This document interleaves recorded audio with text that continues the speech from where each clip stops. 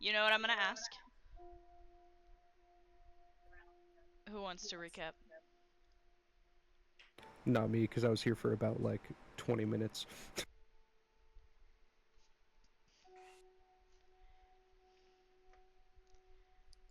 Don't everybody jump at once. Um, uh, I honestly don't remember last session. um, It has been a little bit. Brian did last some session. corpse defiling. Brian A did do some little corpse silly. defiling. Pridwin did So, mercy kill a lot of people at once.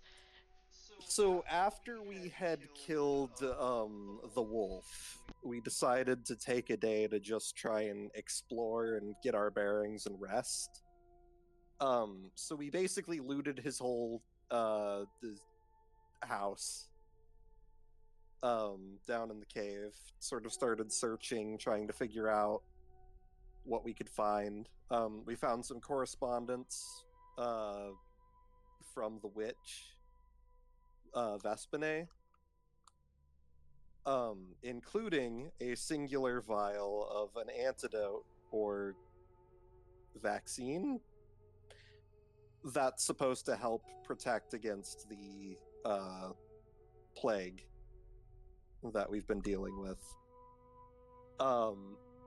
Brian decided to start sifting through corpses to see if he could find anything of value, and the pile fell on him, which led him to have a pretty nasty gash. Um,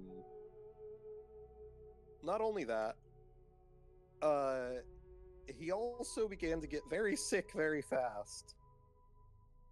Um, as the group was leaving to head up towards the lab to try and work on getting the cure synthesized, a very tall woman in full plate armor showed up, demanding a rematch to a fight which nobody knew about. Specifically seeking a rematch with one of Pridwin's ancestors for a fight which happened about 200 years ago.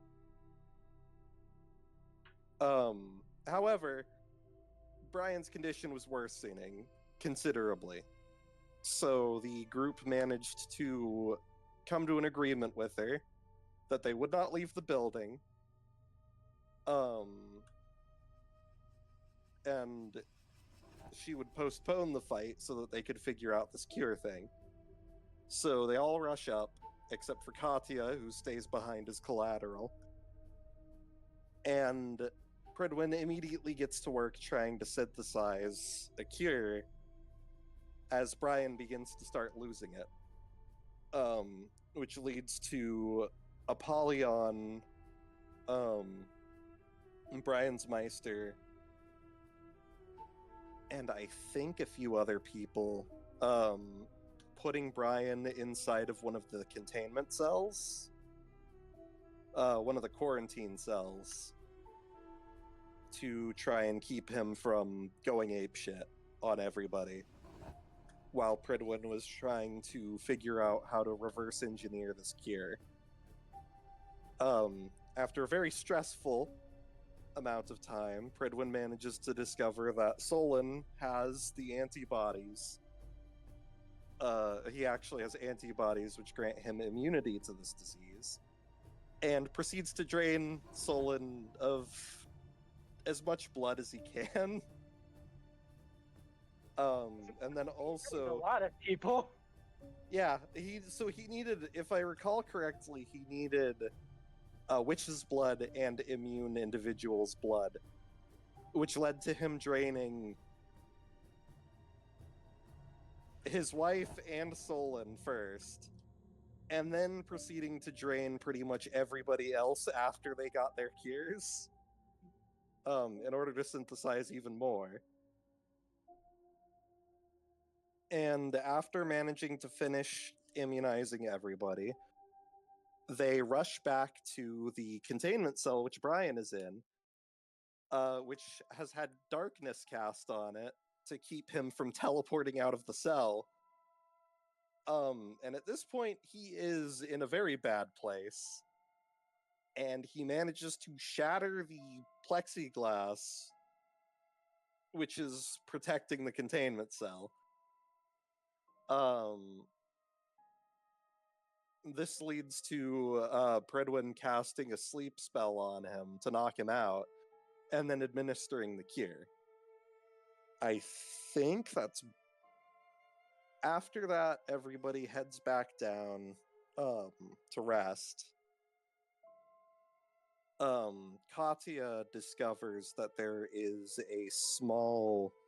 Or not Katya, Brian was the first one who'd found it. Brian and Amani discovered a small island across the lake underground, which was full of the still living victims of the Wolf of Moscow. Most of them had gone completely insane and turned to cannibalism to survive. And Pridwin goes over there to put them all out of their misery. But he finds one who has not yet turned towards insanity. A small child from... trying to remember the names of the houses. The bird. The birdhouse. The hang on. Sokolov, yeah. So this child from the Sokolov house, who I can't remember how old. Swan. She's Lebedev. Oh, Lebedev. Never mind. I can't remember how old you said she was, but she was like really little. She's like.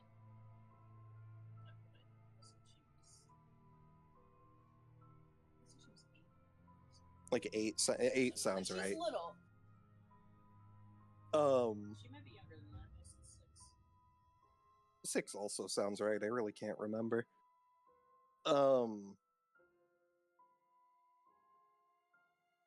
Which the party quickly adopts. And I believe that's where we left off, was resting and getting ready for the fight in the morning.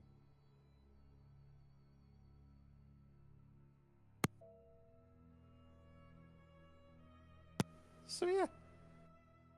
Unless I'm missing anything. Does anybody have anything they want to add to this recap?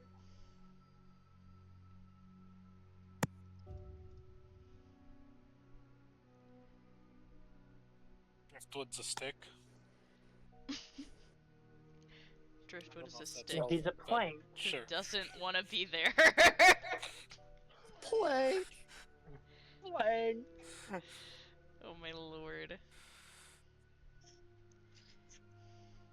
Okay, so if nobody has anything else to interject, we are going to begin. I have done a lot of prep.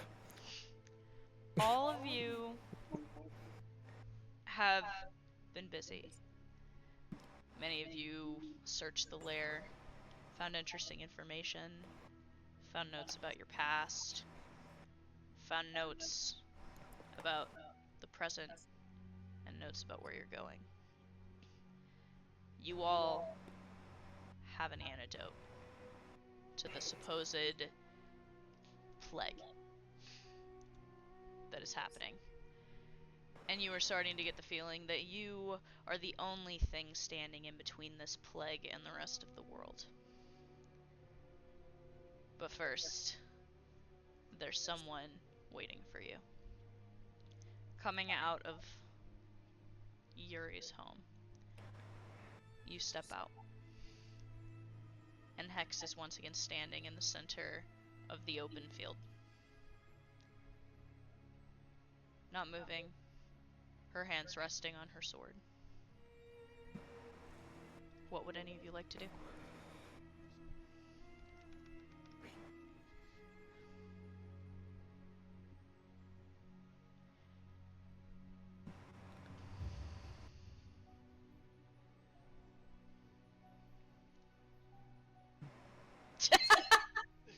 Huh. Well, Menacingly! That's exactly what she's doing! Is defending her. Apollyon is stricken with with a flutter in his heart. You would, wouldn't you? There's a 9-foot-tall witch standing in front of you who would. Oh god, you know what? At least she's not JoJo posing on us. No. You just hear No, if anyone in this campaign would JoJo pose on us, it's Mephisto. Oh yeah. If anyone would JoJo pose in this campaign, it's fucking Apollyon. What do you mean? Oh yeah, Apollyon would. Mephisto Apollyon learned probably it from him. currently is. Wait, I know just the pose. Hold Oh on. no. No. Pidge is just now entering her Chinubio phase, so... I've never actually seen JoJo. Is it good? Oh, Very. don't Very- start this conversation. We're not starting this conversation right now. No, I think it's a great idea. We to start cannot that. afford to be this sidetracked. It's all. You thought we were 5 minutes we were in, actually going to start already this sidetracked. campaign, but it was me, Ah, Dio. No, this is now the JoJo podcast. JoJo. Hey. Mom, No! Oh, You're right. You're right. Good day. You're right. Good day. Jesus Christ, I'm crying. Holy fuck. Wait, Okay, wait, anyways. is he the person or the stand? Which one is he? Apollyon shadow is superimposed in front of him doing the other pose. Oh my god. Okay, alright. Anyways, He has summoned his armor as a stand. he just summoned Oh my Sans. god. He just summoned Sans from Undertale. I love D&D. Okay, so This is great. we yeah, everybody's kind of standing here, and Hex is waiting on all of you. Does anybody say anything or make the first move? Brian, as himself, will just stare at her, wink. And then go back to doing nothing because I don't know what the fuck he's supposed to do. The menacing aura which radiates around her becomes increasingly more menacing. I feel like I have made a mistake.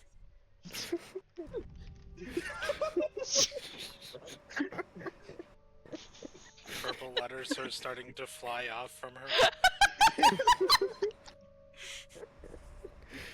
Oh I my like to imagine that Apollyon is doing this to Pridwin. Why are you touching me like that? I'm just showing off. I just. Oh my He's god. showing off his skills. Lunala God. is shooting you a fucking I'm gonna death stare. fucking die. You have to learn to share sometimes, Lunala. Oh my god. Oh.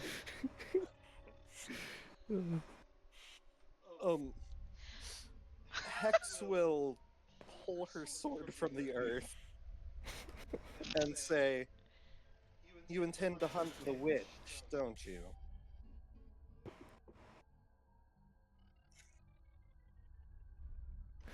Talking about you?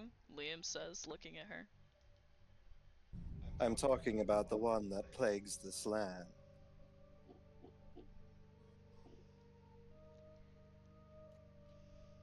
Liam glances at Pridwin slowly. Yes. Then this should be a good test to see if you stand even half a chance against it.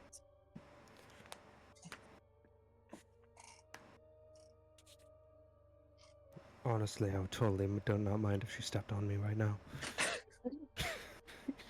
That can wait. Soon enough, though. Hey, yo. Apollyon looks excited. He's blushing. Oh my god. Say less. She seems completely oblivious. I feel like Brian is like squinting between Apollyon and Hex, and Apollyon and Hex, and then Pridwin, and then he Hex. No, he is. Well, no, if what Apollyon's doing to Pridwin is that it's both of them at the same time, and then the Hex. There's a very confused look at Pridwin, and then over the Hex. Just That's fair.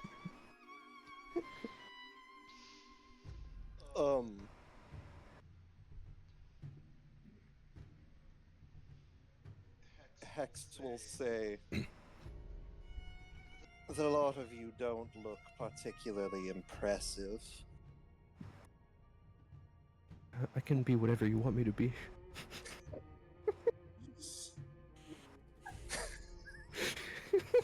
Jesus Christ. Sit, boy. Sit. Pridwin, like, slaps you on your shoulder and says, I think it would be wise to keep it in your pants for once. I just can't help it. Brian's gonna find a small rock on the ground, like a pebble, and just throw it at him. Bad. Napoleon. Bad witch fucker. No. Bad horny demon. Bad. Pridwin pulls out the squirt bottle. No, bad. You're not allowed to do that.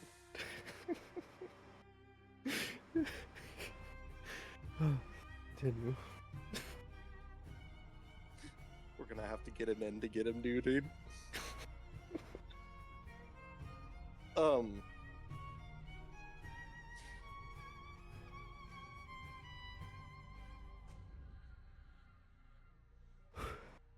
Do you have any questions before we begin?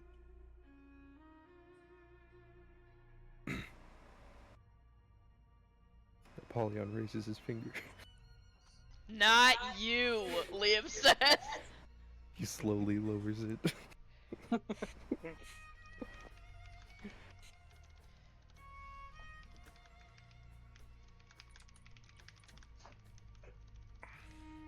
If nobody has any interjections,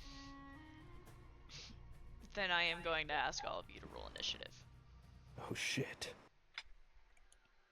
Oh yeah, Mr. Krabs. Oh god. Here, let me roll for Pridwin. Oh god. This is gonna be... Should I roll for Romeo also, or should I have him attached to Pridwin like I I'm gonna have usually him do? attached, and he's gonna go right after you. Oh god, Pidge. Oh. I'm very, very sorry. Oh Oh! my god, Pridwin, what the fuck? Ooh! You know, that makes sense for her, let's be honest. Your first strike is gonna do double damage, so it's gonna take 2 points instead of 1. Oh, Because she critted. Brian rolled a Alright. 12, Apollyon rolled a 19, Solon rolled a 16. Leon is just permanently good at rolling initiative. I'm actually not. Start. That's a lie. Oh, okay, yeah. let me see what she's gonna do. Let me explain how this encounter is going to go, just in case you wonder why Liam is talking a lot and not me. This is going to be using your meta knowledge here. Don't metagame. This is going to be a sparring type of fight. So this is going to be a points-based fight, not an HP-based fight. So on a piece of paper or whatever you're using to track things, I'd like you to write the number 3 at the top of it. Everybody got that? Yep. Okay. Yep. All of you have 3 points. Hex Knight has a certain number of points as well. For each successful damage that you do to Hex Knight, she will lose 1 point. For each So it successful doesn't matter damage how she hard does we to hit her? you, correct. Yeah. So these rolls, it's not gonna be damage rolls. You're gonna be counter rolling for this fight. So for instance, Hex Knight is about to make an attack on one of you. Hex Knight's gonna roll to hit. You're gonna roll to block. Depending on that counter roll, you may or may not lose a point. Does that make sense? If we have a multi-hit attack, does that count as 1 point, or is it? It's one gonna for count each as hit? it's gonna count as 1 point regardless. Okay. This is my typical sparring rules. For future reference, because I don't think any of you have ever really sparred that much in here before, besides Dylan and maybe Liam. Yeah. So that's how this is going to work. So keep the 3. Um. So, Apollyon. Uh-huh. Hex says, "Not wasting any time. Good. You may not be skilled, but at least you won't be boring." Can you make me a strength save, Apollyon? Yes. That is, oh shit, hold on. Oh, ooh, okay, hold on. This might not be as bad as I thought it would be. 30. Damn. That's a 32. Fuck. Ah. Apollyon, she's there, and then she's not, and all of a sudden you feel a crushing grasp around your throat. Hang on, this is important. As you are grabbed, picked up, and then immediately, Brian, Damn, I dude. need you to make me a dexterity save. Oh, piss. Or I guess it would be a dodge roll, just a straight dodge roll. Oh, okay. What about an 18?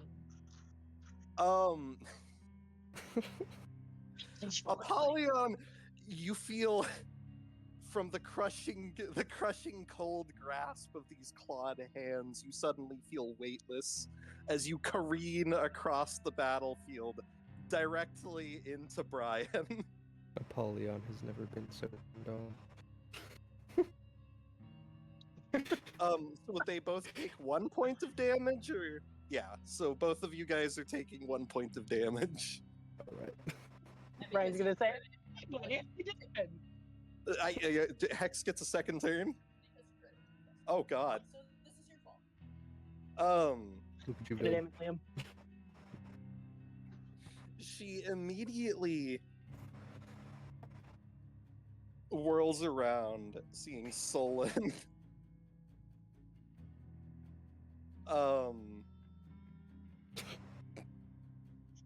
Yeah, she's gonna use Crush the Weak. So that's gonna be a dodge roll for you, Solon.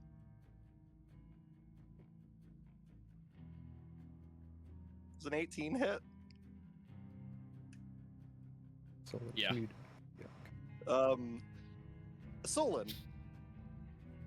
Immediately you are knocked flat on your ass, and you feel as she slams her heel down on your chest.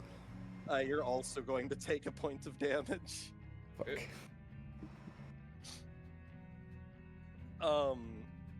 And that's her turn. All right. It's Apollyon's turn now. What is good old Polly going to do? Polyman.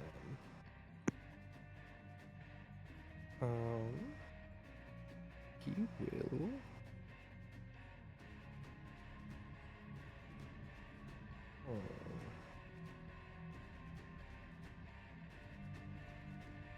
Let us see. Give me 1 moment. Nope, I don't want to use master abilities just yet. He will.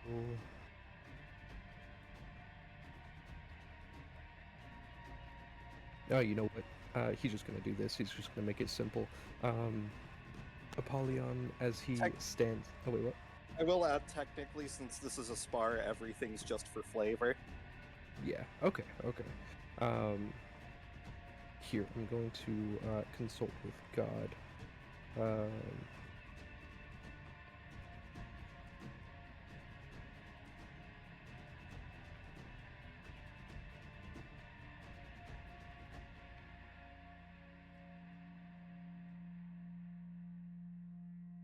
God is waiting for the telegram.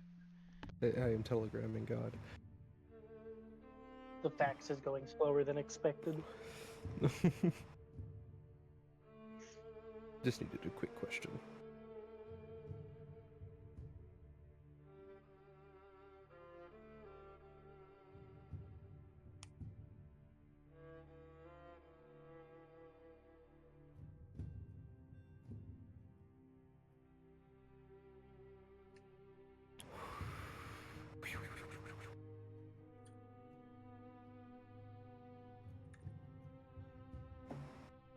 just had a question about an ability.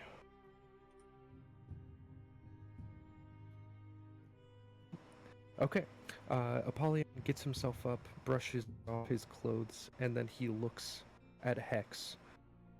He's going to use Soul Menace, which is a guaranteed hit, but with the way this ability works, so he looks at her, and without moving or doing anything, several cuts appear on her armor.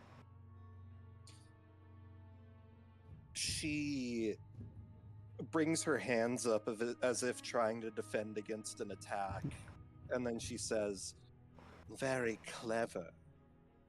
Whoever did that is going to die first." Apollyon giggling on the inside. Inside of his head, he's just like, God, I wish.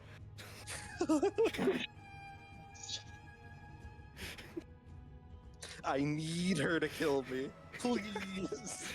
Step on me, please. And that'll be his turn.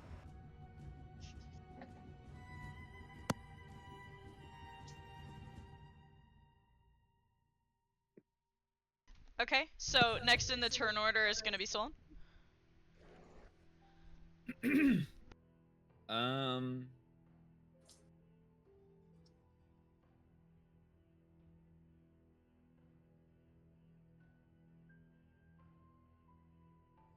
I think I'm gonna use Mark for Death. Interesting. Interesting. Okay. Let me... Yeah. So, if you use Mark for Death this turn, Yeah. next turn you have advantage on Right. your rolls. Because I can't hit her this turn, so it's just... Correct. So, from here on out, you will have advantage on your turns since she is marked for death. As her boot's still in my fucking chest. Yeah, the bladed heel is like just barely like inches away from stabbing into you.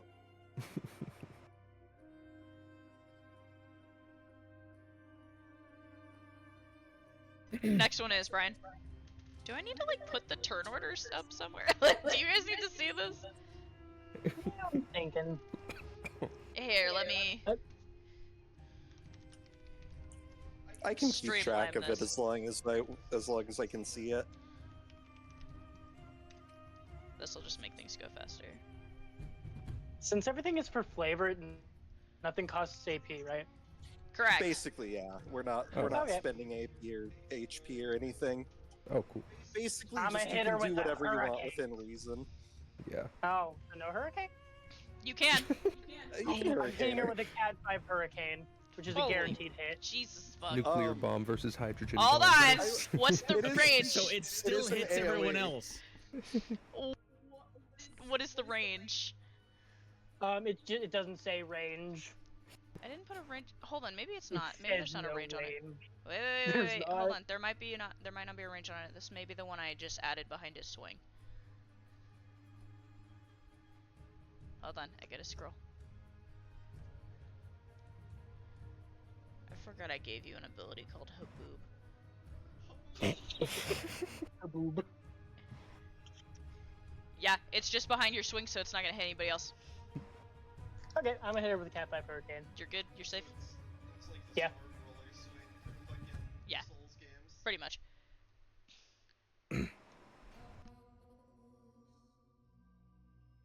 And since it's a 66 chance to sever limb, can I try to hit one of her legs off?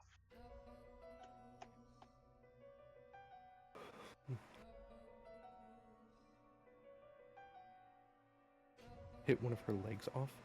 And one of her legs off. Like off balance, or just straight up tear a leg off? Just quite literally just gone. Because it says sever targeted limb, so. Adios. What the fuck? Sure about that? It is atomic bomb versus hydrogen Are you bomb. sure and you want wanna to do that? Bomb. I'm just gonna ask. Oh. Are you sure you want to do that? Sure, I want to try to knock her leg off, or sure, I want to hit her with a Cat 5 hurricane? So I'm just gonna warn you, if if you cut one of her limbs off, this isn't gonna be a spar anymore. It's going to be a boss fight. Yeah. So how badly do you want this to go from a boss fight, like potential? Like. Never bad. I'm just gonna then bring it down to a category 3, so I don't. Okay. We're have a gonna chance to reel that knock back in limbs real off. quick. We're just gonna. That's why I didn't pull out my big abilities yet. Yeah. I'm not using any of my dot shit. Your Honor, Yeah. I'd like to redirect. I will say you can use whatever you want if you like reflavor it to non-lethal or whatever. I don't want to Yeah. like limit you guys. I will say if you want to use Cat 5, if Kira's okay with it, going for like a crippling move as opposed to a severing. That's fine with me. But like, yeah, if you sever, it's not gonna go well. Yeah. Okay. Mhm. Yeah. Then I'll just do a crippling one instead of a sever. And what was the chance on that? It's a guaranteed hit. Well, I mean on the cripple. Oh, 66%. 66%? Hang on, let me, I'm gonna just roll a D100, and if it's 66 or lower...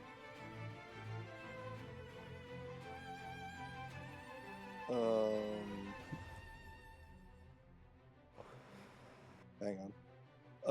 Okay. Okay, yeah, so that definitely, cripples. So, for flavor-wise, maybe she just moves... basically she's stuck on the spot for a turn. Does that sound good? Yeah. Yeah. Alright. Immediately her eyes lock towards you. Brian will once again wink at her.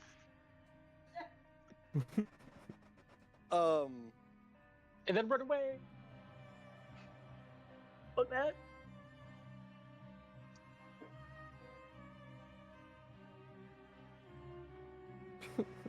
It's Driftwood's turn next. Pigeons muted. Yeah. Oh no, it's Prid's turn next. Sorry, I'm like Oh shit. Prid's next, and then Oh, it's yeah. Driftwood. Yeah. I'm sorry. Pridwin is going to, hang on. Isn't it Pridwin and Romeo, or is it just Pridwin? Yeah, it's Pridwin and Romeo. So Pridwin is going to immediately, he's just gonna splash Apollyon's face with healing water, to Oh, give you shit. back, like, a hit.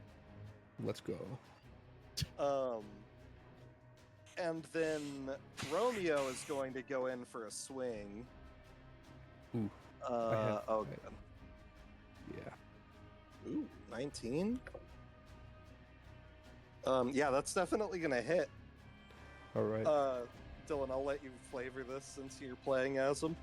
He goes for an overhead strike, and as their blades meet, he says, "El mio fiore, it has been a long time." Indeed it has. Let us dance then, one last time, amore mio. I'll enjoy seeing you scramble. Not Oh. presenza always makes my heart race, amore mio. She growls. You can't really get the emotion from it. And as you say this, she immediately winds up for a swing, leaving herself wide open as you go in with a slash. All right. Yes, he hits that slash. He gets that. he, Smash. he does in fact hit that.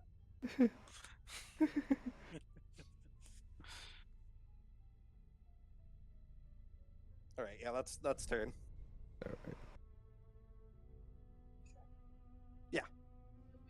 I'm tracking hexes. Don't worry. Now it's Driftwood's turn. Okay. Driftwood's going to use Ancestral Desire.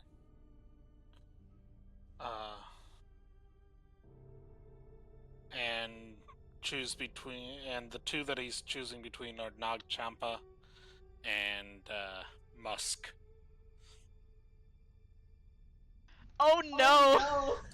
Oh, no! what's happening? What did So he do? let me read you the two things he chooses between. Nag Champa is all within the AoE range, which is, I believe, 25 feet of him, so all of you. Gain advantage on dodge rolls and can roll a 1d20 to attempt to maintain focus on a concentration ability after taking a hit. Or Musk, which is anyone within the AoE must make a wisdom saving throw immediately greater than 14 or temporarily fall in love with a nearby person at DM's discretion. Oh god. Oh God, what happened? What did I miss? Yay. I amplified the effect, Mm-hmm.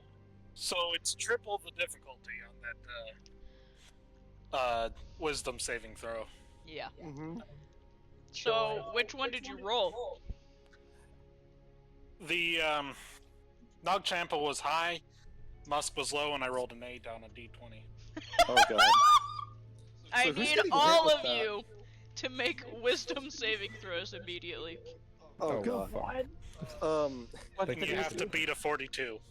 oh, Of 42? 42 with your Alright, weapon and Meister combined wisdom in your roll. Oh god. Okay, Well, I'm hang on. fucked. I will give you a number for Hex. I got a 21. My get a nat 20. Okay, so hold on. Bro, what the Brian missed. Failed. Dante just Fail. loves the way the blood glistens off Hex's armor in the moonlight. Okay. Yeah. Dante's no, not I didn't. affected. He's already in love with someone. I'm going monkey mode. I beat it by 1.43. Oh my god! Oh god, so... So Brian failed. I'm I fucked. failed. Solid fail. Yeah, great. And guess what? I'm being stepped on by her. if it meets, it beats, right? Yes. Yeah, so Predwin saved. I'll say he fucking had, wish I you did. know, he was probably Hex. going to with Ludala standing right there. Yeah. Hexes? Oh, I forgot. I need to make what's another Hex's? person's roll. Oh god. This should There's be, another This person? should be funny. Redwin, get the spray bottle. Get this. I can't. There's too much money, I can't pick it up. Oh yeah, he failed. He You have both Romeo and Apollyon on the field. It's I doomed. can't discipline this And now many I'm people at once. flying. The spray bottle only has so many sprays in it. How does it even work if I'm in my weapon form? How does that work? Like what? My God. sword just starts glowing. What's Jesus. Hex's bonus? Oh god. Hold on. She's going to have a. What is your wisdom combined? Combined, I'm it's a gonna 21. give her like an 18 18 to wisdom on this check. Oh god, that might not save. She rolled a 15, so Brian, roll me a d4. A D4? Oh no. Don't worry about it. It's fine. I am worried about it. I got yeah, a 1. 30 You got a 33 okay. fails. Oh. Is it? Yeah. Hell no. Okay. So hold on. No, Brian, no, Solon, not and Bonnie, Liam. not- Brian, Solon, and Liam have all failed their checks. Hex also failed. Hex failed her check. Okay. Well, Hex, it's easy because she's focused on one person, Oh, yeah. so that's automatically who she's, you know. It's just worse now. Oh god. Brian. Yes. Brian, there's something about the way.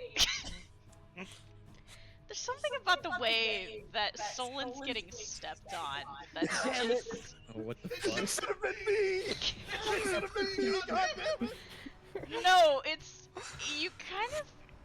It's Solon being submissive is just really your thing for some No. reason. You're Honestly- really Wait, attracted wait, to wait, Solon wait, right wait, now. wait. Submissive And shit. Hex Get the is fuck off picking me, on bitch. him. Can It I should've been me. roll I to should've been the one Can I stepping attack on him. Hex? Honestly, It- Apollyon didn't even need to succeed this. Yeah, Brian, you're attracted to Solon. Oh, Solon! God. Solon. Surprisingly, it's not Hex that you're attracted to in this instance. It's the guy who, you know, crashed into you a minute ago. Oh my fucking god. I mean, you just made this huge bond with Apollyon. And, like, you've been thinking about him, and it's just... It just seems... I don't know, right? Wait, who? Solon's attracted to Apollyon. Nice. Can I have You know, Amani I'm stab okay with Brian this. in the I'm okay side? with this! Jesus You know, Christ. after the several late nights we have spent together, I think there should be something there. You know? Oh my god. Apollyon looks at him. He says, "I do swing that way sometimes, but you're too young for me." Oh my god. Come back when you're a few thousand years older. Listen, the I may- demons in hell are very specific about the age limit, okay? Yeah. Exactly. I may look like I'm in my 20s, but I have standards. Do you though? Do you though? And I'm not gonna tell you who Liam check failed. Katya was not affected. Minerva was not affected. Lunala was not affected. Am I missing anybody? Driftwood, you're a stick. I don't know what to tell you. Sorry. the other, you see another twig on the ground, and it's just fucking. It's just an, The twig Love it is for a very second. voluptuous. Like the first time all over again. Jesus that's Christ. You crazy. just hear Careless Whisper start playing as someone stares at a piece of wood. Did you see the way that the branches fork though Is that? on that stick? Like they just. I don't like the way you said My- fork. Oh my god! It's perfect. It's a perfect mahogany branch. Good Christ. How do we get unstuck by that? Don't worry about it. Oh no, I'm very worried about it. Don't worry about it. So Well, we're there's back some- up at the top of the order. So hex Oh, God. night. There's some weird love triangle going on now. There Oh, is, this and was Brian perfect. wants This out is of all it. I wanted out of this and more. Actually, wait, no. This is like a love fucking. What shape would this be? Because There's a whole lot of different romances going on here. yeah, It's like Brian a A with love Solon. trapezoid? Question Yeah, mark? a love trapezoid. So No, there's no, no, Solon. no. love This is a trapezoid. corkboard with string. You're right. It's literally the cork board with the red string. Like I love Lewis's cork wall. board. That's what this is. Because Brian's in love with Solon. Solon loves Apollyon. Apollyon loves Hex. Hex probably loves somebody in this room.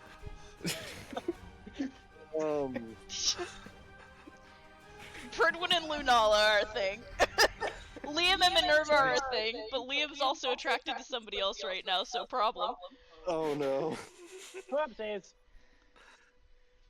Oh wait, does this qualify as a curse or a debuff of any kind?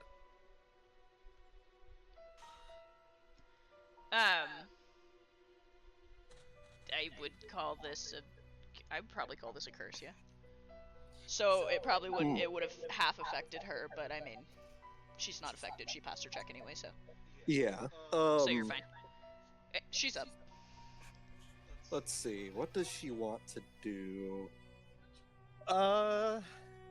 Yeah, okay. Here's what she's gonna do. Solon, you're no longer being stepped on. I need you to make me a strength save. Okay.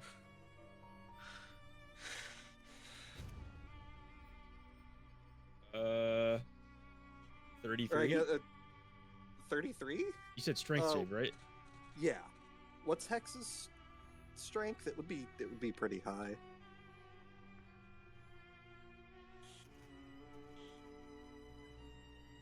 All right. Oh yeah. Yeah, you're not. Unfortunately, you feel weightless. before you even realize what's happening, you're in the air, and you look down, and Hex is readying her sword like a baseball bat as you come hurtling down towards her. That's awesome. Brian, I need you to make me a dodge roll. Wow, for... God damn it, I rolled an 8. That's a natural 20. Fuck off. Oh wait, wouldn't that make me out? Because doesn't a nat 20 do double damage? I won't do that to you this time. I'll just do this.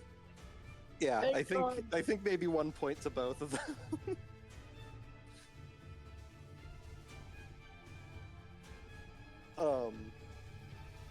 And I don't think she can do anything else on her turn. No, she only has a 6. Yeah. So it's up to Apollyon. Apollyon! Yes. Apollyon is going to, and sort of feeling weirded out by Solon looking at Apollyon. Solon, like mid-flight through the air, just licks his lips as he stares at you. Just blows a kiss. He looks even better from this angle. I'm just saying, like, got the full panoramic view. We got the front and the back. Like, He's going to flick his wrist, and he's going to use Soul Menace again on Hex as he looks away from Solon.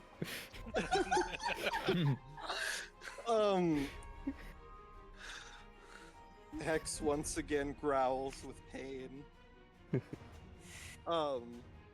Is there any sort of indication that you're activating this ability? So, per the ability's description, the source or method of this attack cannot be determined by the target. Okay. It's a spell, I know. So she Because is. normally it does barely any damage like in normal combat. Yeah. So that's Yeah, no, that's fair. Yeah. So she's like looking around trying to figure out where this source of damage is coming from. Yeah.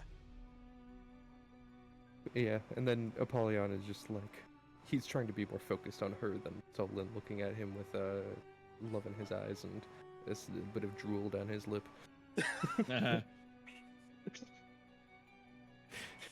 That's his turn. Solon, you're up. Okay. So explain to me how this works, since I have this debuff. You are highly attracted to Apollyon. Okay. If someone was to try to attack Apollyon, you might be so inclined as to maybe not let him get hit. You also would be very upset if anybody else seemed to be paying a little too much attention to Apollyon. And Okay. you might want to attack them. So how does that interact with Mark for Death? You will have advantage on the only person that is marked, which is Hex. Okay. So if you try to attack anybody else, you won't have advantage. And that focus on Hex doesn't matter then. It does. Like I said, at the moment, like, as long as Apollyon is not in immediate current danger and nobody else is paying too much attention to him, you can still attack like normal. Something to remember, that at the beginning of combat, she took special interest in attacking Apollyon first. Yeah. She did just get done brutalizing Apollyon. Yeah, so, I mean...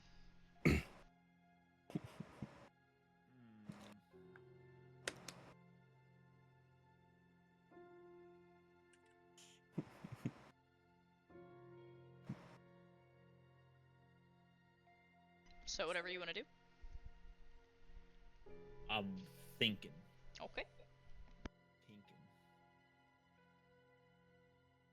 I have so many quotes I've pulled up for Romeo. That's concerning. I'm gonna use Divergent Slash.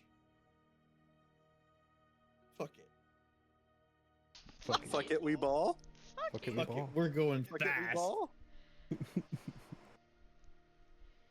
Okay. So yeah. I guess. However you want to flavor that, roll your attack to hit. Have Hex dodge. Alright. And you have advantage, remember, Solon. That's a 3. You did Wait. not need it! I'm gonna roll twice just to see if I can get a 20. Yeah, if you crit, it's worth rolling just to see if you can get the crit. Yeah, highest is 11, so... Yeah, Okay. you're gonna hit, so she's gonna take a point. Yeah. Feel free to flavor if you would like.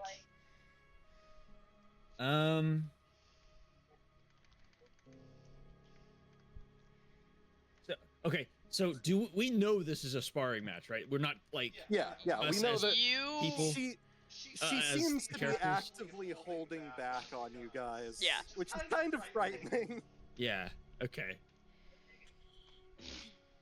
So far, he has not pierced, slashed, or otherwise. So like... I'm going to right the split second before I hit her, I'm gonna turn Xavier's blade and hit her with the flat and try and push her back. Okay. Okay. Yeah, Hex is shoved backwards with astounding speed from the little white-haired man. Speed like that should make it easy for a coward like you to run.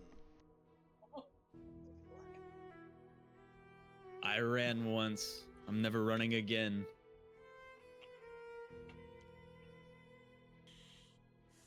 She seems to grin with her horrifying, toothy metal mouth.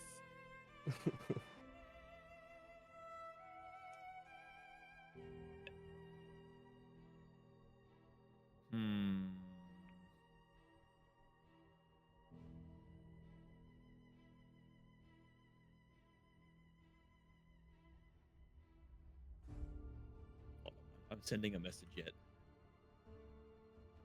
Oh boy.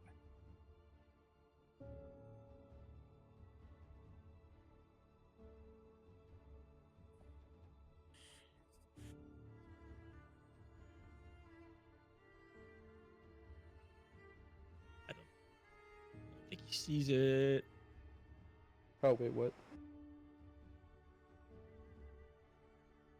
Oh, were you texting me something? Hold on Yeah, one yeah. second. Yeah.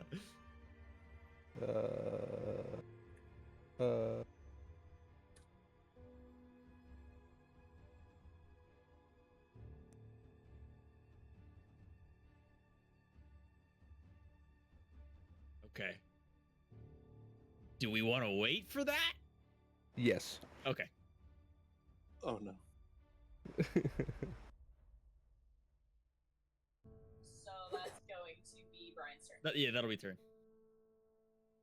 Of course, Brian just BRB'd. Brian! He's probably. I'm alive. Give me a second. Oh, there he is. Okay, I'm gonna use. Oh God, what was I gonna do? Sorry, my dad came to say hi and I got distracted. I'm gonna use Solar Ray on Hex Knight. Roll dodge. That's a 19. natural 20. Fuck you. Specifically. Because that was a nat to dodge. But there's 3 of them. Can I roll 3 times? No, remember Ah. multi hits only count as one. You Yeah. rolled a hit and then. Yeah. Because that was a 20, I'm gonna allow you an option to reactivate. Yeah, I think she's going to. You fire this, like, tri-beam of flaming energy, and she just hops over one, sidesteps the other, and each time that she dodges, she gets closer to you. And then she leers down at you and says, For all your talk beforehand, your skill is lacking. Oh, I And she's good. really should have severed your limb when I had the chance. Can you make me a dodge roll? Yeah. Ah, I'm dead. I have a 9. She bites into your shoulder. Ouchies. Shakes you like a dog and then tosses you to the side, seeming to regain a bit of her strength as she does. Oh, Brian, you feel your consciousness starting to slip. It's all you can do just to keep focused on the fight, but you can't seem to push yourself back up. Brian's having a bad time. You're in your human form now. It would actually be Amani's shoulder that you would have bitten into. Oh, yeah. But yeah, between the two of you, Amani's laying on the ground and you're beside her. You're having trouble getting up. Pridwin, you just watched her shred Amani's shoulder and then they're not moving. Pridwin's actually immediately gonna dive in and try and provide healing for them. Technically not gonna get them back into the fight, but But you can stabilize them. but stabilize, yeah. That's gonna be your turn. Driftwood. Oh, Romeo also. Oh, Romeo, sorry. Yes. Do you want to roll for it or? Fuck it. Fuck it, we ball. Oh my god. I rolled a natural 20. I also Oh did my it God. for you. So let me Stop roll rolling for nat her. 20s, Let me roll Liam. for her dodge. Yeah, she rolled a 16 on her dodge. What was your counter? Wait, what? Romeo. I said roll counter since you missed the type. Oh, yeah, she rolled 16. That's what his roll was. Oh, I rolled a 20 for Romeo before asking if Dylan wanted to. Oh, okay. Yeah, so it was 2 20s. She rolled a 16. Full Hex's dodge. Yeah, she failed. Okay. So Romeo comes in from behind her with a strike. Or I guess not really behind her, from her side, because she's like moving around. And as he strikes upon her armor, he says, "Jealous, amore mio, have no time for me." I thought this would make a fairer fight, but I'm beginning to think that you could have handled yourself. You know, you seem slower than you once were, amore mio. It's okay if you want to settle down somewhere. Just make sure to bring me along. I know another way we can fight. I'm sure I can satisfy you. Hang on. I'm gonna You're make welcome, a... Liam. Okay. I've been holding back up until now. But if you want me at my full strength, I can give you what you ask for. You are like rose petals dancing upon my blade, amore mio. She seems to turn her focus towards Romeo. That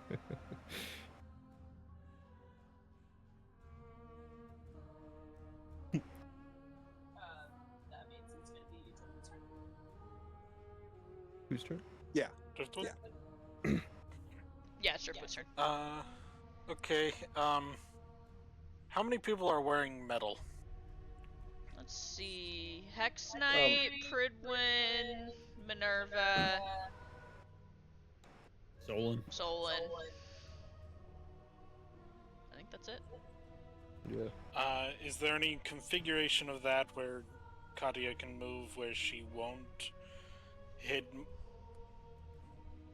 everyone for that? Like if she were just trying to hit Hex, would she be able to? Which move are you trying to do? Scald. It's one of her. It's one of Driftwood's AOE's abilities, and his AOE is always 25%. 25 feet. For the sake of the spar, I will say that yes, you can maneuver just enough that you're not going to hit everybody else. Okay. I don't know how that applies for points values, but it's the it's just an AoE of scalding heat. Yeah, so Does she need it'll to make a count roll, as, or- yeah, Out of it'll scene. be a roll to hit and a roll to dodge, and it'll be 1 point if successful. Okay. She's not rolling good on her dodges. If they're wearing armor, the effect is doubled, but okay. That'll count as 2 then.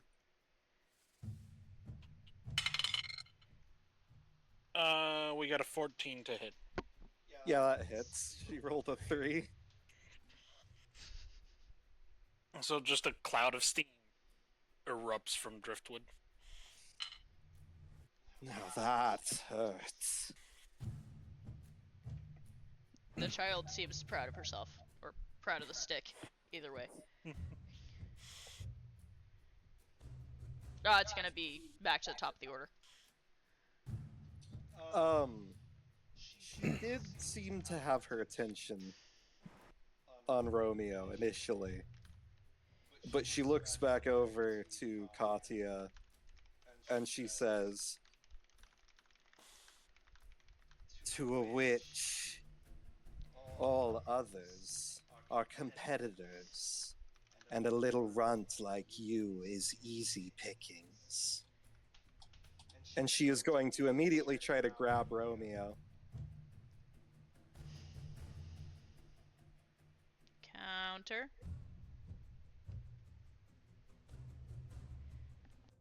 I'm confused. Are you rolling for Romeo or is Dylan? That's Dylan. Do you want to roll? Sure. That is an 18. Damn, I'm rolling good today. By 1. Oh shit. Katya's gonna need to make a dodge. I'll have Driftwood do that.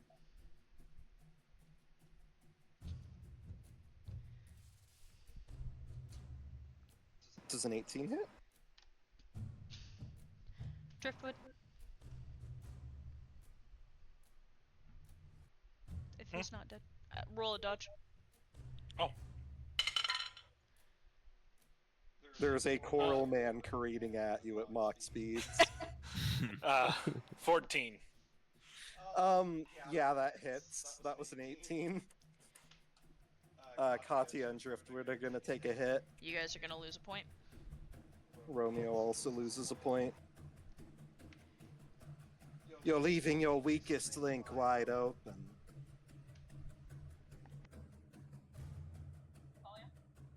Wait, what? Oh, it's my turn? Yes. Oh, okay. Apollyon is going to...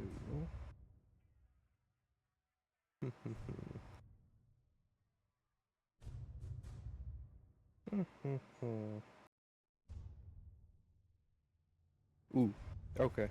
Apollyon is going to use his movement to get closer to Hex, and he's going to do, like, he's going to try to look sort of goading, like an easy target, and I'm going to use New Shadow style neutral.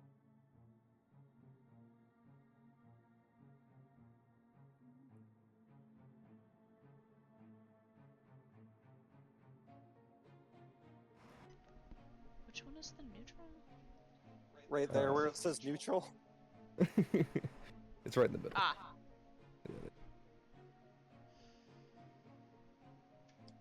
Yeah. Alright. And that's going to be his turn. Okay. So if anybody enters his domain, he has the chance to use a reaction to attack. Okay, that's going to move the turn to Solon. Yay.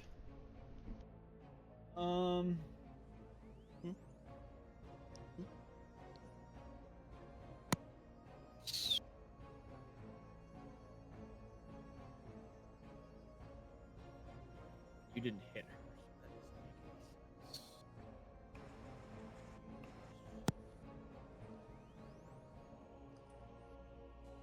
People try to hurt, so. Solon, you alive? Yes. Just making sure. Yeah.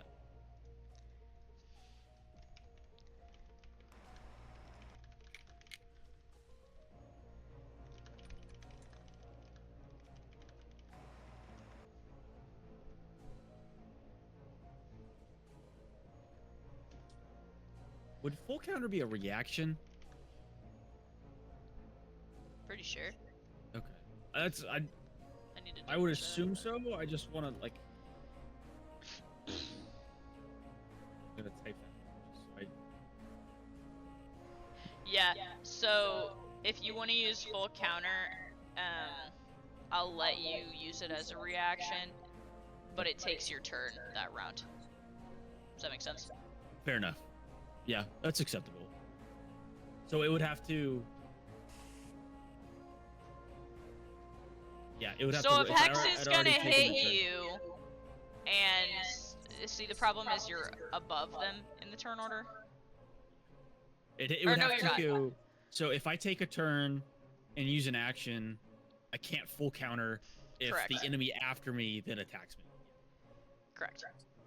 You I'd can have only to- use the full counter in a round if you have not taken a turn yet. Does that make sense?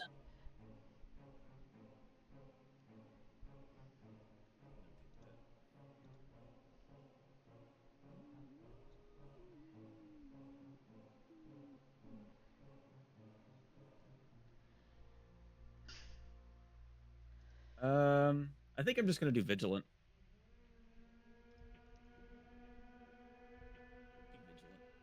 Be vigilant. Give myself some lovely dodge advantage rolls. Okay. That's gonna be your turn, which brings it to Pridwin. Okay, Pridwin is gonna do a high or low real quick. Um,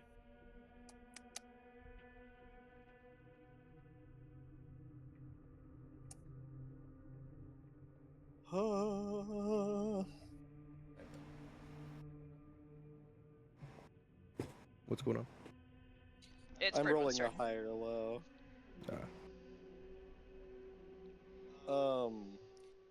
Pridwin's lantern begins to burn with that furious lightning as it fires out a powerful bolt, striking Hex directly in the shoulder, bringing her to one knee. She seems winded, but still standing.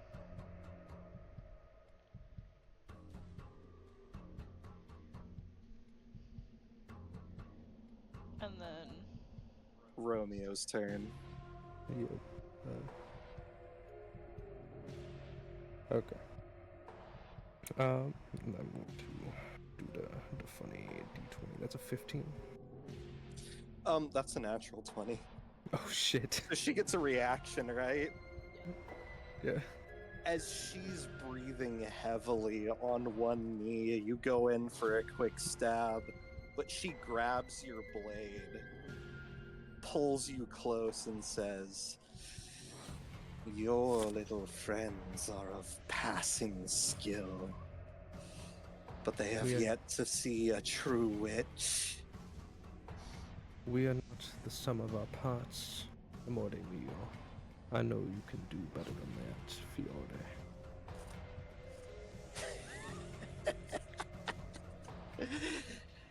Indeed. Indeed I can. She grips the blade hard.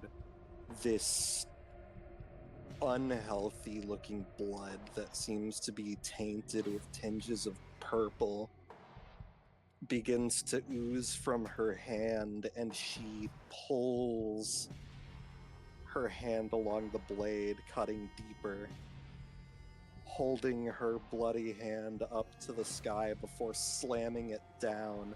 Purple flames erupting from the earth, and I need everyone to make dodge rolls. Oh fuck.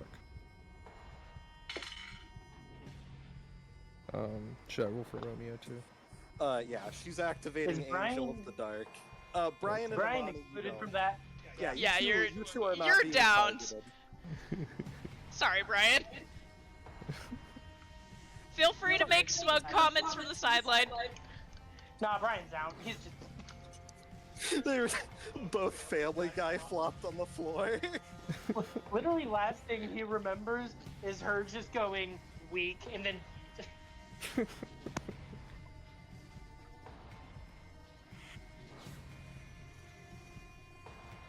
Rip Pidge, or rip Driftwood.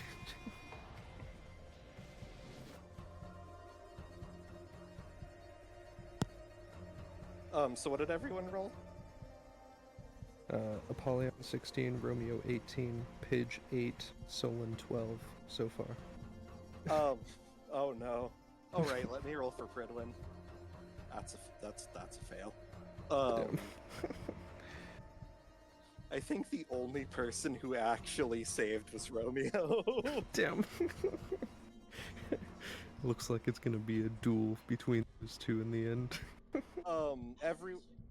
Everyone's gonna take one hit as these baleful, cursed flames erupt in pillars beneath your feet, sending you flying into the air. Oh shit. The flames slowly radiating outward from Hex's point, eventually reaching Cat and Driftwood. Fuck.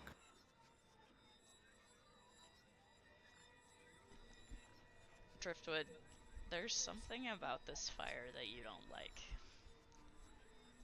For the first time, you feel hot. You feel pain.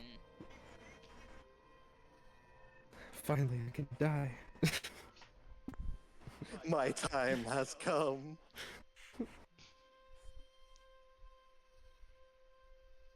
Katya doesn't seem to know what to do. Ow. Ow. Hex is giving this, like, death glare at Cat, and she says, "Our kind are a curse, and a curse we shall receive. In kind."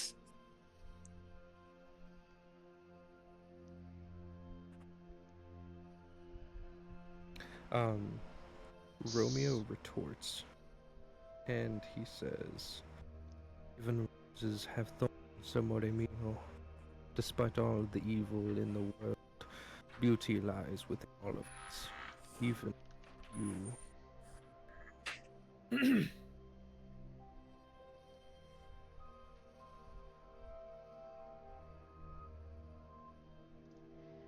So,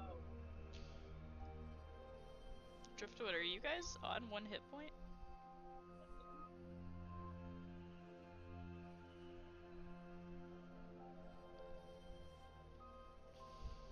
Yep. Were you on 1 hit point before you got hit with the flames? No. Okay. Driftwood, you guys are barely standing. You can see that Katya has been singed. She's breathing heavily, and you can hear her throat. She's fighting off the smoke, and you feel yourself burning. More than just burning, you feel yourself dwindling. It's your turn.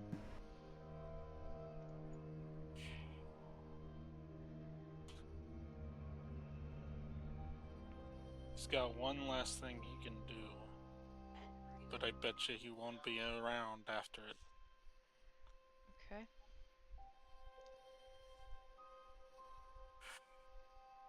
And it's gonna take a luck roll.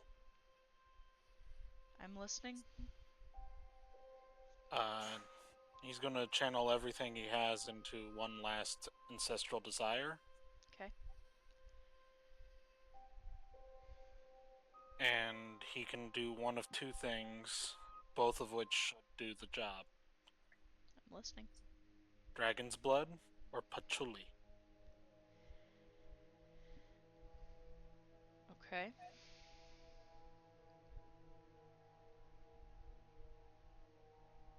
That should be an AoE, right? Correct. And you can amplify that with stretch. So it will hit everyone. You can either give everyone a temporary hit point, or Mm-hmm. you can cleanse one ailment or madness effect. Mm-hmm. Roll.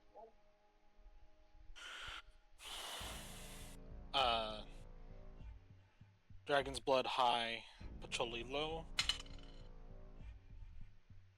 He got a 3. Okay. Everyone that was burning, you are no longer burning. You see scald marks, your clothes are burned. You feel the ache of burns around you, but you're not taking constant damage anymore. Driftwood, after you've done this, Katia looks at you, concerned, holding an arm up to her mouth and coughing. She shakes you a bit. Come on, what are you doing? Come on, you have to keep doing things. Why aren't you glowing anymore?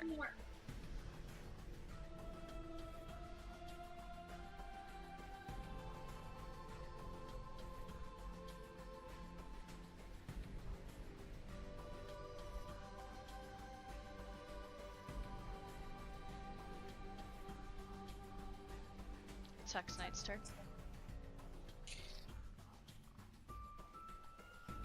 Finally, an act of bravery. Perhaps you all stand a chance after all.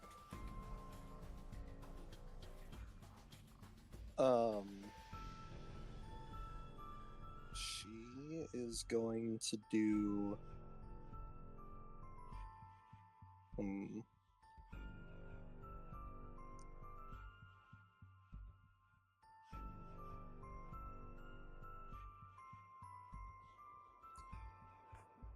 She's going to charge and try and hit Romeo. For a 12.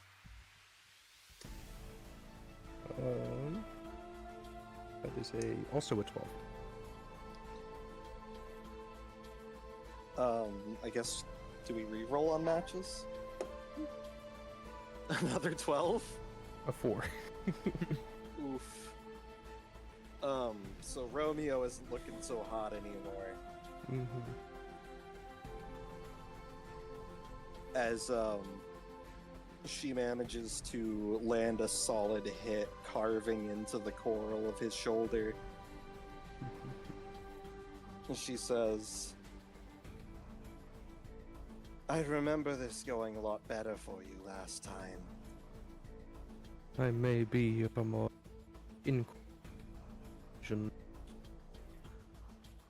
shop. Kept it sharp for you. You just cut out really bad. Oh, I did. Okay, well. Restart. It's too. I'm only Am I getting just- every other word. Oh.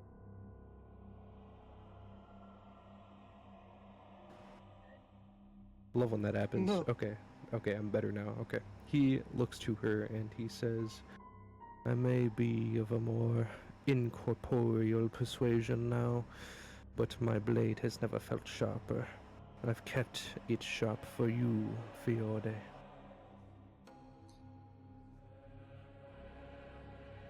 This has been a most wonderful battle. Whoever may win, I will be satisfied. Romeo nods and takes up his blade once more. That's gonna be Hex's turn. Apollyon. All right. Where is Apollyon currently in purport in was it in reference to Hex? I would say probably about 15 feet away. Seems about right. Mm-hmm. Let's see. Let us see.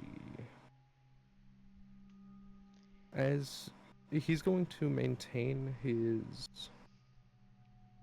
neutral, and he's going to basically pierce the butt end of the scythe into the ground and just look at her. He's just anticipating, and that'll be his turn. Apollyon not doing anything. Solon? I can't. Not Someone's while out. neutral's active.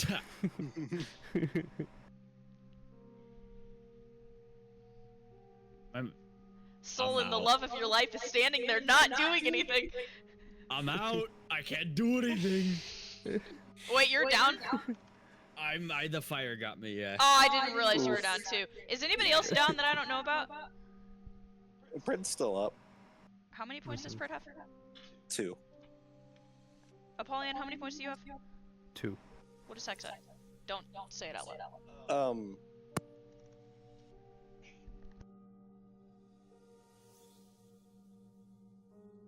I'm caught up. I think I'm caught up. Okay. So, Pridwin. Alright, Pridwin is going to go again for another high or low. It's another low. She's gonna take another point of damage. Oh shit. She's not looking good.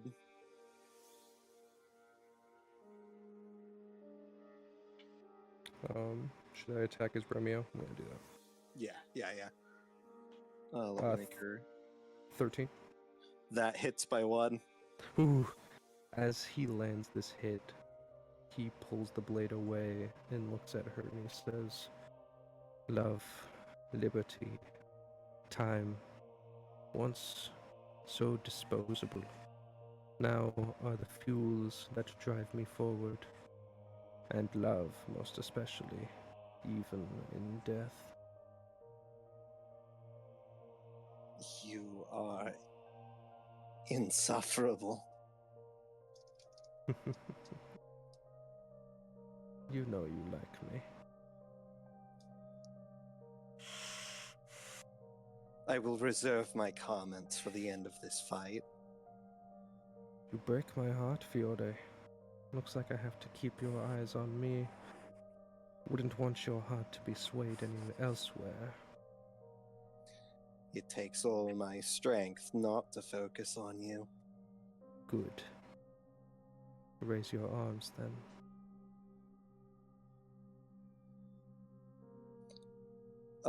She prepares for another strike, and that's gonna be Pridwin's turn.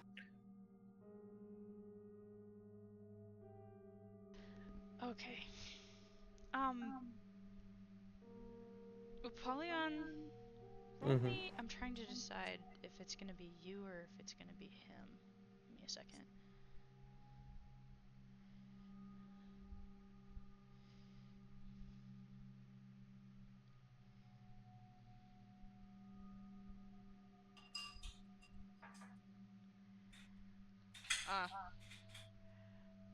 I know what's about to happen. I think I know what's about to happen. Oh shit. This is not gonna be fun. Oh shit. Oh? Hold on, I have to verify something.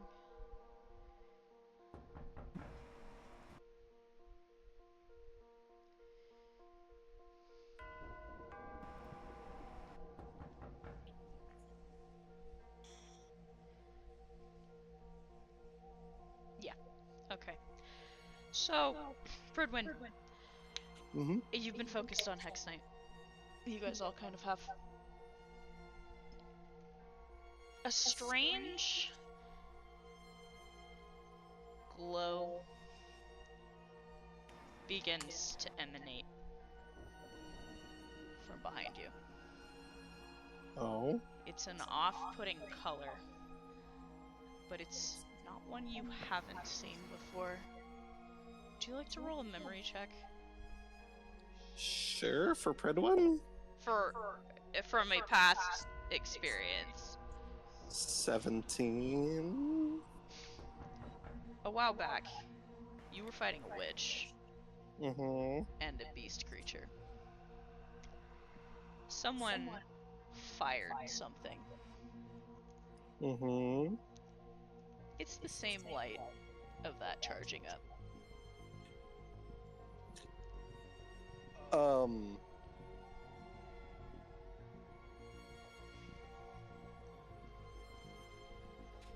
Fredwin's going to call out, Hex, look out!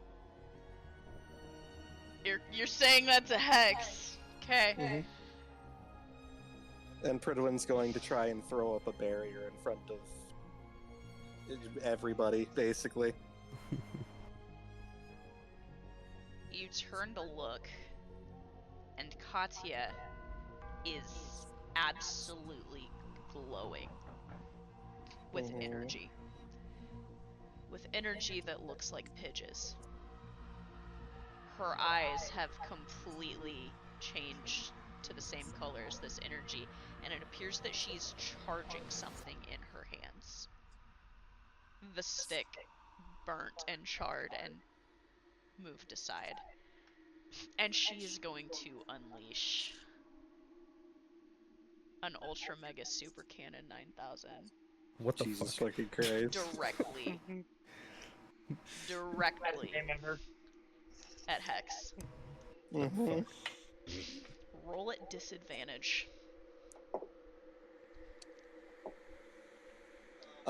That was 2 natural 20s in a row. You got lucky. Oh. What the hell? I will flavor this that Pridwin's barrier had a lot to do with that.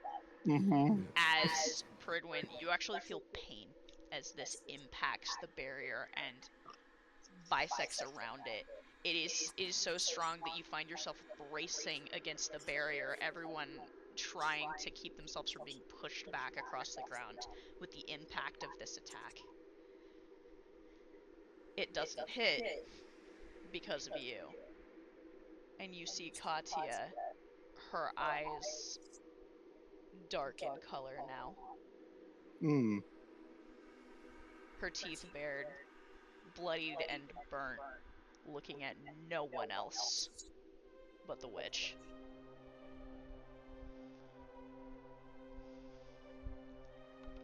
Hex. That might have been the strongest attack you have ever seen in a long time. Much less from a fucking child. You have a feeling that would have done a lot more damage than anything else that you've been touched by. So are we done sparring now? I think we are still sparring. That's not our friend, that's somebody else. In their body. It's a very long story. I'll deal with it. She steps around, readying her sword. And then she kind of shakes her head and says, "You should be wary, child. Power does not get you very far. If you fight like an animal, you die like one." And she's gonna go. It is her turn, right? Yeah. She's gonna go for a swing on Cat. What did you roll? 13.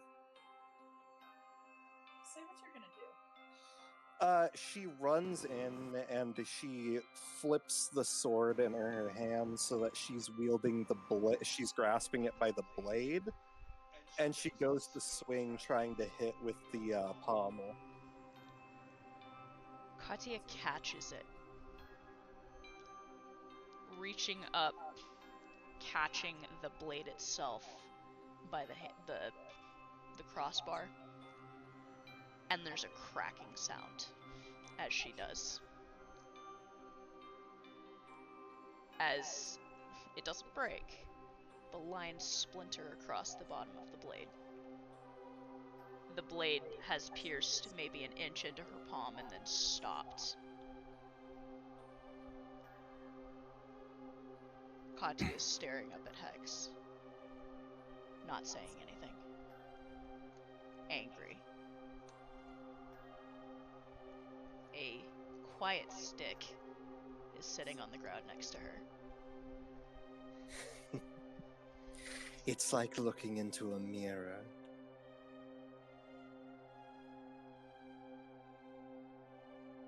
Apollyon, Mm-hmm. you're very aware of what's happening right now. Yes. It's your turn. Mm-hmm. So there's something I want to do, but I'm trying because I know Apollyon has seen something like this. Or I think so. I'm going to fax you.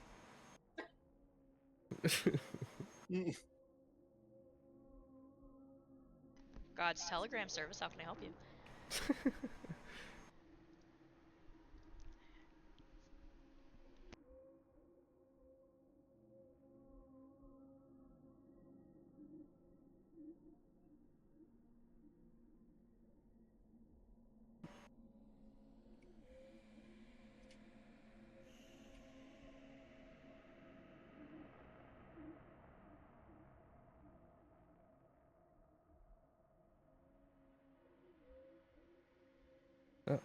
Yes. That is a 14.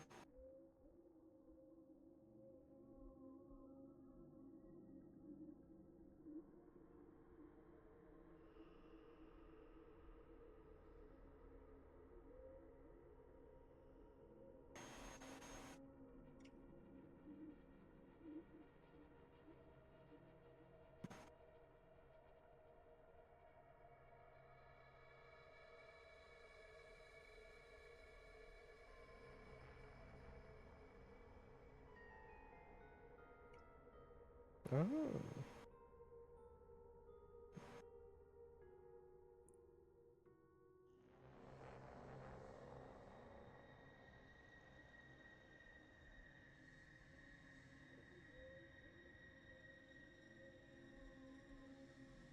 Hmm.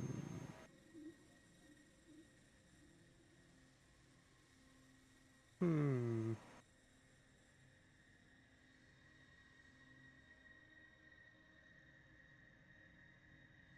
Let me think.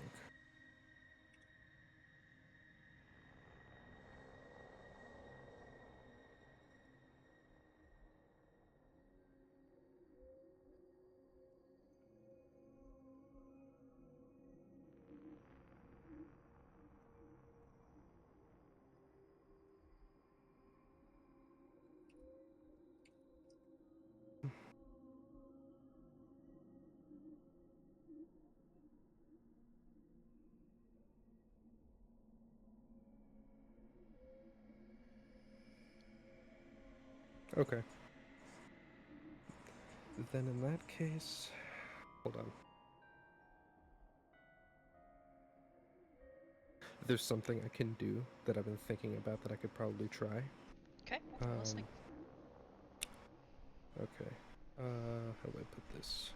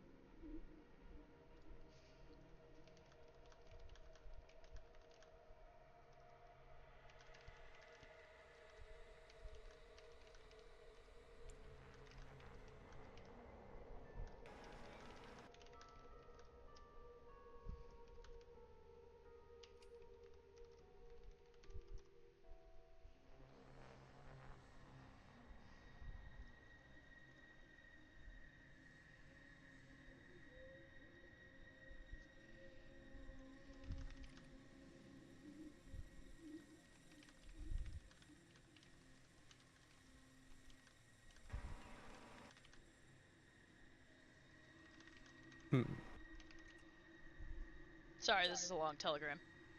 No, you're all yeah. Fuck. Trying to think of like the things that I've seen him use, seen people use, and I'm like, okay, maybe one of these has to help me. I mean, Okay.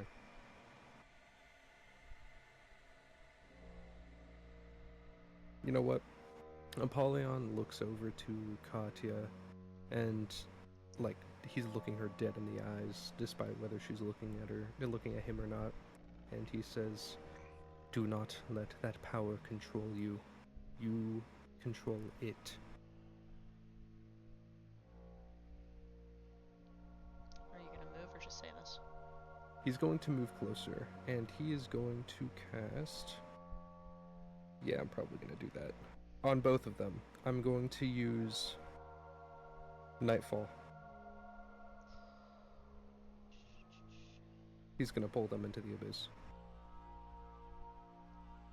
Wait a minute. Wait a minute. Wait a minute. Which? Horizon of the Fallen Sunstar. Okay, I was like, hold on. Wait a minute.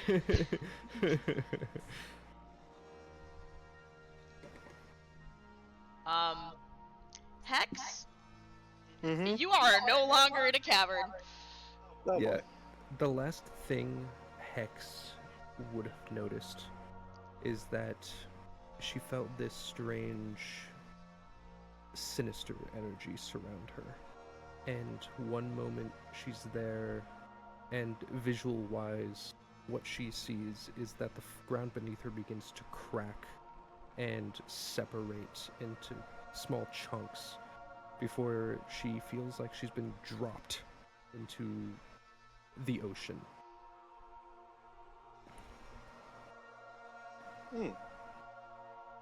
And now what you see is, well, for a reference for all of you, basically you guys are seeing the Ascendant Plane from Destiny. That's exactly what you're seeing. Great. Birdwood. Mm-hmm. You're What's up. even? What's Pridwin see right now? Did you pull all of them in, or just the two of them? Katya, just the two of them, yeah. Okay, so He got everyone in the firing line Yeah. behind that barrier.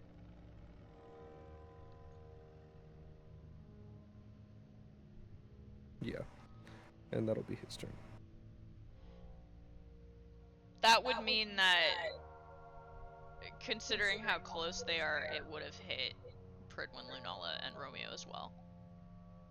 Ah. Because they were all, like, on top of each other.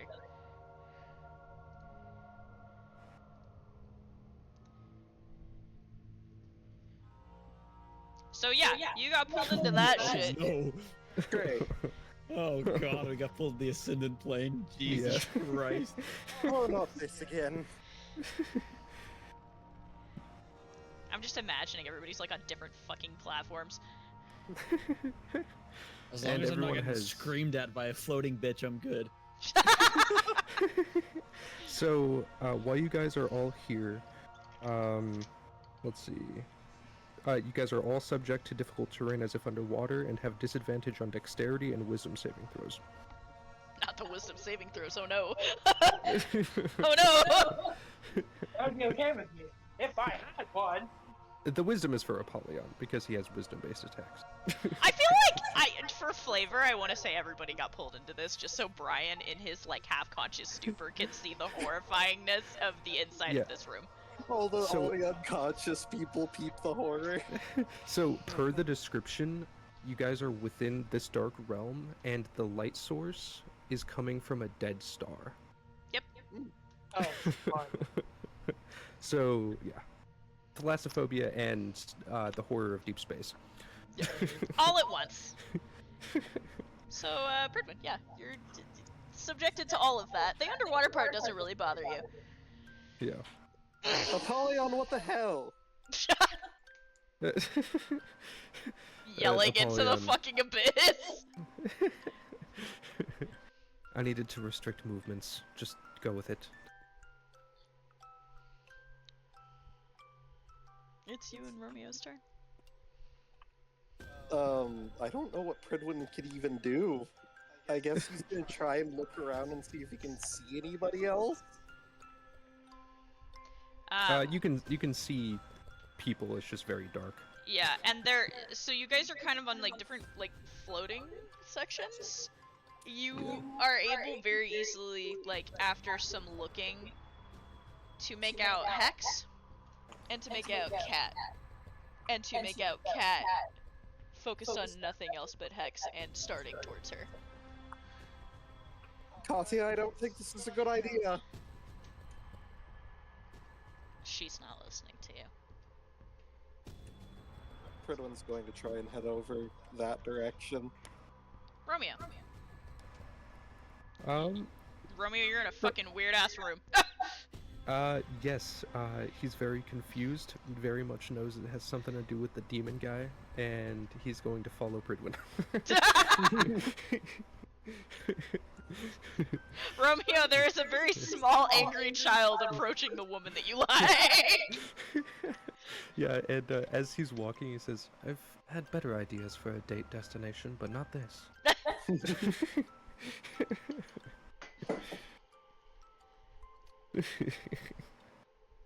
Katya is going to take a swing at Hex Knight Alright. with a claw. That's 20. 19. Hex is gonna counter. Okay. With another 20. So when she swings, all Hex is going to do, she steps backwards, literally one step, and then basically like baps her with the pommel of the sword. You're letting your anger control you. You're making it very easy to maneuver around you.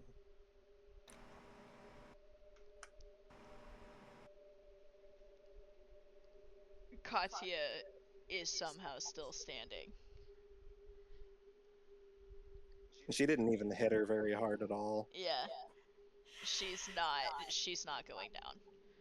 At this point, it seems like Hex isn't even trying to bring her down. It is Hex's turn. She's just pacing, as if there's no threat in front of her. The rest of the group is also moving towards you, to be fair. Mm-hmm. What's the matter, child? Did our game get too intense for you? Did I insult you somehow?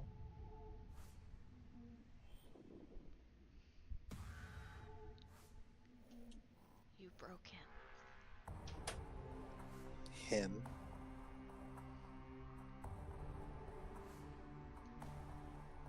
You broke my friend. I'm gonna make an intelligence check for her real quick.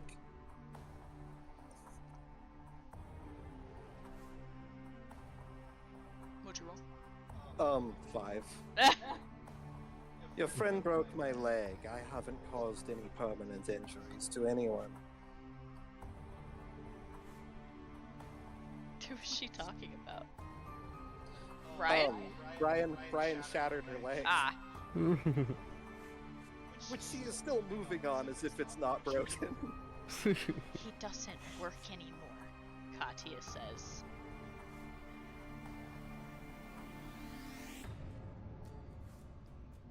Are you talking about the twig? Don't call him that. That's a person. It was. A weapon? Katya bares her teeth. I am asking you a genuine question, child. Yes. Why didn't he turn back into a person? Because he can't. Why not? Is he cursed? She grits her teeth.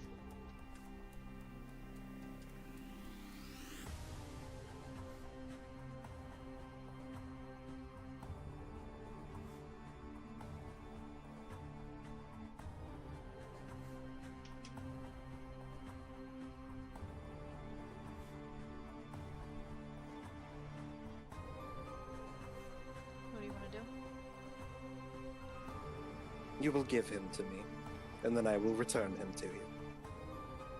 I'm not giving you anything. You're giving me a headache.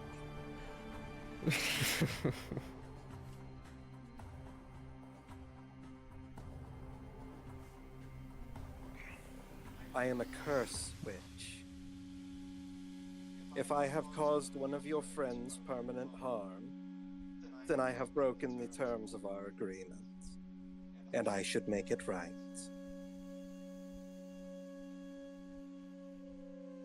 Allow me to take a look at him. Katya sighs and looks irritated.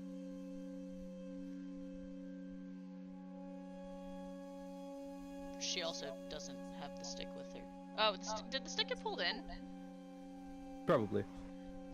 She doesn't have it in her hand, so she doesn't know where stick is. Well, Apollyon can note, like, whoever gets pulled in. Then So... I was gonna say Apollyon's probably the only one who knows where the stick is. Yeah, so Apollyon, seeing where that conversation is going, is gonna run around and look for the stick. Apollyon's looking for the perfect stick. Yeah. Prid, Romeo, you guys have... Well, Lunala technically and Romeo have caught up to what's going on. At this point, it seems Hex has stopped fighting.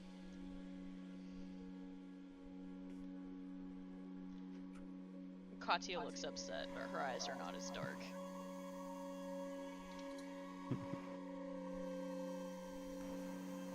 I'm going to search for stick. I rolled a 12 for stick. It's high enough. You are able to locate, mostly from the smoke coming off of it, the charred, cindery remains of driftwood. Hell yeah. Oh, you know what? I just thought of a perfect application for that ability I was talking about using. I'm gonna use the portals to get to them. Okay. Yeah, okay. All of a sudden, a portal manifests from behind you. And out steps Apollyon. I just realized I can do that. I hate this place. Most people don't like it. I usually bring people here in case I don't like them, or if it's very much needed that I bring them there. Last time somebody was here, I beamed them through the chest. I'm so sorry about that, Lunala. She's glowering at you! Anyway, here's a stick. Katya takes it from him. Yeah, almost like a you're holding him wrong type of way, and very carefully brushes him off and glares at you. You were like holding him upside down. Yeah, I was holding him wrong. Katya fixes it and then reluctantly hands him to Hexite. Hex will take the stick and begin examining it. Hex, you've never seen a curse like this. This is effed up. However, in the terms of you've never seen a curse like this, you do kind of recognize the handiwork. Mm-hmm. You're pretty sure this may be Cassie's work.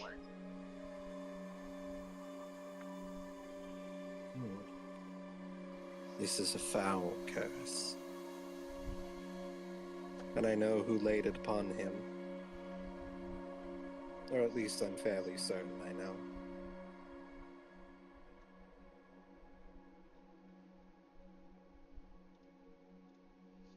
Although I can't imagine why.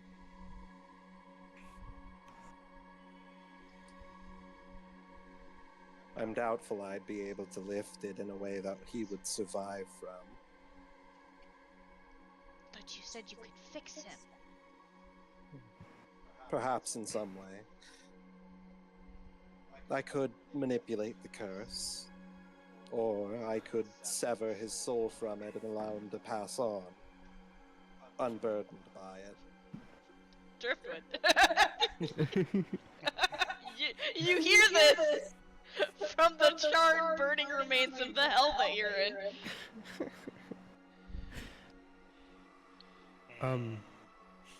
Theoretically, Hex, if that's your name. Oh, I don't know. Actually, I don't know if you even know if he knows the name. She Theoretically, introduced herself. theoretically, Hex, if two people had your powers, would you be able to work out something more efficiently? How do you mean? Let's say you were to manipulate the curse and try to repair him, and if somebody else had similar powers to yourself, would it, how would I put it, work better? Unless you could find another cursed witch which is willing to help us. I'm doubtful that would be possible, but theoretically, yes. Apollyon's gonna manifest the curse flame in his hand. You, on the other hand, would lack the skill. Two people is better than one. You couldn't even carry him right. I'm not letting you touch him, Katya says. I would not have a dung farmer perform surgery, even if he had the tools. Want to give it a try? I could try to fix him. I could try to alleviate the curse in some way to reduce the burden. But I'm doubtful that he will be as useful to you. It seems a lot of his power comes from the curse itself. Would he still live? Alive, yes. Perhaps still stuck as a twig. In my opinion, that would be more hellish than dying. What say you, Katya? Driftwood? Do you...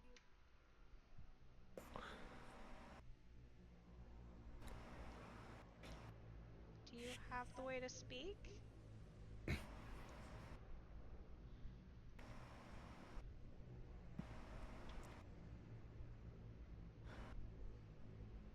Driftwood, do you want to roll to try and talk? That's a 12 on a roll to try and talk. Fine enough.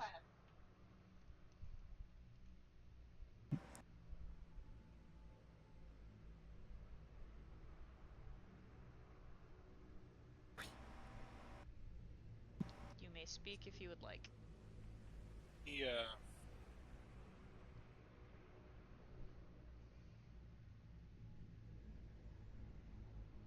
It's hard to come up with exactly how he wants to say this because he's not good with talking with people. He hasn't done it in so long. Well, except for Cat.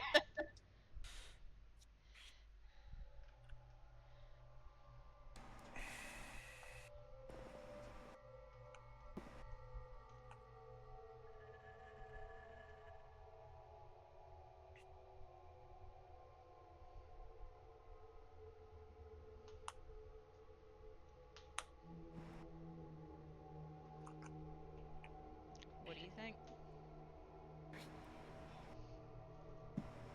Use your words, Driftwood.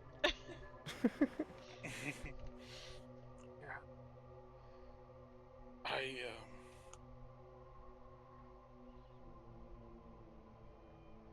I want you to know that I'm here for you. And I'll be here for you. Okay. Until your job is done, I can stay. Thought you said you wanted to be done. Well, that's just it. I'm not done.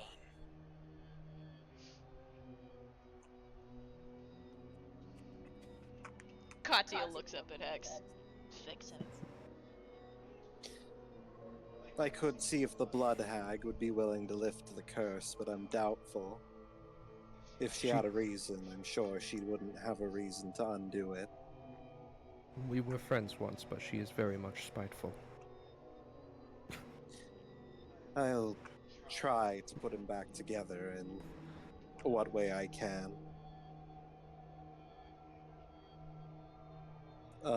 And Hex is going to try and use curse manipulation to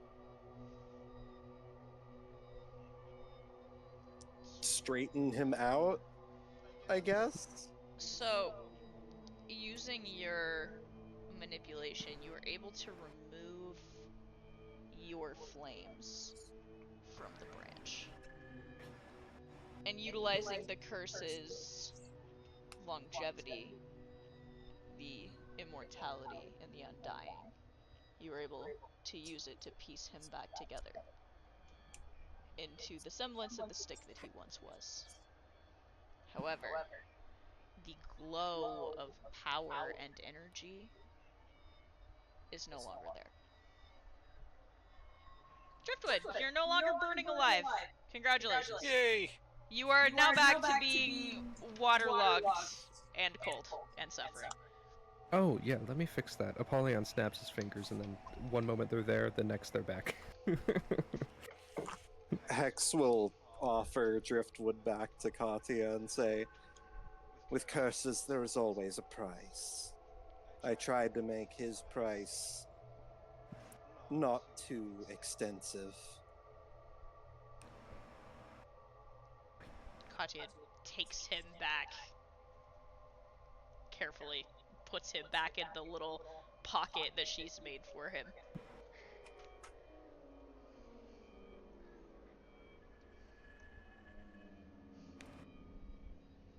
So, are we done? Liam says, looking at all of you. I think I've seen enough. I was impressed at first, but now I'm sure.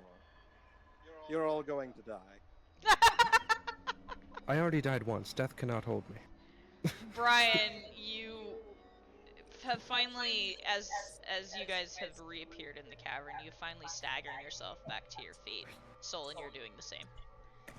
Hex looks over to Apollyon and says, "You may have had many lives, cat, but you're knocking at the end of number 9.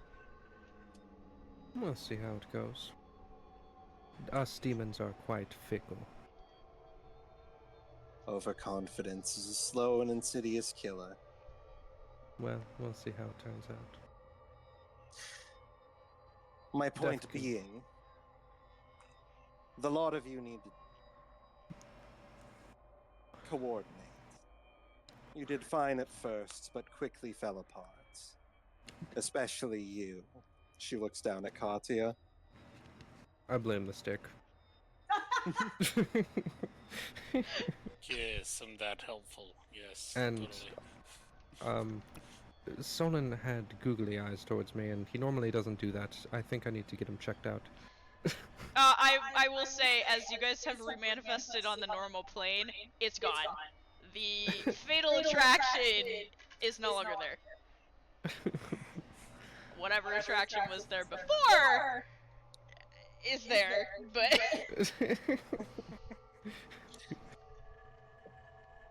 Should you let your rage control you, you will very quickly get yourself and everyone you care about killed.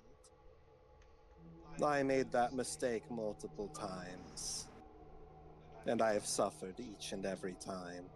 That's how I died, actually, so she's making a very good point.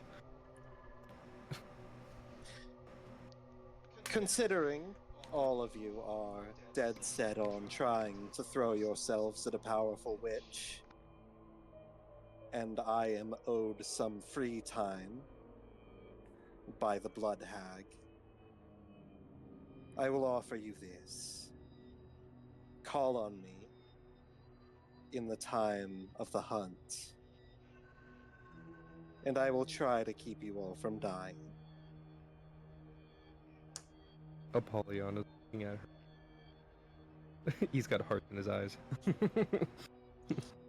It has been a long time since I've been able to enjoy a good hunt. Definitely of one worthy of my time.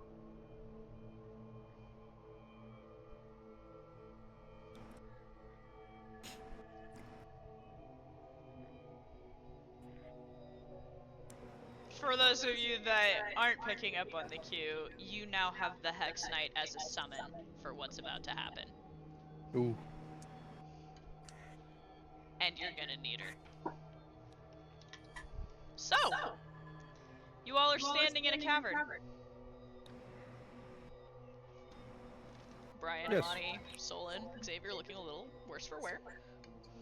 Would we like to There- leave the cavern now? We've been here for a while. Yes. I will allow. Liam is nodding vigorously. All of you will need time to heal. She looks over at everybody who's considerably bruised. Apollyon's actually doing great. Amani who has a fucking the tooth impressions in her the shoulder. gash still. in her shoulder from her teeth. Looks like a fucking shark attack. Yeah, Brian, Amani's got a cool shark bite in her shoulder, I guess. With that being said, Brian is gonna put his arm around Amani and just slowly limp out of the cave. You may know, have all- tetanus now. Great. All Amani things- says under her breath. Things considered, Apollyon's actually doing. Dylan, you're cutting out. Oh shit. Not again. No. Not again. Driftwood is admitting a admittedly much smaller area, but just a little smoke screen trying to hide from everyone. He's blending in with Katya's cloak very well. All right, I am back. What I was saying is, all things considered, Apollyon's actually doing pretty great. So, you guys make your way out of the lair, back up into Bouillon. Is there anything you guys want to do before you go outside? Apollyon wants to figure out where the twins are. Brian's gonna head Good Hex, question. They're not in Bouillon. Yeah, they're not here. No. She's definitely gonna do that once he, gets back to the thing. Hex will say, Moon Witch. Lunala regards her very carefully. We will have words Now? privately. Lunala lets go of Pridwin and walks over toward Hex Knight. Pridwin gives a concerned look over to Lunala. She waves him off gently. I will not maul her. Yet. Yep. I will not maul her yet. Yeah. I will be right back. Apollyon, actually, there's something that, the rest of the party, except for Pridwin, didn't even know Apollyon was doing some of these things. Oh. The party has just within the last 24 hours seen Apollyon copy a bunch of abilities, and they have never seen him do that before. Yeah, does anybody want to address that shit?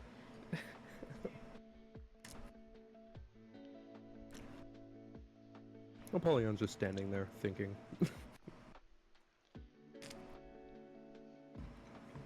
Any of you? Anybody? No? Anybody Okay. have questions? No? Okay. Let's go. So you guys walk outside. I'll have my little moment with Lunala and Hex in a minute when he gets back. You guys go outside and immediately you are greeted by a familiar presence. Oh no. A very Wolf guy. large familiar presence as the now leader of House Volkov himself is staring down at you in his wolf form, towering over you. So how did Brian and Amani dodge him? Because they left already. They're back at the No, house. yes, all of you have like gone outside. Like this is as you are stepping out and walking to the gates of Bouillon. He's waiting Yeah. for you at the gates.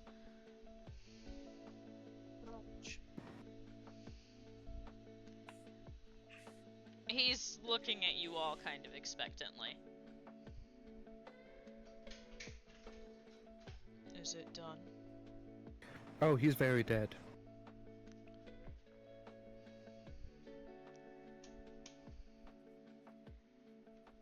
Oh, also, oh, sorry. Continue. It pains me to say that this is a good thing. He was not always like this. I know well enough. He was once family, as well as a subordinate of mine.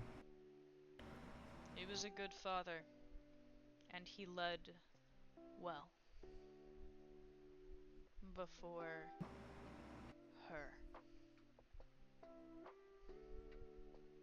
What happened?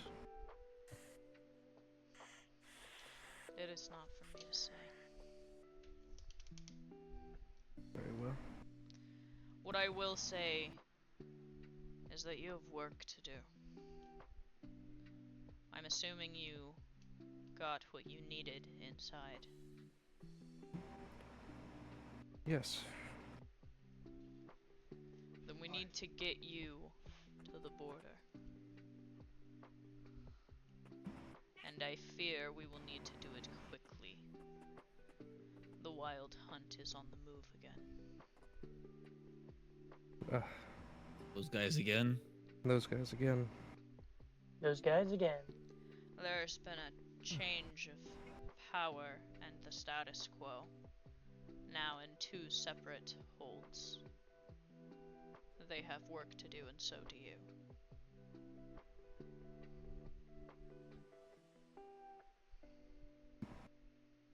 Come. We're leaving. Oh. He turns and starts padding. His footsteps, you guys having to jog to just keep up. Yeah. Hear me out. Can Brian make a stealth check to pet the giant wolf? Make a stealth check. Yeah. Never mind. What did you roll? I rolled a 2.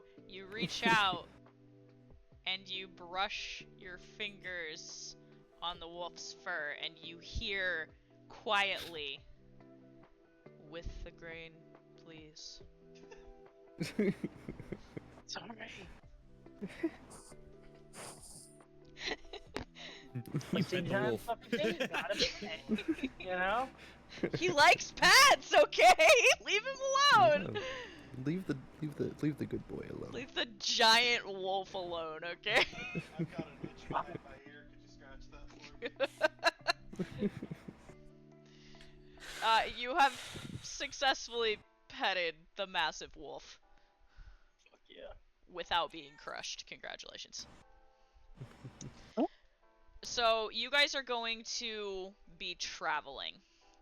And as I always do when you're traveling, is there anything that any of you would like to talk about on your way to the border? Yes.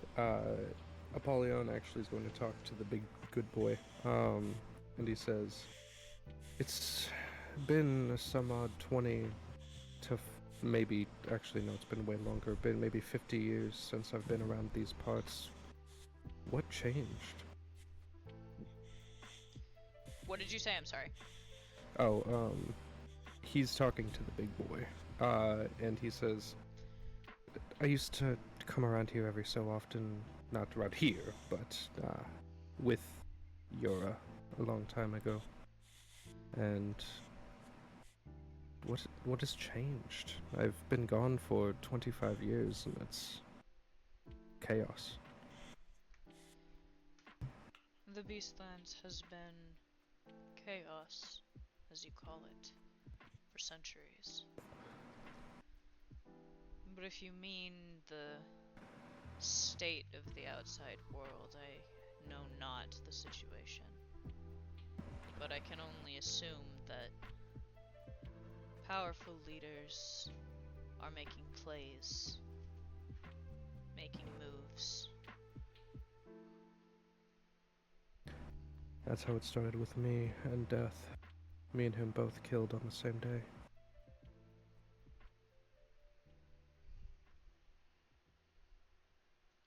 So, you guys are all walking together. I will also say all of your HP and AP is restored. You can move that back up to the top. Alright.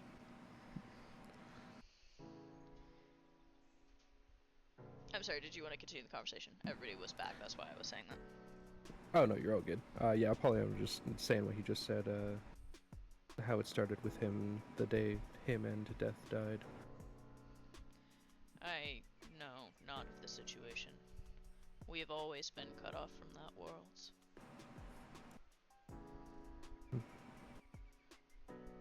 Mostly speaking of Yura, he used to be kind, though conditionally. He would have never done the things that he has done. He had his moments. He was prone to rage. Usually, the woman could quiet him. And the children especially. But after what happened at Buyan, he changed. Was it that night that we saw?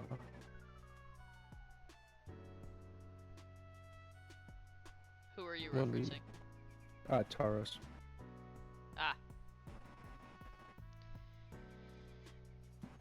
I was ousted, if you will, at the time. I stayed back. I let him rule as he pleased. So I'm not entirely privy to the situation. All I know is they sought outside help. The people surrounding Buyan. And the outside help wore heavy armor and made even heavier choices.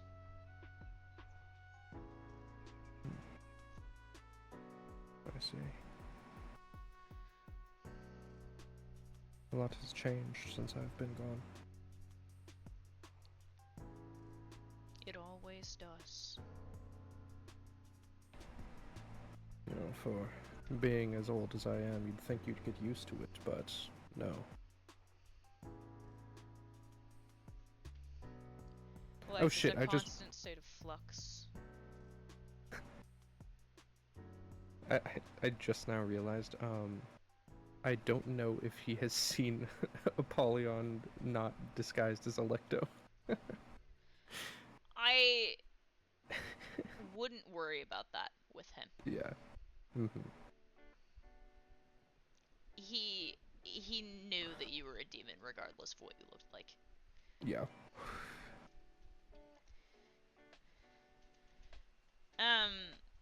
On the other side, Hex, Lunala, you guys are also walking. What were you wanting to talk about? You're muted. Shit! Oh my god, you're still muted. There we go. Oh my god. I'm sorry. Hex will say, I'm glad I didn't rip your head off when I first saw you. Oh, the feeling is mutual. I initially assumed that you were much like most other witches I have encountered. When I saw the Rhizostoma alongside you, I thought you'd charmed him, or perhaps convinced him to fight on your behalf.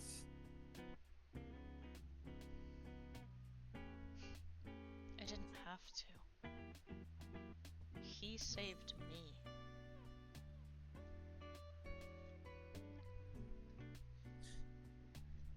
They are strange like that, aren't they? What, men? Yes, very. The Rhizostomas in particular.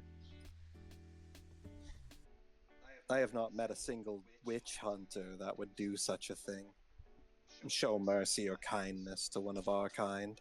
Actually, it turns out that, like, way back in their family line, apparently one of them married a witch. So that's why they smell like that. Yeah.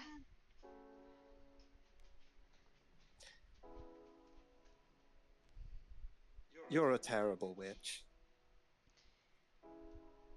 I know. She just kind of just keeps walking, taking it in stride. She continues, "You're much too kind, much too compassionate.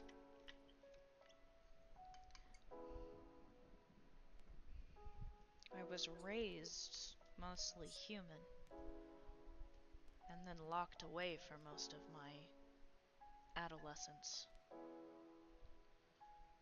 Raised human. My mother didn't teach me a lot when she was alive. They preferred to imprison me so that nobody could get their hands on me. It was just safer for everybody that way. Hell, I didn't even know how to use soul perception until another witch taught me.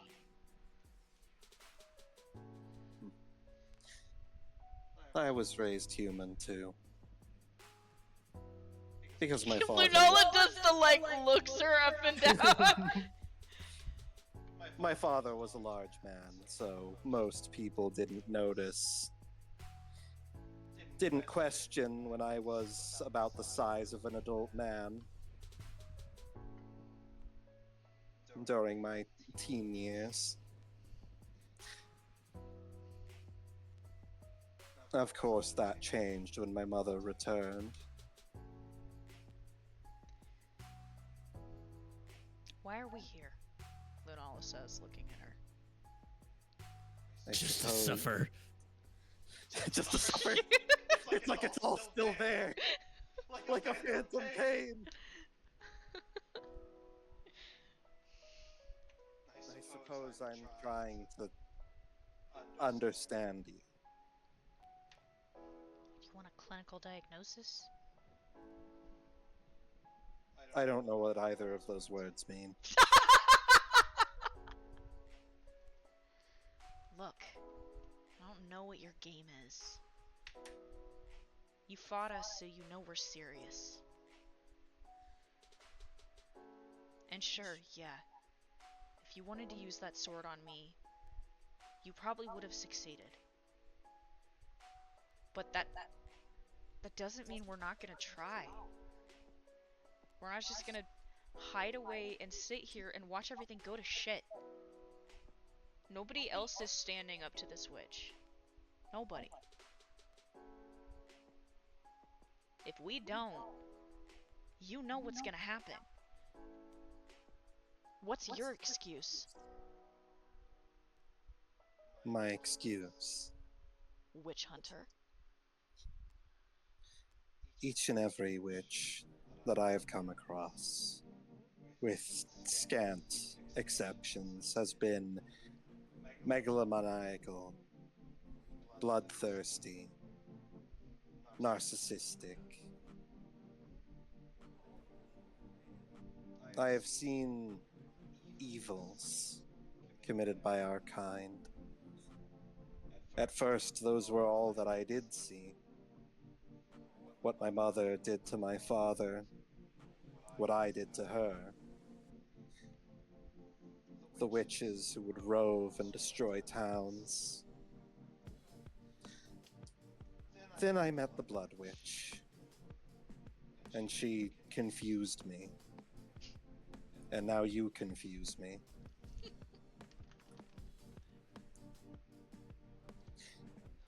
I don't suppose I really know why I hunt anymore.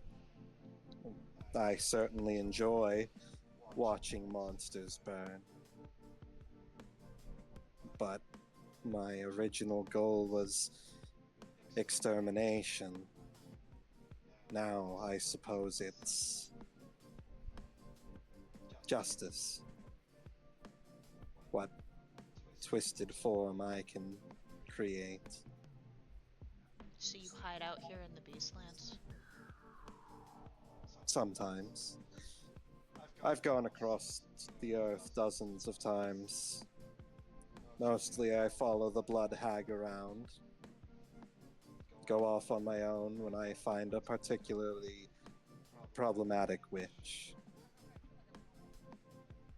And I use that sword to cut them to pieces. In your case, the sword isn't particularly keen on taking your life. It was made for revenge against witchkind. It yearns for it. So it wasn't made for me specifically? Perhaps it was, but the hag, Cassiel, she made the sword to even the odds, to try and hold witches, even the most powerful of our kind, accountable, to make sure that they were brought to justice. That was what it was made for, what she made it for, but when its original keeper was lost, the blade was taken and used for a new purpose.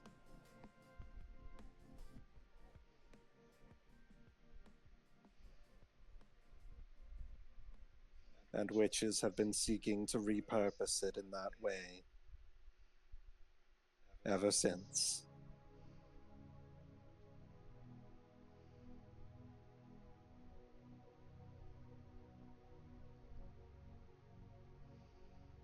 Well, I guess this is all the more reason for the two of us to be nowhere near each other ever again. Indeed. Though I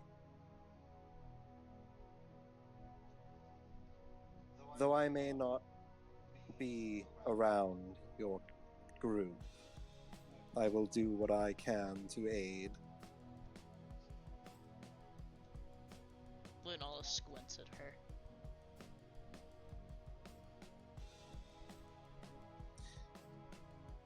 You have my respect, Moondust. Lunala squints at her harder. I will be keeping my eye on your group. And one of them in particular, she says, giving you a sneer. indeed.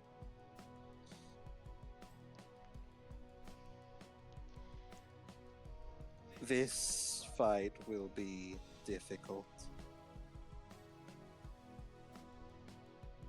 And as a matter of fact, it may end in several, if not everyone's death. I cannot bring the blade to this battle, so it may very well end in mine as well. If that does happen, I want my soul to go to the night. Lunala rolls her eyes. Yeah.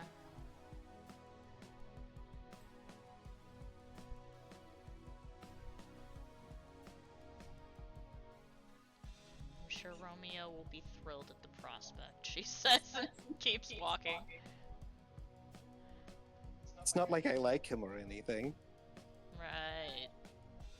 Apollyon in the back, not hearing this, but he's just like, she totally digs that guy Romeo. Brian's over there like, I think she likes someone here, but I'm just not sure. Just, I think he might. Just, I can't quite put my finger on it. What are you on about? She just tried to beat all of us to a bloody pulp. But she gets off on that. Succeeded with half of us, Amani adds in.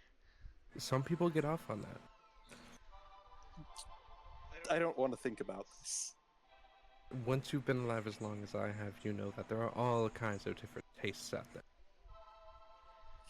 Most of them required. I don't want to Yes. think about this. I do not want to think about one of my ancestors this way. It must really get freaky up in that shield. Don't you dare! Listen, if your family has as many generations as ours do, the wolf says to you, there's going to be some of them that are a little more interesting than others. You're just going Absolutely. to have to accept that fact, son. Precisely that. Pridwin's, Pridwin's covering the ears of his helmet, just trying not to ignore this conversation. Apollyon leans downwards towards towards just not looking at Pridwin but through him, and he says, "Y'all get freaky up in there, don't you? Oh, I know you do." Get out of my head! Get out of my head! I know you because I would too. Because I would too! Oh my lord. So yeah, you guys, it's gonna take you a couple days to get to the border. Is there anything else you guys want to do before you get there? Apollyon leans down to Pridwin and he says, "Also, I stole this," and he manifests the curse flame in his hand. I have a feeling that that's going to have really bad consequences in the future. But it's very cool. Apollyon, Katya elbows you. Uh-huh. You see her snap her fingers, and you see a small flame appear on her fingertip as she does. How did you do that? It is the same color as yours. That's awesome. Want to see a magic trick?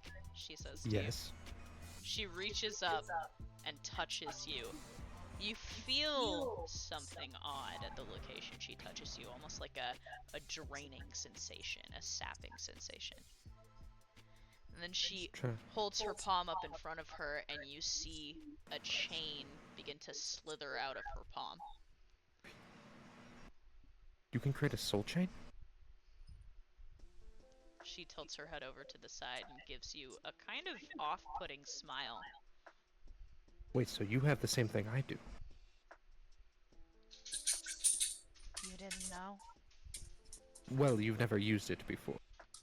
I wonder what happens when you copy a copy. I can't do that. It has to come from the original source. True. Watch. Wait, She you're not Katya. reaches up and lightly touches Brian between the shoulder blades as he's walking. Brian, you feel an immense shock as a small spark of lightning hits you out of nowhere between the shoulder blades. Brian's gonna whirlwind step about 100 feet forwards. Brian Wait, just is this- disappears. Is this actually Katya? I don't think this is actually Katya. You look at her eyes. They are normal color. Holy shit. I was given this one death dot. This is interesting. It's kind of a long story. She says. I like that. Surprised you didn't realize. She keeps walking. Well, I need to kind of see it, so, anyway. She, to be fair though, above board, she has used it multiple times. I do not remember that. Yeah, I mean, she's to be used fair- it quite a few times now, actually. It's been coming out slowly, in the story, that she has that capability. And To it's be a fair, problem. most of the times that she's used it very overtly, Apollyon hasn't even been there. That's true. A Yeah. couple of the times he wasn't there, but she has used it around him before. True. I mean, you're also not questioning how she pulled out one of Pidge's abilities either. Brian rejoins the group and is just like, "Pardon my French, but what the fuck was that?" What was What what? was- She says, looking at you. Brian narrows his eyes at her and just keeps walking. So, you guys Fucking liar. travel, recover your strength, And as you get closer to the border, you get the sense that you're being followed. It's very off-putting, and you notice the wolf is picking up his steps.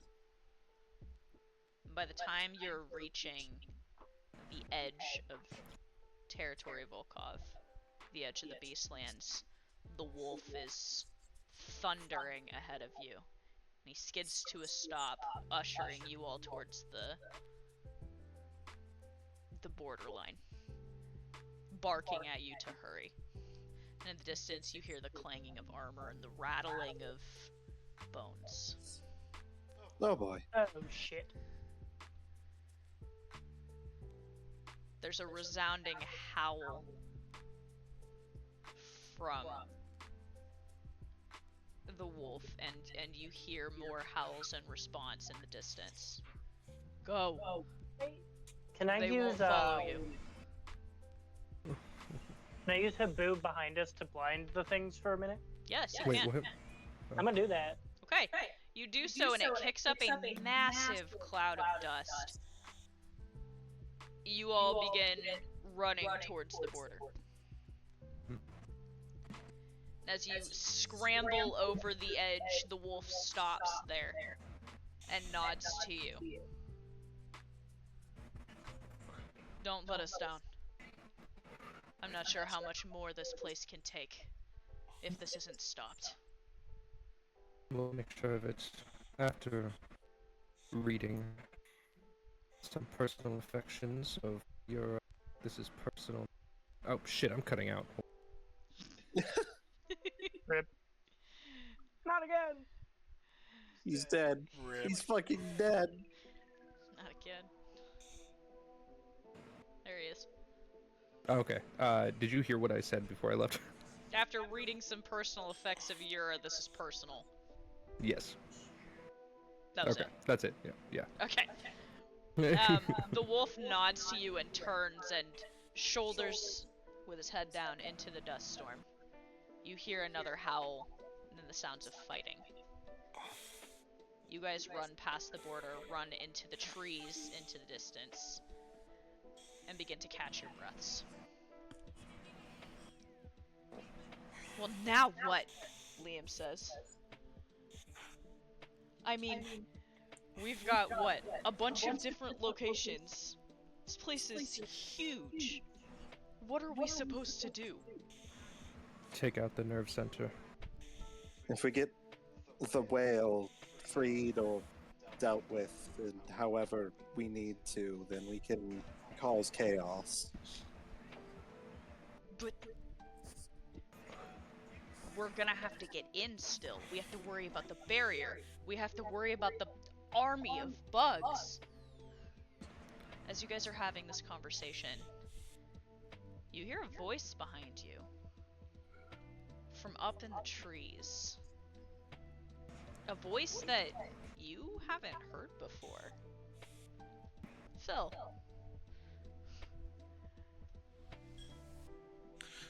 Oh shoot. What was her name?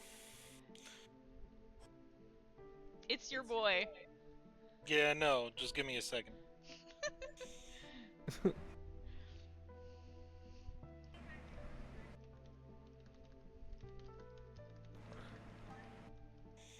Oh!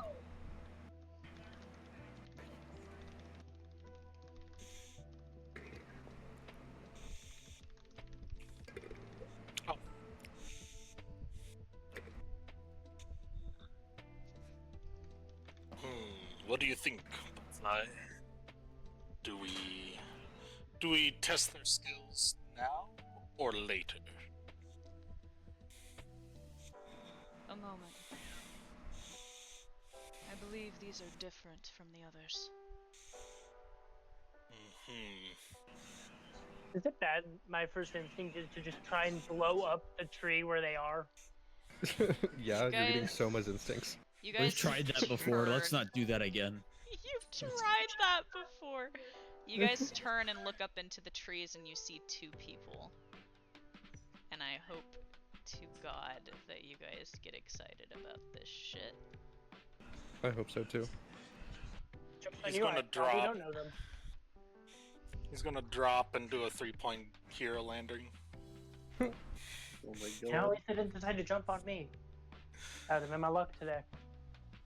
In one hand is his katana being gripped at his side, and the other hand's doing the 3-point landing. He stands up, his big fluffy tail swagging, Ooh. and he towers over Bridwin. Oh, it's one of the monsters! Do you have your picture of him still? Uh, A bug. Bug. Bug. let's see. If not, I can pull it. It's just Save. gonna take me a minute to scroll back. PC face claims. And boop. You all are staring at Goru Stormfist, a Wait, what the massive fuck? squirrel. Fucking god. He's human-sized, actually a bit taller than you. Dressed in samurai gear, looking haggard and worn. Wait, is this the squirrel from the campaign? This is the squirrel This from is the so campaign. Are we looking at the... Oh, dang it. I have a way to make this more interesting.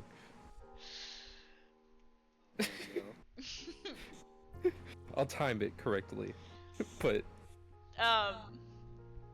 in the tree you see the feminine figure, the long, beautiful wings, the insectoid appearance, the kind of rough ragtag armor.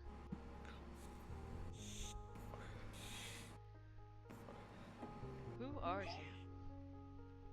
Wait a minute. Isn't that one of Pidge's squirrels? that's one of the squirrels. That's Of one the of our great squirrels. liberator. I met him Good. personally. I fought alongside him. You know of our liberator. Apollyon's gonna well? transform in. She was a member of our group, but she's since vanished. And is now probably inside the belly of a giant beast. Okay, so wait, I'm confused. Are we looking at the bug or the squirrel? Both. Yes, they're the butterfly and Goru are together. They can fly now? They are both human-sized.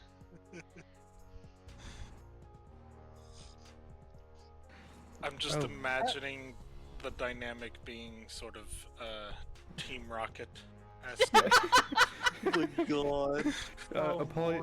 Apollyon looks at him and he says, "You don't recognize me? Oh, right. Sorry, I had red hair back then." He's going to transform into a cat. Oh, Goru, Yes. you immediately recognize the cat.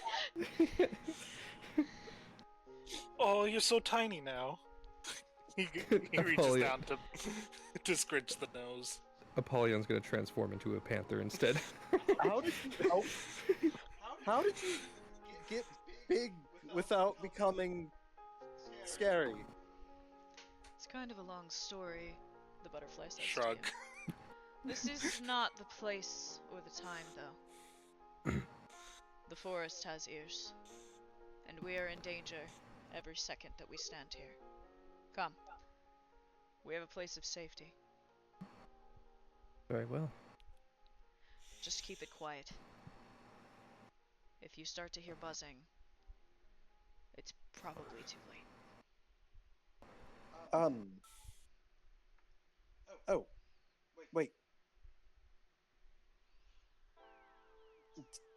Are the two of you not, are you not immune to the disease, even though you're like this?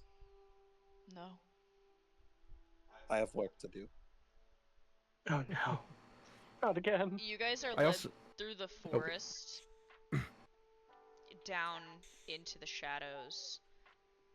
At times, you see the butterfly and Goru pause, listening, waiting, not moving a muscle. You follow suit. And eventually, as the night falls, you are led to what looks to be an old mill sitting beside a river. There's a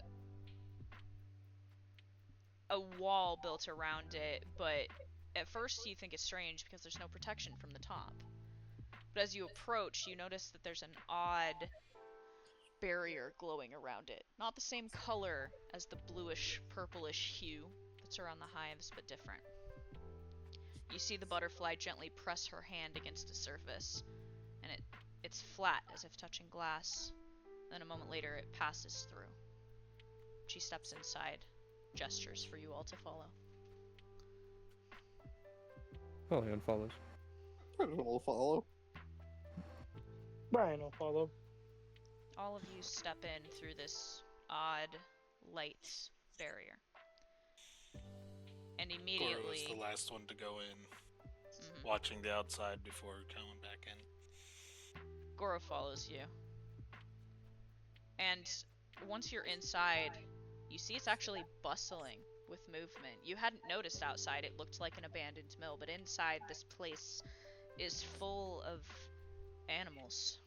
Some large, like the butterfly and Goro, some small and normal sized, and others a lot bigger. You actually see a horse standing off into the field next to the mill, and as it raises its head, you realize that the head actually is higher than the roof of the mill itself. Oh, Some of you players will recognize Sergeant. that's a big Oh. horse. The horse there, snorts at you as you walk by. By the mill, I'm assuming this is the one by the river or the Mhm. waterfall. It's the Uh, mill. Yeah, Apollyon looks down towards the water and he's gonna look for the scorch marks from the lightning. They are still there. Apollyon looks at Goru and he says, "Would we have a better advantage with more people with us?" No. Well, a person that's immune to this disease. It's easier to stay in small groups, less detectable. Someone you used to work with. Oh, don't tell me it's him. The butterfly says, looking at Goro. Apollyon is going to thrust his hands into a portal at his side, and he's going to pull out a small squirrel in his hands, and he's going to hold him out. And you hear, "Ow, what the hell? Apollyon, what are you doing?" Gory. Ratatosker slowly looks from Goro's feet all the way up to his head and then back down. And then at his small self. Well, this really makes my sacrifice mean nothing. Goro, wordlessly, gets onto his knees and prostrates himself. Well, I at am least so- someone... Oh, wait, what? I am sorry for abandoning you in your time of need. Oh, well, at least someone respects me here. Who are these people? What the hell is going on? Oh, nice to meet you. I am Ratatosker. I am the keeper of the world tree and all sorts of things like that. And Apollyon, please let me go. Ratatosker will jump onto Apollyon's arbor and he says, nice design here. Well, it could use some work. It looks a little beat up. How long have you been out here? Too long. Well, anyway, pleased to make your acquaintances. I'm not sure I've met you all of you. Apollyon, I hate him. The butterfly rubs at the bridge of her proboscis irritatedly. Well, it has been quite a long time. How many days? I lost count, she says. Well, now that I'm here, I will promptly leave. And as he tries to create a portal, Apollyon will grab him again. He says, fine, what suicide mission do you want me on again? The same one, you hear a female voice from behind Goro. I thought you already sorted that out. Granted, I did sense a disturbance over here again. Oh, you sensed the disturbance in the force, did you? This is The the what? same problem, it was not fixed before, dear Ratatosker. You see Ingrid come up and place a hand gently on Goru's arm. Well, Ingrid, it's been a long time. I'm sorry for faking my death. Yes, apology accepted. Now, why don't you all come inside and meet the rest of the resistance before you catch cold, no? Sounds like a plan. Ingrid ushers you inside. The rest of you see another squirrel, almost as big as Goru, but very feminine in form. She is wearing a full nurse's outfit, and there is a massive syringe on her back, like weapon-sized. She smiles at you all and ushers you in, her bushy tail flicking back and forth. This is just getting weirder and weirder. As you are entering the mill, it seems much larger on the inside than the outside. And you see a variety of humans, large and small animals. There's foxes in armor. There's a couple rabbits in armor, one with an interesting set of horns, Apollyon. Uh-huh. There's Apollion's a gonna walk over there. variety of different animals there, and as Ingrid, ushers you in and everybody stops and looks up at all of you, she gestures and says, "Welcome to the resistance against the swarm. What aid have you brought us?" And that's where I'm gonna pause it for a minute so that everybody can take a bathroom break. And a water break and a food break real quick. I want to go get dinner. I need dinner. We will Food break. reconvene. My fat fucking ass needs food. We will reconvene in 30. That sound good? All right. Should Yes. be good. Girl dinner. Girl dinner. Girl dinner. Girl dinner. All right, we're gonna take a quick pause. Be ready for a wild ride when you get back. Enjoy your dinner. If you need anything from me, I will be around. I will Alright. still be here. So. The return of Ratatosker. The return. I'll see you later. See ya. Hey yo. Hey, yo. Hey yo. Ayo. Did you need Ayo. something? I'm gonna eat my ramen, but I'm here. I'm thinking that I'm wondering because I just got my fucking ass handed to me. Could Brian do something stupid and try to get like a power up or something? Interesting question. Like What kind of sell power up his do you soul want, or Brian? something? I have no idea. Oh, you're The gonna be dragons able are to spend pretty your big. gold. You're about to I meet don't know how somebody. much gold I have, which is kind of an issue. I'm gonna tell you how much gold you have. Oh, okay. You will have enough. Mm-hmm. You're gonna meet a very interesting character that the rest of the group has met. Also, Brian, for reference, since you weren't here, I don't believe. Before the Russia arc started, we did a little side campaign. Yep. That was called the Nuts and Bolts campaign. It was a squirrel campaign. So Pidge bought 100 squirrels. Oh. Before that's the awesome. Russia arc, she bought 100 squirrels from the squirrel dealer and decided she was going to train them in combat and espionage. And when they found out that Russia went dark, Pidge sent her combat-trained squirrels to Russia. So we played a side campaign where all of the players were squirrels. Yeah. This is awesome. Ratatosker wasn't actually a part of that group originally. He just showed up and was like, "I'll help you guys." Right, because Ratatosker is the guardian of the World Tree. Anyway, if you're curious, there's under the important information, there's a Nuts and Bolts tab. You can go read all of the character profiles for all the squirrels if you want. Yeah. They all have themes and really goofy-ass pictures. Yeah. That's awesome. I'm doing that. Like, one of the squirrels was a lawyer. Yeah. And his theme was Law and Order. Yeah! Every time he hits it, Wearing a bright orange suit. That. McSquiggle was such a good character. Betrayed the party. The Scottish squirrel that betrayed the party. Yeah. Oh man, it was a good time. Anyway, so that's since you weren't here, that's why everybody's freaking out that Goru is here. Goru was one of the only survivors. Yeah. That is my new favorite thing. Yeah, Reditosker sacrificed himself by blowing up a tank. Yep. Well, And then- that didn't mean shit. Also, Then they he came back. figured Well, out how squirrels to drove a tank to the steal final and battle. drive. Yeah, they Yeah, yeah. stole a tank and then drove it themselves, learned how to do it, which took a lot of rolls, and then used it in the final battle. It was wild. It was very wild. That's epic. I love Reditosker. He's funny. Yeah. Metatosker seems like an absolute chad. Once I realized that Apollyon could use his portals, I was just like, I'm going to steal him. Hey, DM, real quick heads up. Yeah. I'm only going to be available for another 3 hours. Okay. That We'll works. we'll keep going late tonight, so we'll use the same rules we did in the last couple long ones, which is just stay however long you can.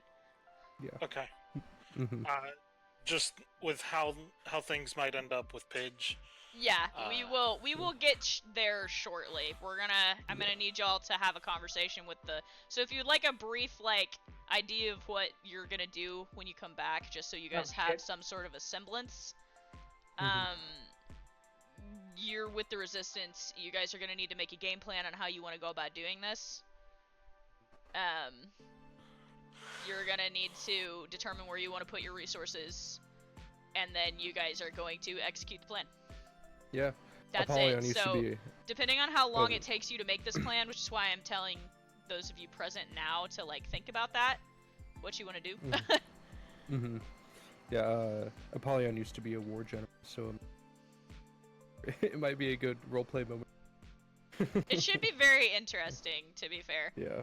And it's also personal for him because he doesn't care if it's if it's Yura's daughter. He's going to take his weapon back. Also, I wrote the backstories out for those 3 characters we came up with. Oh shit, I don't think I've read them yet. Hold on. Yeah. I gotta pull up. They're in the Shadows page. Yeah.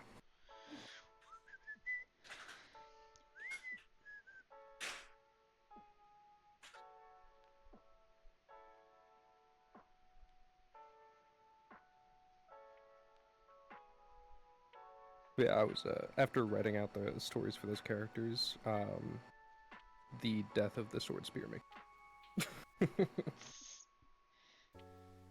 As it should. Yeah. As it should. So now it's very personal. Yeah. It's gonna be a beatdown like what did to that one demon mission. God.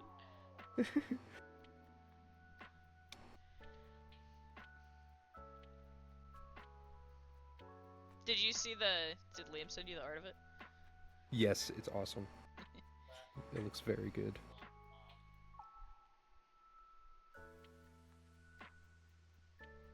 I also wrote out all of the his weapons as well. I am alive again. Welcome back. Welcome back. You know, I was basically just wondering before that whole tangent if Brian could, I don't know, Yes. when he gets back to the DWMA, go read some books and maybe figure out some stuff to get new abilities and shiz. Oh, Yeah, that's you what we guys usually are. do. Yeah, you guys are. So at the DWMA, you've never experienced campaign as it's supposed to be.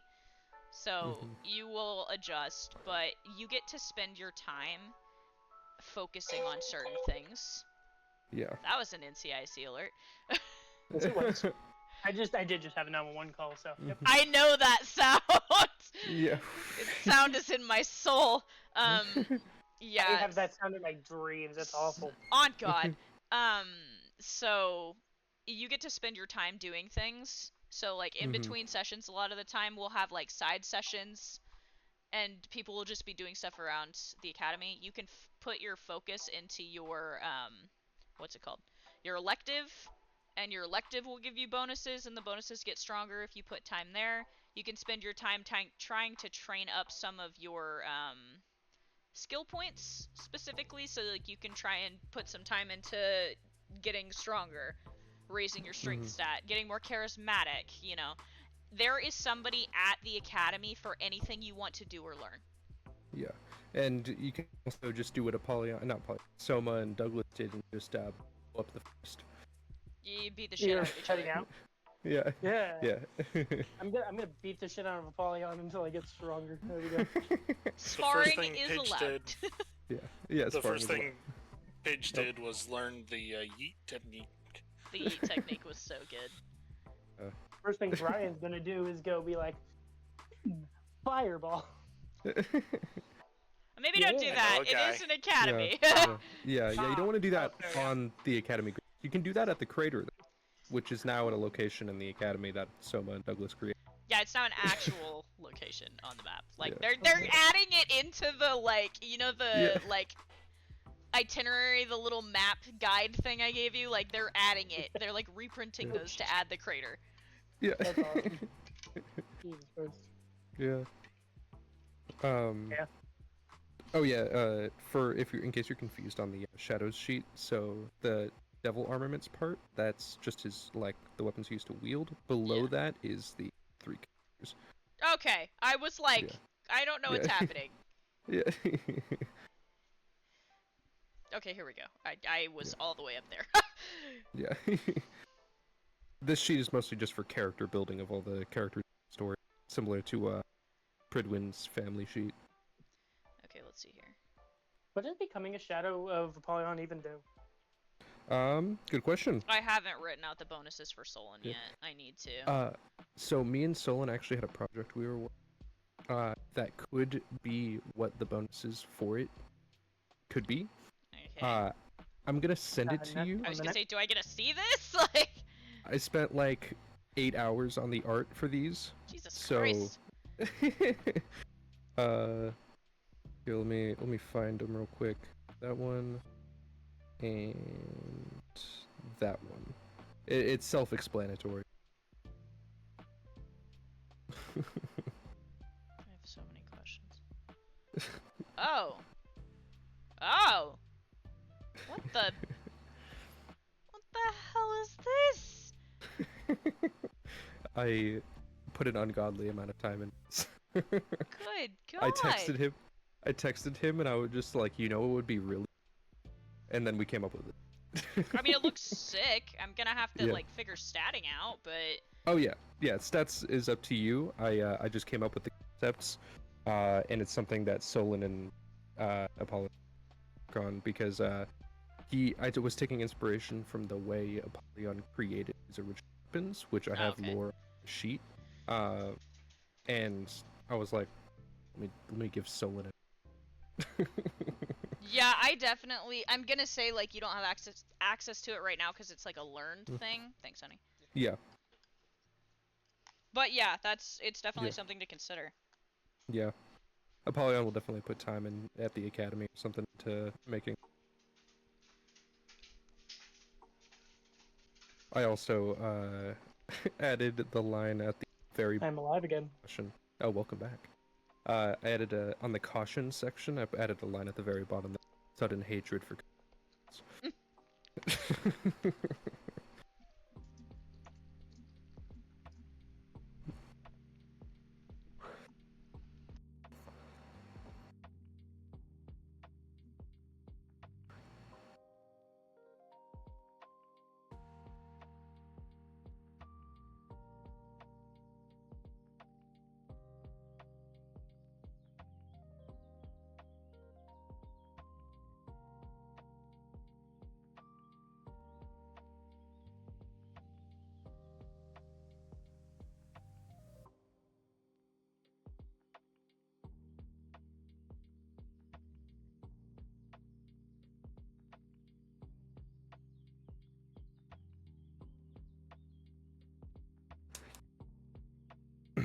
Man, now I'm sad that he's dead. Holy fuck! Yeah. What did I miss? Yeah, he never got to fulfill his goal. Ugh. What? Yeah, it made me sad. Like I just kept writing it out, like just letting my hands do the work. Brian, I don't know if you've picked up on what's going on with Apollyon and the letters that he found in Yura's house, Mm-hmm. but like, Yura-Jin is basically responsible for the death of one of Apollyon's shadows. Yeah. Oh shit. Like, he killed one of his own brothers, for lack of a Oh. better description. Yeah. Well then. And that weapon, according to the letters that Apollyon found, is now being wielded by Urajit's daughter. Yeah. Apollyon's gonna be a very disappointed and enraged dad. He's mad and disappointed, and I'm in Yeah. a funk. And then I also really like the lines I wrote about twin. I just got there, hold on. Gives, yeah.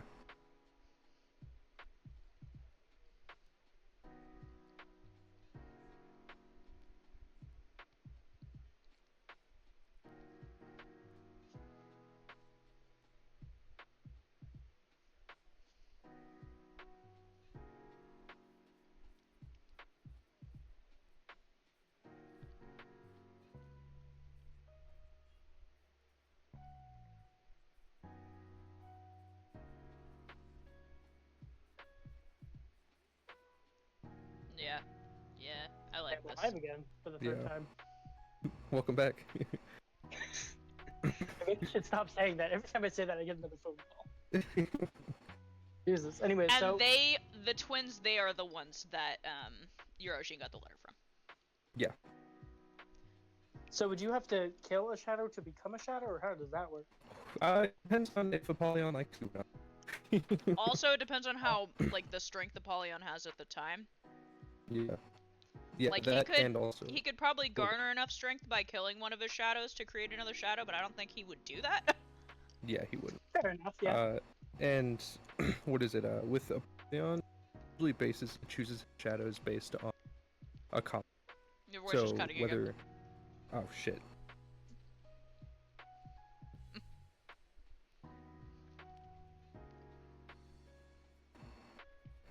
Okay, I'm back. So, what is it?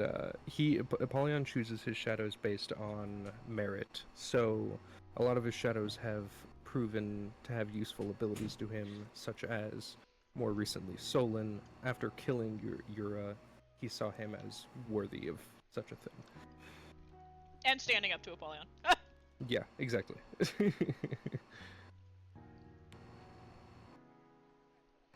If you make the proud dad moment happen. Yeah. Gotcha. You know, Yeah. I just want to make Brian as overpowered as humanly possible. That's all I'm getting at.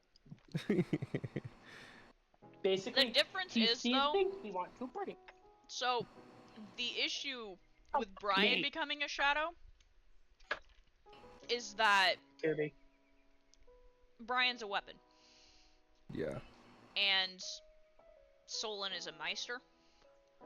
Hmm. It's much easier to make a Meister a shadow than a weapon. Yeah. Apollyon usually chooses... a little above-board story for Apollyon. He created the shadows because he was a fanboy of death and his Meisters and weapons. So he wanted to create a mirror to that. For sure. Yeah. But demon weapons at the moment are kind of the domain of death. Death. So Yeah. it's a lot Yeah. harder to make one of those a shadow. Yeah.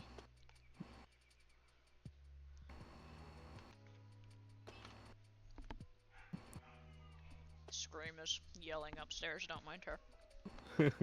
Also, if you want to read the lore that I wrote for Red Queen, I'm very proud of that one. And also, it has a little something in there that you could play around with against us. Okay, hold on. I like the sound of this. Where's that? Here we go. Yeah, it's in the weapons, yeah.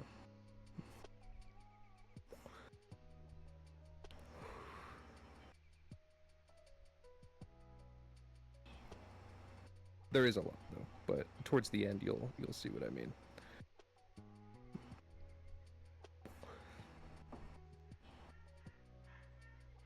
Do y'all hear this? No. She is screaming upstairs.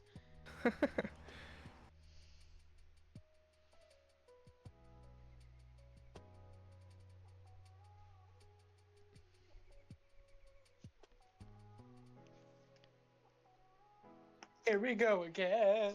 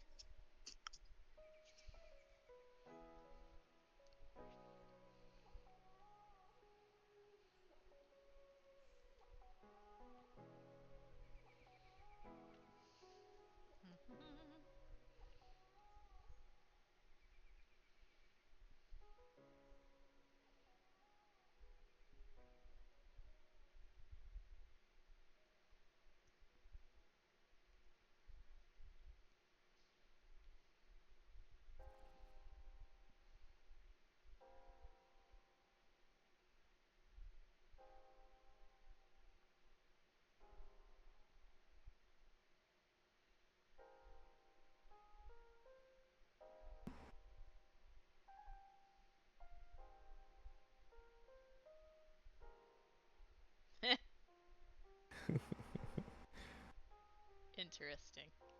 Mm-hmm.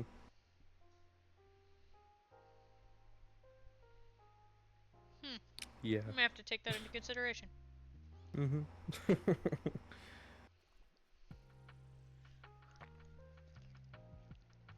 Just a little something to give you to play around with. If you want to read what the blade does, I do have I do have it on his sheet at the very bottom of his abilities. Oh god. I'll have to check it in a Yeah. minute. I still need to brain. Yeah, I need to brain, damn it. understandable. In a little bit here, I will be leaving real quick to grab some coffee. I will be back, but I might be absent for a little bit once you guys start. Okay. Yeah. Well, again, keep in mind, I need y'all to get on it fast to figure out what your game plan is and how you're gonna execute it. I'll definitely be back before we finish doing that, so.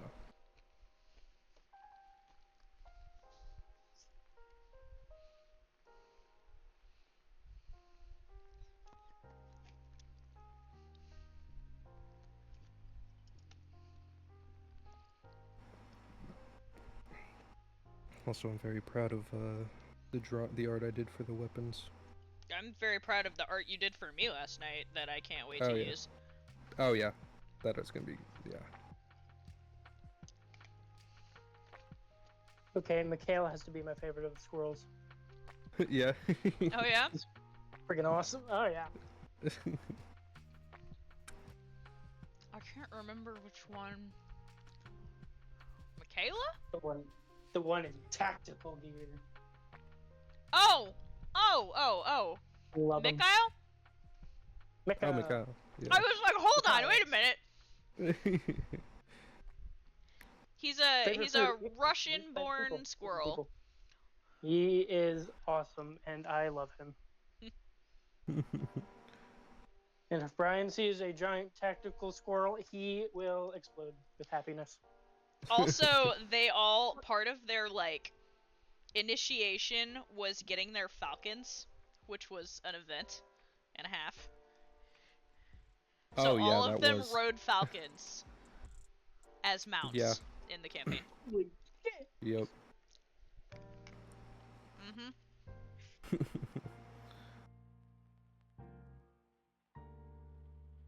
It's awesome to have Ratatosker. He's a silly guy. He's a silly little dude. Yeah, he has wild magic, basically. Oh, hell yeah. Yeah. I opened his sheet last night. Where it is.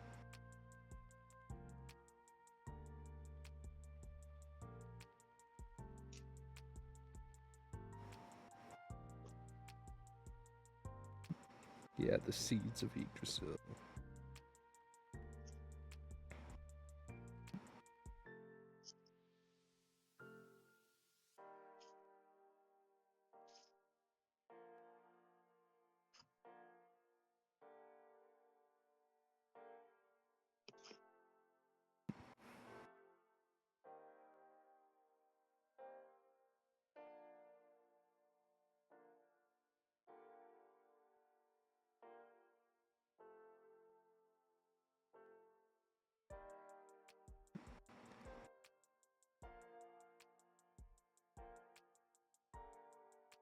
forgot about the seed cannon. Ratatosker can load flashbangs into it. I fucking forgot about that shit.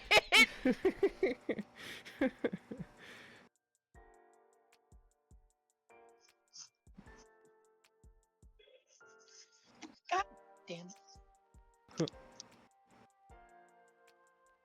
We're on break, Brian. It's okay.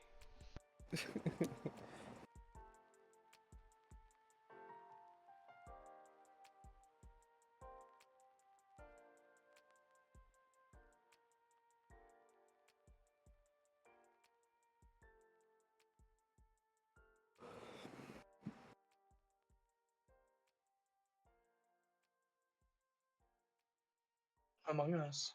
Among Us? Among Us. Oh fuck. Oh yeah.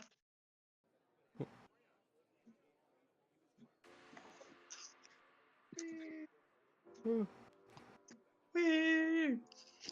True. Yes.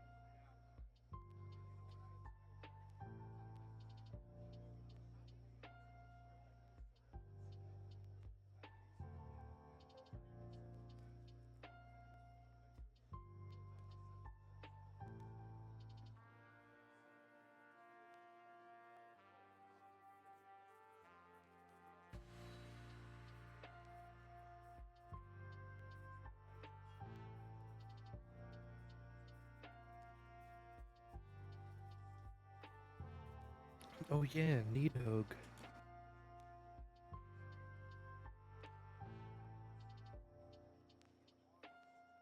Why people gotta make things complicated? I feel that. Good God. Homie, I had a stabbing call last night that wasn't even a stabbing, so like I know. I know. Okay, so my thing is, I have OB3 down in the southern part of the county, and I have to send them down another team from the center part of it, right? So it's like whatever. And the guy from OB3 called, and it's like, hey, could you have them give me a call? And it's like, why don't you just call them? What, do you not have your boss's phone number or something? Probably not.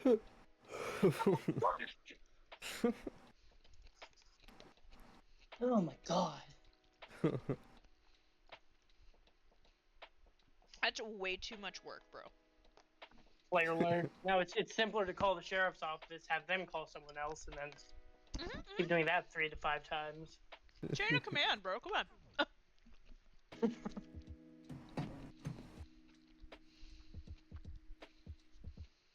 Oh, fudge. Trying to think of any interesting calls I've had recently. Oh, good shit. I mean, there's a crazy lady in the drunk tank. I had a baby be born to a woman who didn't know she was pregnant. Oh, what the fuck?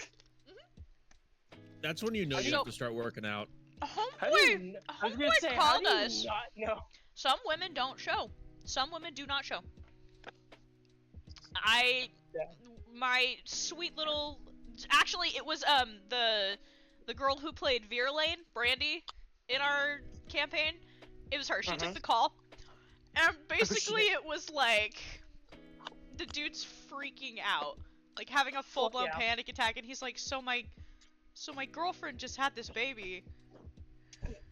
And she's like, okay. He's like, no, so my girlfriend just had this baby. She's like, okay. He's like, you don't understand. Like, my girlfriend didn't know she was pregnant and just had this baby. And she's like, now? He's like, yes.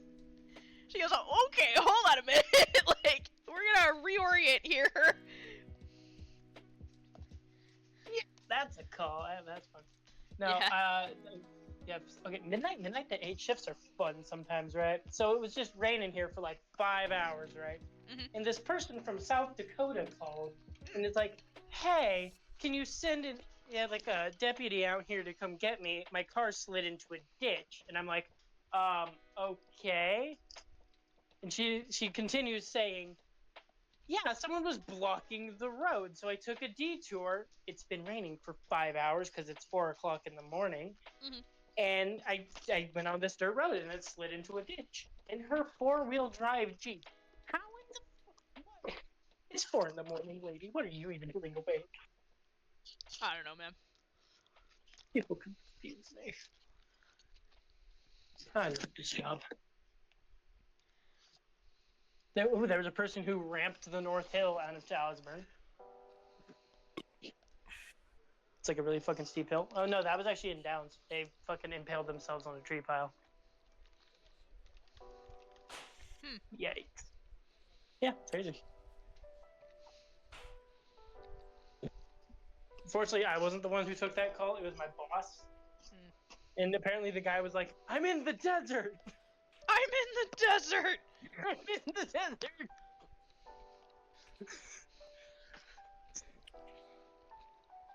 Because you would have thought that a accident with a car would have happened somewhere on the road, right? No, this person drove through a field and hit the like county tree pile, which also has like concrete there for some reason. Oh no.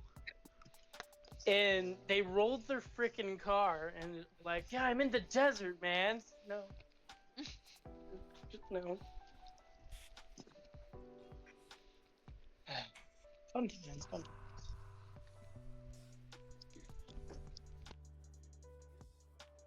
Well, hello. Hello.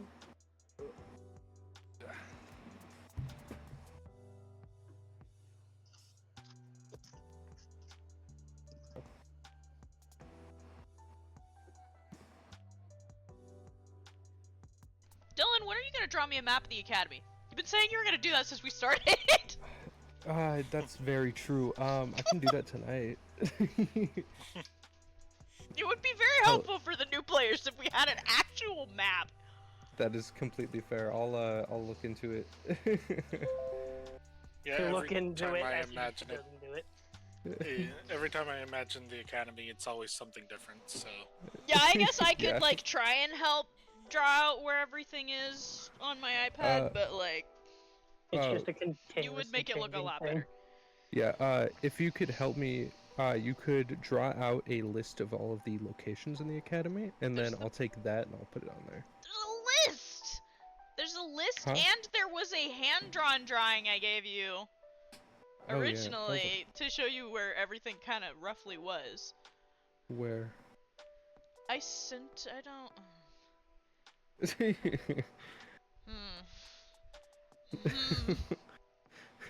What a great question.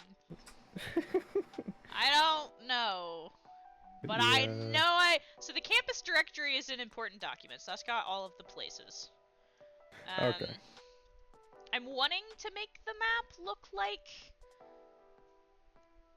kind of like an actual campus map, you know what I mean? Okay, I can do that. I don't know where the hand-drawn map of the academy is. I'm gonna have to look around and see if I can find it.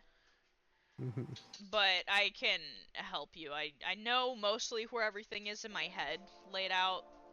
So if I have to redraw it, I can. But I'm gonna have to finagle some stuff. Yeah.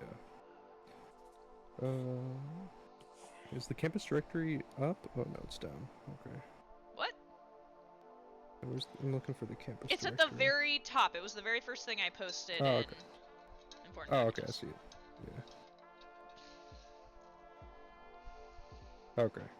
Yeah, there's a lot going on in the campus directory, but Yeah. I can help you with the map later. So we're gonna get started here in a minute as soon as everybody's back. Yeah. I know you and Brian are present. Phil is present. Colt! Coltad! What? Colt's present. Present, pretty, and punctual. And dying, apparently. I just need Liam. Waiting for my fucking brain static to lift, so I'm actually using Brain static. True. Okay, we're gonna get started in a few minutes. As soon as everybody's ready, y'all get yourselves a drink. That was a question. Like, Oh fuck. did you all get Yes. yourselves a drink? Are you drinking water? Yes. Water? Water's for cowards. Drink The fuck is more. water? Water is an for cowards. ingredient. Drink yes, more. generally I drink Yeah. water. Water is There in was- soda, so that counts. Water was involved in the production of my drink. Same. True. Ooh, you gotta charge my stuff.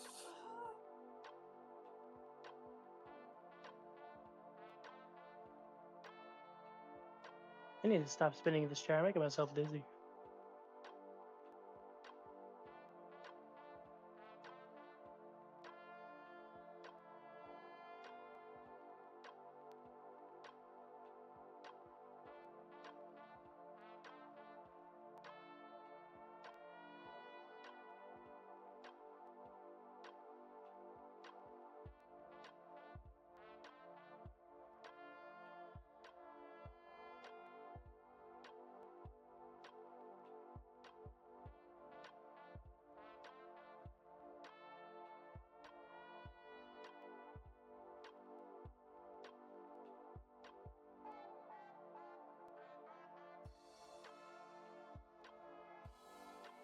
I will be back. And I won't be gone too long. What'd you say? You guys. Oh, I'll be back. You guys can start without me. I'll be back. I'll be back in like not super long. Okay. All right. Brian, I forgot to tell you. I had a goofy incident yesterday at work. My ACO got called in. Oh. So the nurse at the hospital calls us, and she's like, "Hey, we have this kid in here, and he got bit by a rodent." Okay. So then, like, we're getting ready to call our ACO in, who's on call, and she calls back and she goes, "And now we have one that was bit by a bat." What the fuck?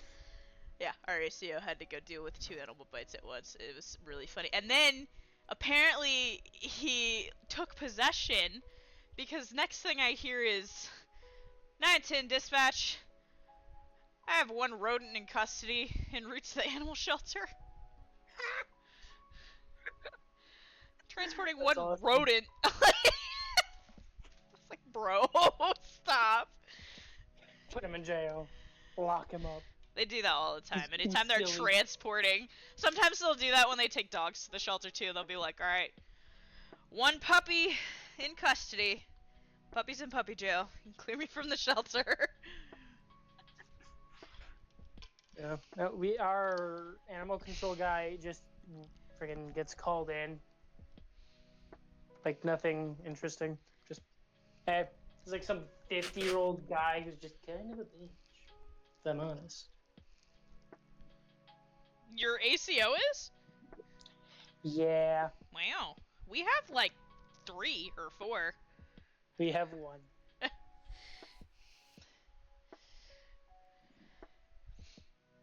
Okay. Is everybody assembled? Avengers! It's assembled. Avengers assemble. No. Everybody sound off.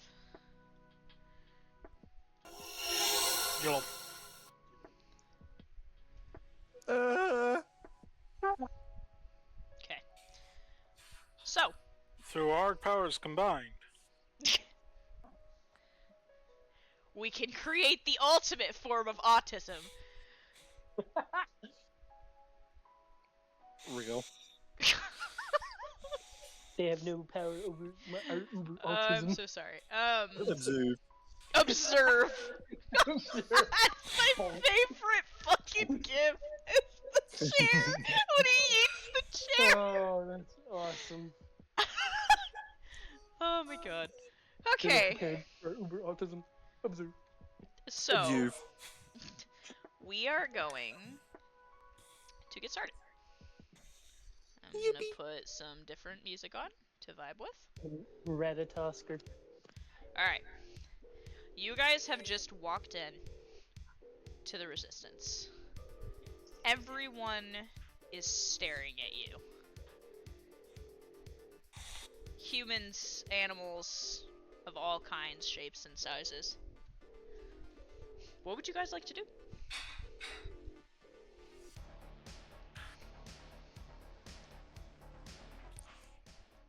Can Brian pick up the oh god, what's that one squirrel's name? Well, that's the Yggdrasil tree squirrel. Ratatosker? Ratatosker. Just gonna like take him and be like, "What's up, dude?" You're picking Ratatosker up and saying that to him? Yeah, I'm just like, all right, I haven't seen a talking squirrel before. He's funny looking. Oh my god. Brian's Gives doing you this fucking in the look. background. Pridwin, what were you saying?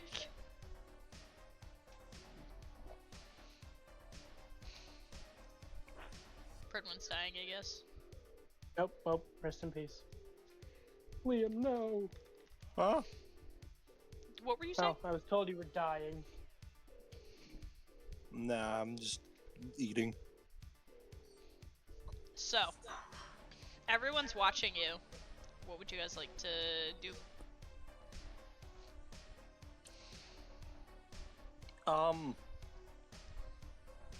What? What should we do? You saying that to everybody else? I don't know. I'm For asking once, above my- game.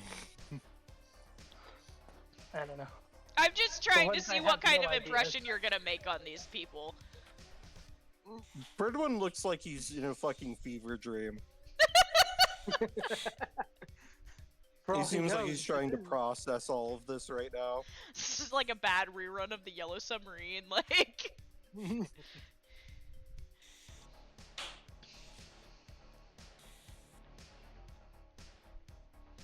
For once, Brian actually does not know what to do.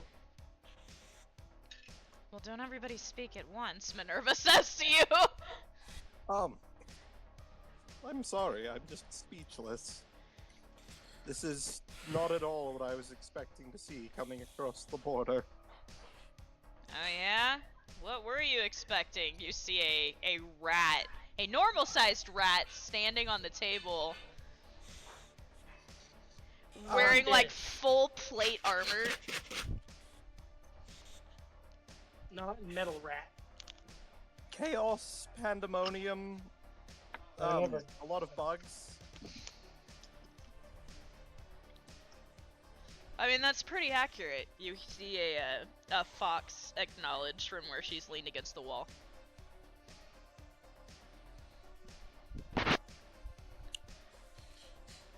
I did not anticipate giant anthropomorphic animals. That was what we were dealing with on the other side of the border. You know, Brian's gonna say to Pridwin, you know, you have a point. I don't know why we expected anything different. I suppose I shouldn't have been surprised that nothing has changed.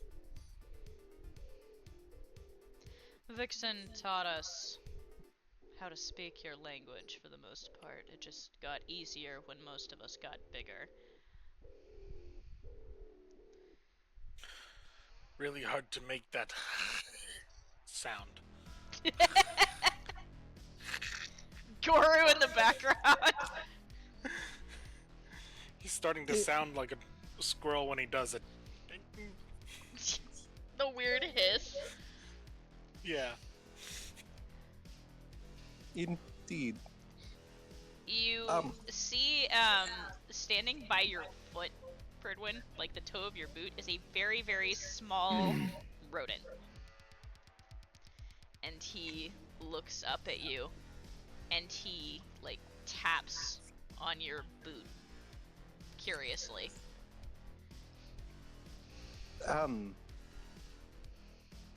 Hello?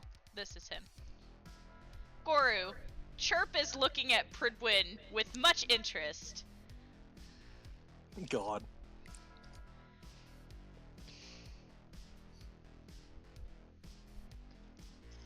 Those of you Yes, that were Sharpie in the does Squirrel indeed campaign. remind me of someone.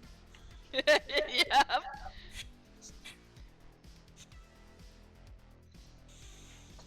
But he lacks a gun. Chirp nods, agreeing with you. So have you come to help us? You hear another feminine voice. This one is coming in from behind you, and you turn, and you see these two ladies approaching.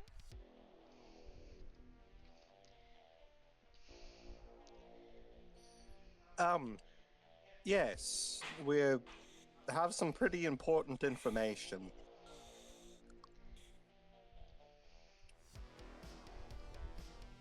Well, spit it out, the rat on the table says.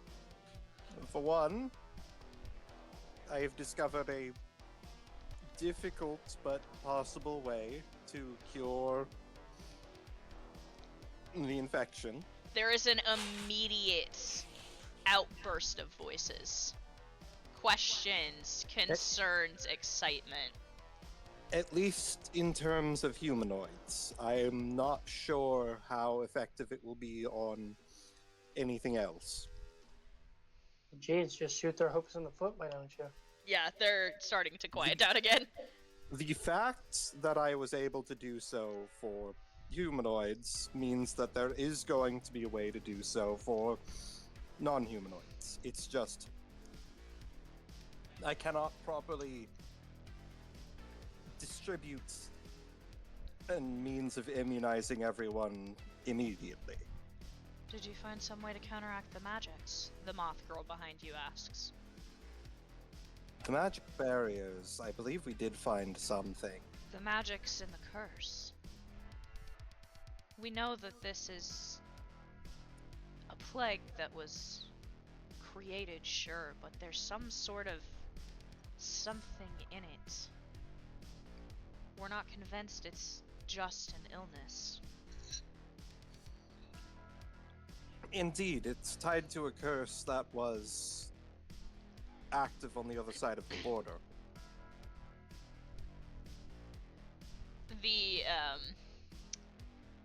The bee lady standing next to the moth girl, her lips draw into a fine line. I know what we have to do. I know we have to kill the original person. I'm sure of it. I'm sure of it, Nadia. I'm sorry, kill the original. It's an old superstition, the bee lady says. Another voice chips in, one of the foxes leaning against the wall. It used to be a werewolf legend. You kill the original werewolf, the one that infected all the other werewolves, and all the other werewolves return back to their human form, right? I thought that was a vampires. Yeah, I thought that was vampires too. There's also a and all werewolf its legend spawn that turned to follows dust. that. Oh, is there? Yeah. If you've played the quarry, that's a big part of the quarry. The more you know. Now, I don't necessarily... This isn't lycanthropy. That much I can say for certain. The curse is completely different. Although it shares some similarities to lycanthropy, it isn't transmitted in the same way. I believe that the transmission effect is specifically due to the disease. Furthermore, we know that the disease is a fungal infection, which means that it can be potentially slowed with antifungal means. Although I doubt that it would be able to cure or revert the effects of the infection.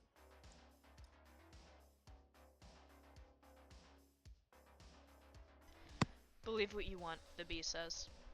I still say we've got to kill the person who started this.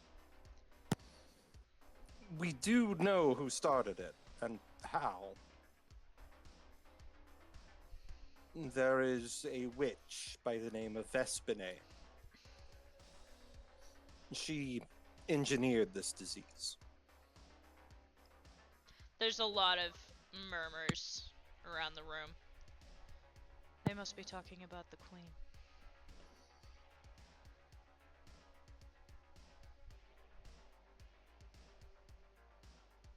The queen.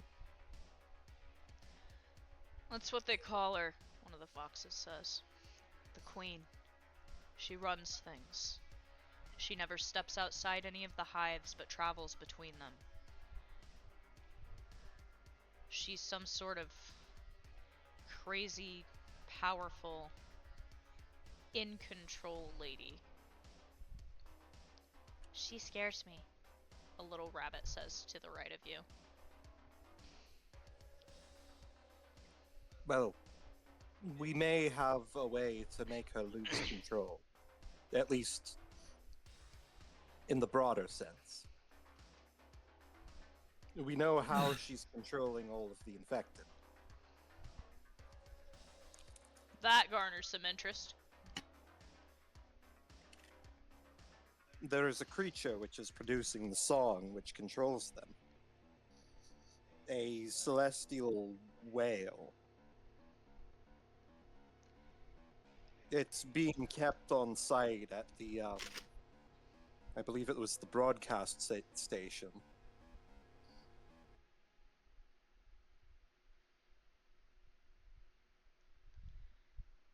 There are murmurs throughout the room once again.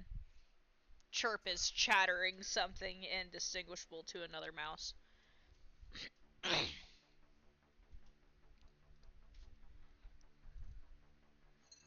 We believe that this creature may be being deceived or held against its will. And we believe that if we are able to free it, in whichever way it may be held, we can probably take away the witch's control of her subjects. This will cause chaos.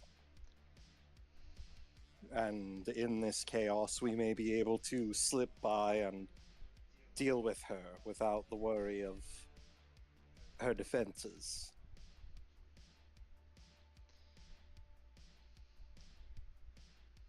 That may work for the small fry, the rat on the table says. But I doubt you're going to dissuade her more intimate followers so easily.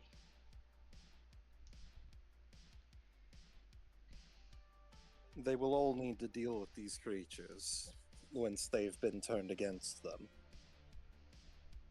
That could aid us, but we do need a fighting force. We need all the help we can get.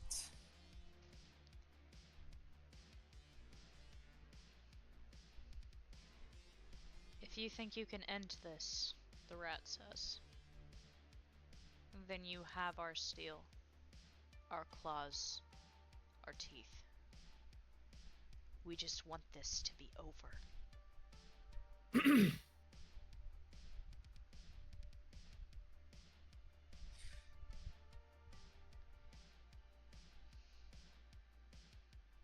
I'm trying to formulate a plan. Yes, let's gather, one of the foxes says. Those of you in charge, meet us at the table in 5. We'll see what we can do to assist you. We'd recommend that you speak with Vixen, though, beforehand. Very well. She's one of the only ones who's come back out of there. Besides Goru and Ingrid, of course.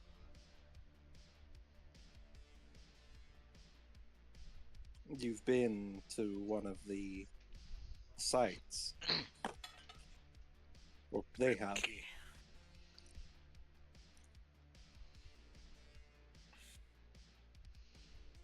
The cages.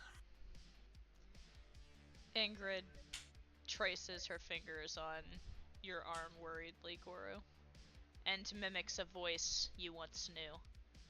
A perfectly good suicide mission? And you couldn't even do that.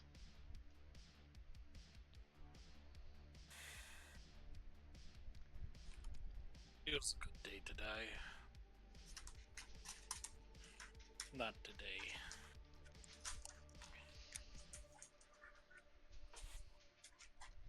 I hate to bring up painful memories, but your knowledge may be essential for us.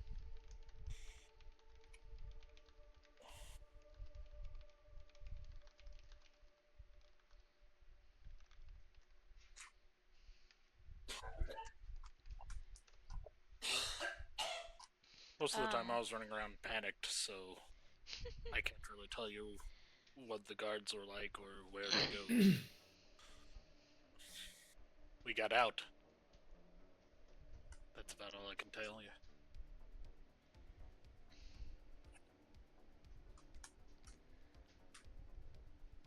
Come on, the little rabbit says, grabbing at the first finger of your armor, Pridwin. Her tiny paw just barely grips your finger, like a toddler leading you forward.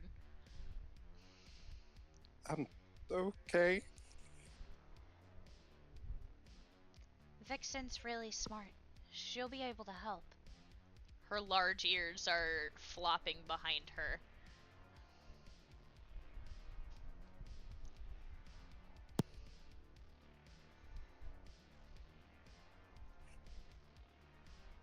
And you guys are led further back into the mill as the bustle and movement forms again around you, like a busy train station. Just bodies moving every which way, things to do, preparations to make. And you're led into a kind of makeshift infirmary. And as you're led in, you see a woman sitting. Her eyes are closed and there is a glow about her.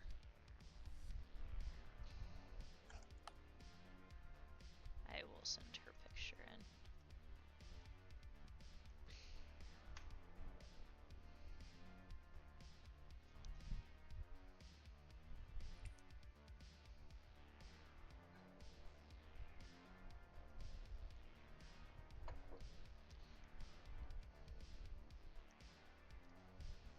See if any of you remember who she is.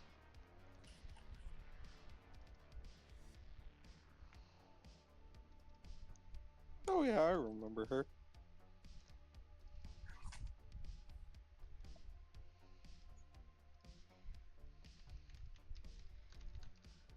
Nope, never seen that lady before in my life. The question is, would Pridwin have any idea who she is? Pridwin would not. However, would you like to roll insight? Uh, sure. 1 second.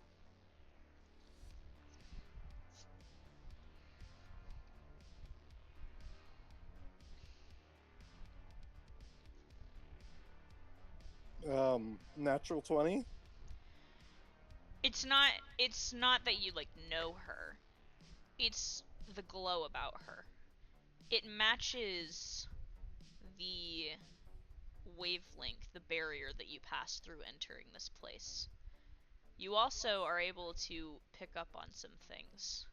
There is a V painted onto the shoulder of her armor. You see that her appearance is haggard and thin, and she appears very ill.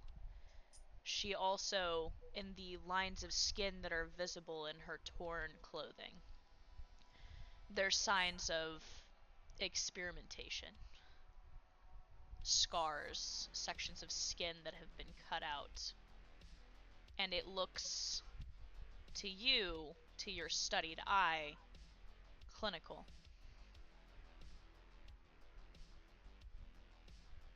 This woman was tested and used.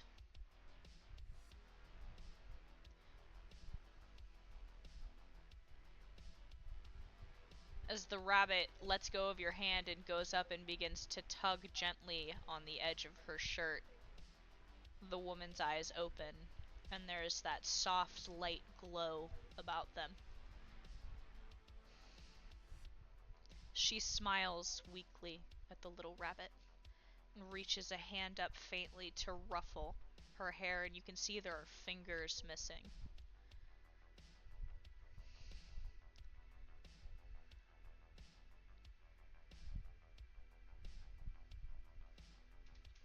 Her eyes drift towards the rest of you.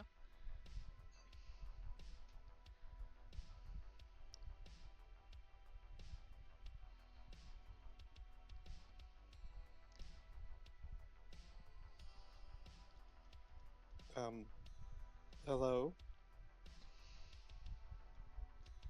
She nods to you, a notion allowing you to sit. Or to come closer. Pridwin will sit. You sit before the woman.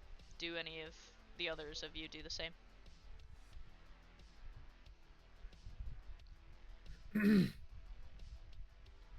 Solon, I feel like you would take special interest in her. I don't think Solon's ever met her, though. You have not. However, if you put 2 and 2 together, she may be of interest to you. Listen here, I have brain fog right now. I can't put 1 with 1 right now.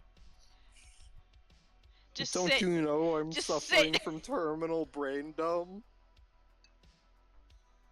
Just sit down with Pridwood and ask questions. I'm gonna sit down again. So you two sit, and the rest of the group makes themselves comfortable. She looks to you expectantly, as if waiting for you to ask.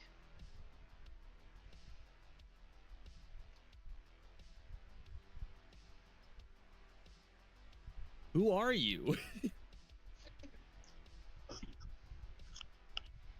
The woman whispers something, and the rabbit leans in close, her head on her chest, listening to the woman's words. They come out barely a whisper. Extremely hard to hear, and the little rabbit looks up at you with her large eyes, her nose wriggling. "My name's Vixen," she says. "Who are you?" My name's Solon. And are you saying your name is Vixen or the girl's name is Vixen? The rabbit giggles. She speaks, and then I say what she says.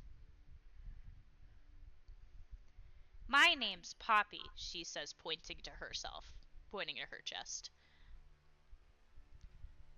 "This is Vixen," she says, tapping her lightly on the arm. The white-haired woman smiles at you. I see. I'm Pridwin, Rhizostoma. We are from the Academy. She looks confused. What academy?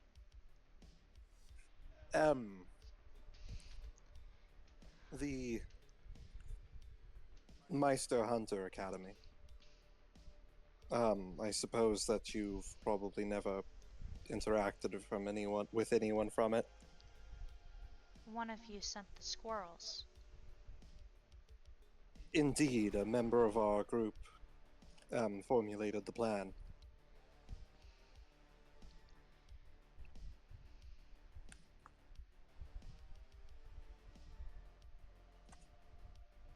We were sent here by the Academy to find out what was going on. And we sent the squirrels. The woman frowns. She whispers. The rabbit listens. Did they not warn you? We told you not to come. We didn't receive that warning until we were already here. Then it is too late. You're a part of it now. But we believe we can end this. I don't think you understand how long I've been a part of it. Her eyes move back to you, to your face, and they narrow a bit. She lifts a hand toward you, as if reaching out to touch you, her fingers moving, her hand tilting a bit, as if she's musing at the structure of your face.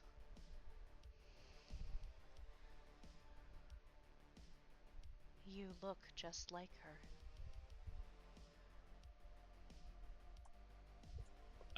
Someone's gonna kind of like slightly recoil in surprise. Like who?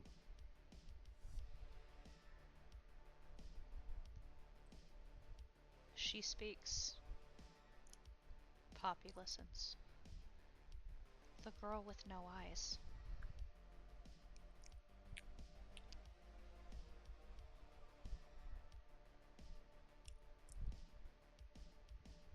Someone's gonna kind of like look to the side and ponder for a second, and then shoot up. What was her name?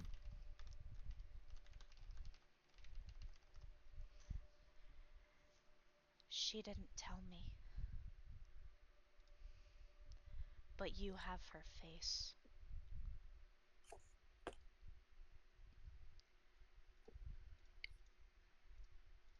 With frantic, like darting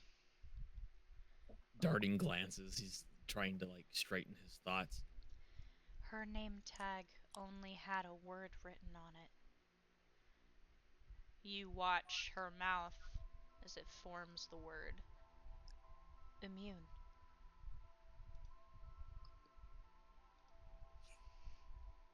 That was like the reports that we received.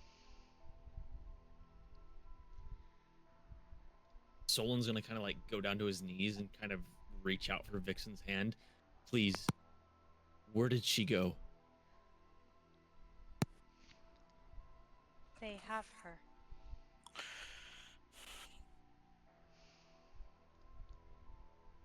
Yes, but where? She closes her eyes, a painful grimace, remembering. Kletki.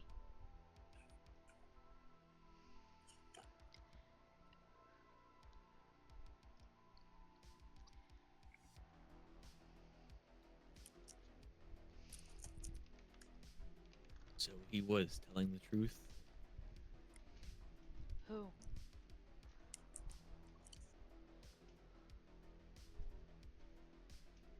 The one who caused all of my pain to begin with. He, of course, is now dead, but in his final breath, I didn't expect much truth. to come Vixen from his looks mouth. very confused by all of this. I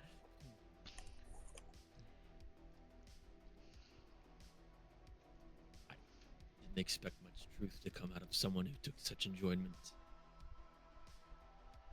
out of tormenting me and my family and what he called in what he claimed to be protection.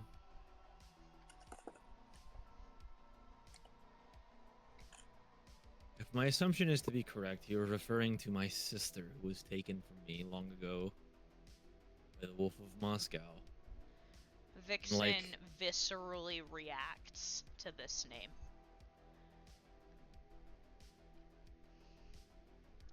You see her shudder backwards against the wall, a hand reaching up, gripping at her shoulder in agony.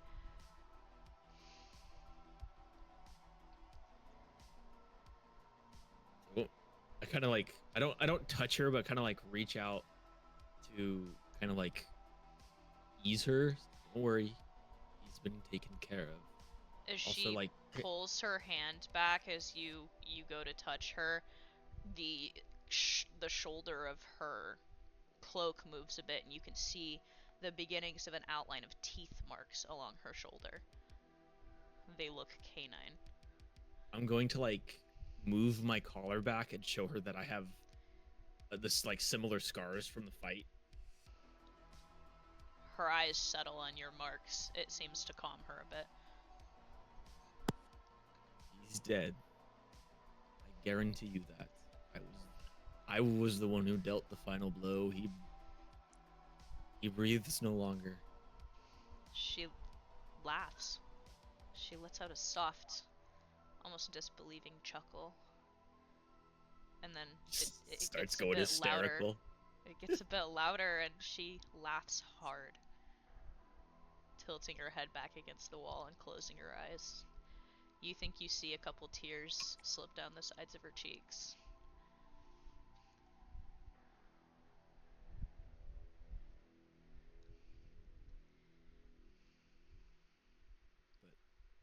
person you were referring to, I think, is my sister that he took long ago.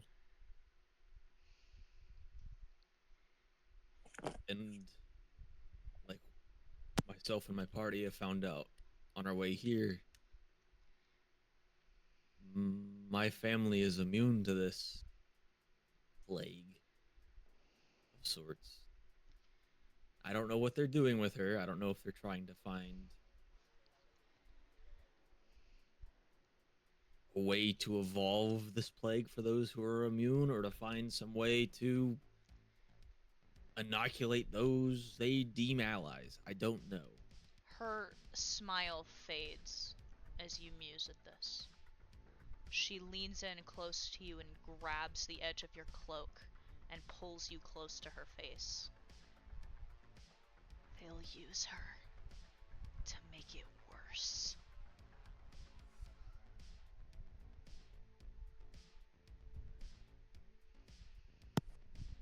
And they'll probably try to find a way to subvert the immunity.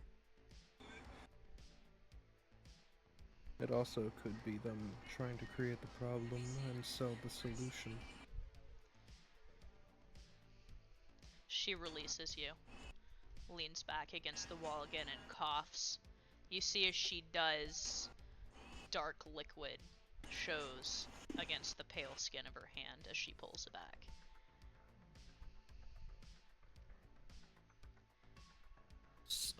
I fall back in like shock of like the sudden movement and her speaking to me instead of the rabbit. She just said that they're using it to make it worse.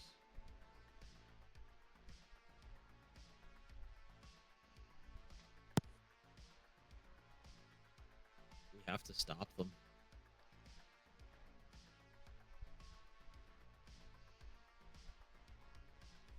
We have a plan to, or we have the means to. We just need to. We need to make sure we do this right. Well, there's one thing for sure. Regardless of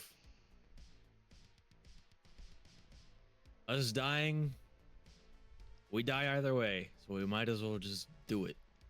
The rabbit's listening. She tilts her head and looks up at the rest of you.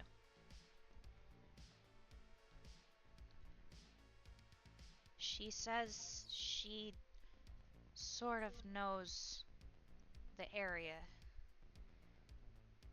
When Goru got her out, she tried to make a map in her head. She listens again.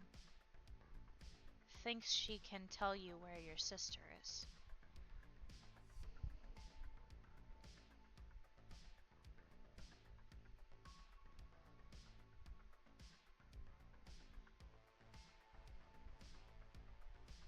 If she can get us there, I would be much grateful about it. The rabbit's listening again.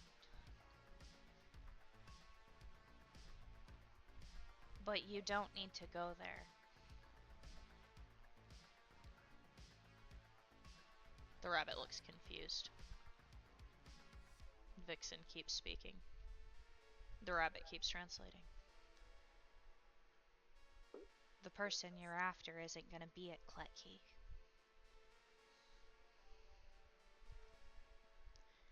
They're gonna be at the big one.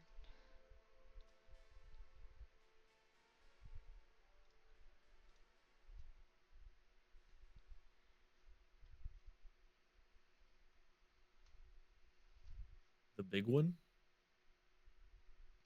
The little rabbit nods. Crota. That's where they are. The witch and the daughter. And the whale as well. No. She says, listening again. The whales by a big tower. Something about power. The comms relay?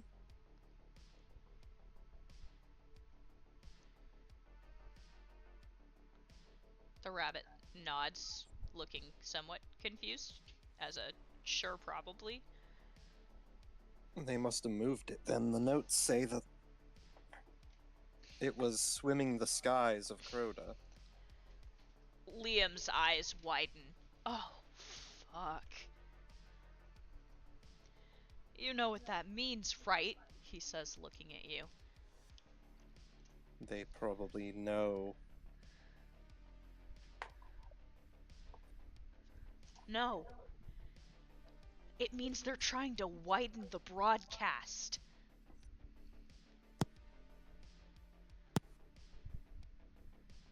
And so we need to prevent that from happening. She's moving them out. Further. She's trying to infect more people.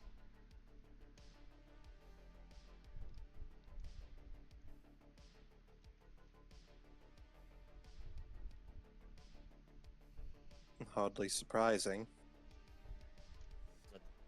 That's probably their goal to begin with.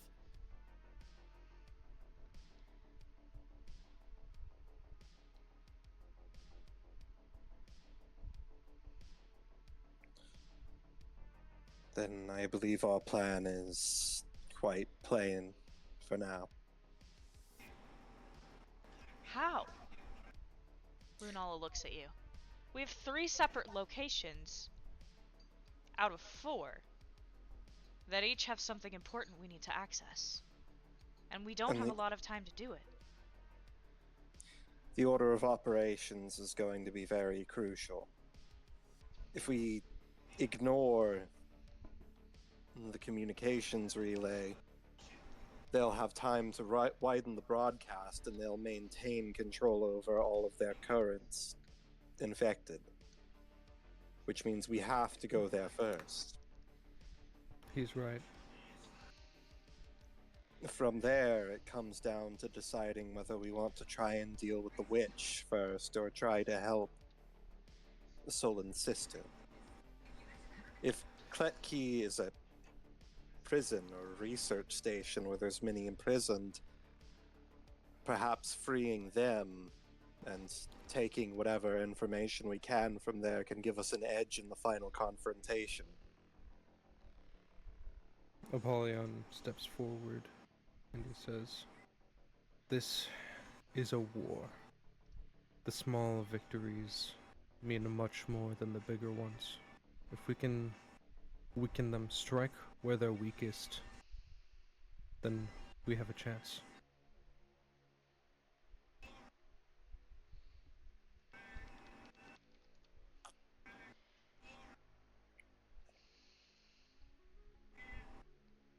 War is not decided by the grand battle, but rather the moments leading up to it. Precisely.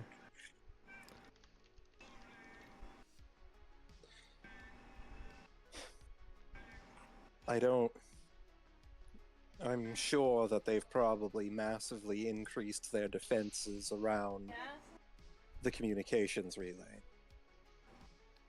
considering the importance of what they're trying to do there. Which means we're going to face heavy resistance. Apollyon wasn't here for a lot of the discussing. Well, I wasn't. But Apollyon will ask, and he'll say, "Do we know what this relay location was before they repurposed it to their needs?" It was a radio tower. I see. According to the notes that we received from the squirrels originally, one was a relay tower, the other was a zoo. Thank you. And I believe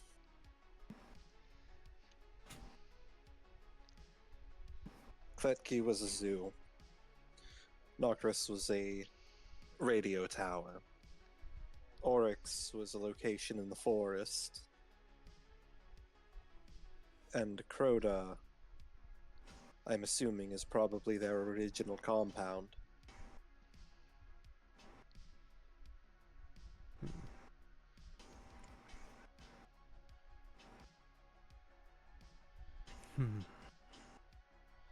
How significant was this radio tower before they took it over? Was it a large one or a small relay? The rabbit listens and then gestures her arms to show big, very wide. Do you have a war table here? Anything, the map? The rabbit nods and tries to lead you back into the other room. He follows. As you guys get up to leave, Vixen holds her hand out to you, Solon. Grab it. She pulls you close. Be prepared for what you will see if she's still there.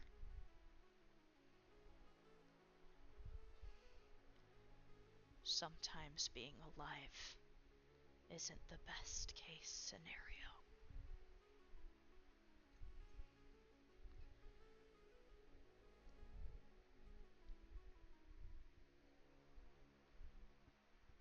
I'll like pull away and just kind of look at her. Eye contact for a little bit, trying to process what she says, and turn away to go with the rest of the party. Vixen's eyes close, her hands resting on her thighs again as the glow intensifies around her.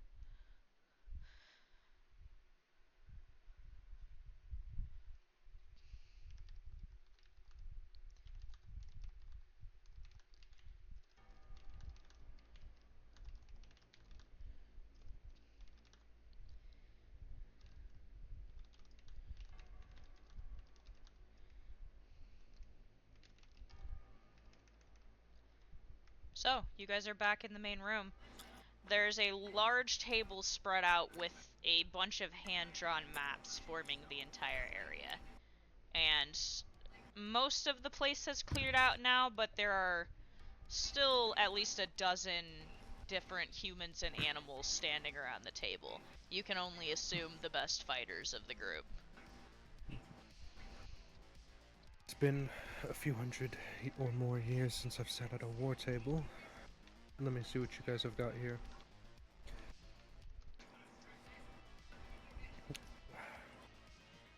You take a How look much at in- the maps. Yes. There's different spots marked on them where different people have engaged the swarm and the wither, if you will.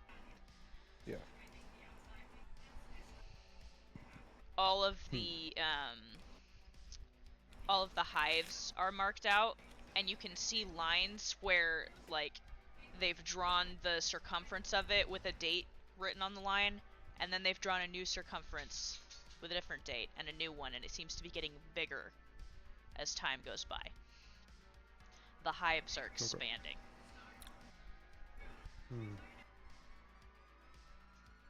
Well, from my experience in war, no matter how big an enemy's force is, no matter how impenetrable their walls seem to be, there's always a blind spot. Somewhere where they're not looking. He looks to the person who brought him here, and he says, "Which way are they spreading out? Which direction?" The rabbit child who brought you in here looks very confused. Oh, he brought me in here. Oh, I thought he was relevant. Okay, never mind. Somebody who No. is relevant to this topic. You asked about the war table, and she brought you in here. Oh, okay. If you don't know, I don't know, man. The rat that was speaking out earlier is leaning on a cane, and he's kind of standing on the maps looking down at them. I mean, it seems like they know what's going on everywhere all the time. They have so many of those drones. They're always coming and going and expanding their territory and taking everything that moves. No different than a war of demons. We are the last here. It'll only be days at best before they reach Moscow at this rate of expansion.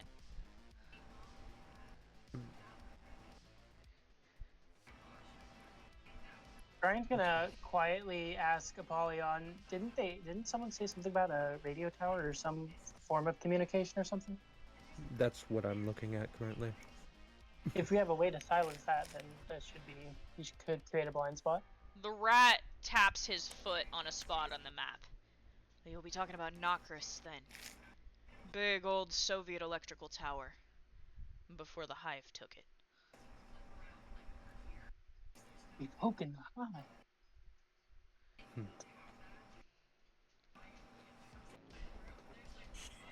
Oh, sorry, I'm eating a sandwich. Okay.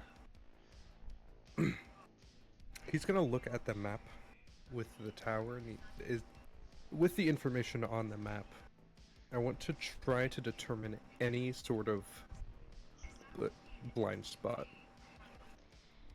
You're having a very hard time finding one. The best you can do is maybe the mountains up by Kletkey. Only because they're mountains, but even then, you know that your enemy flies.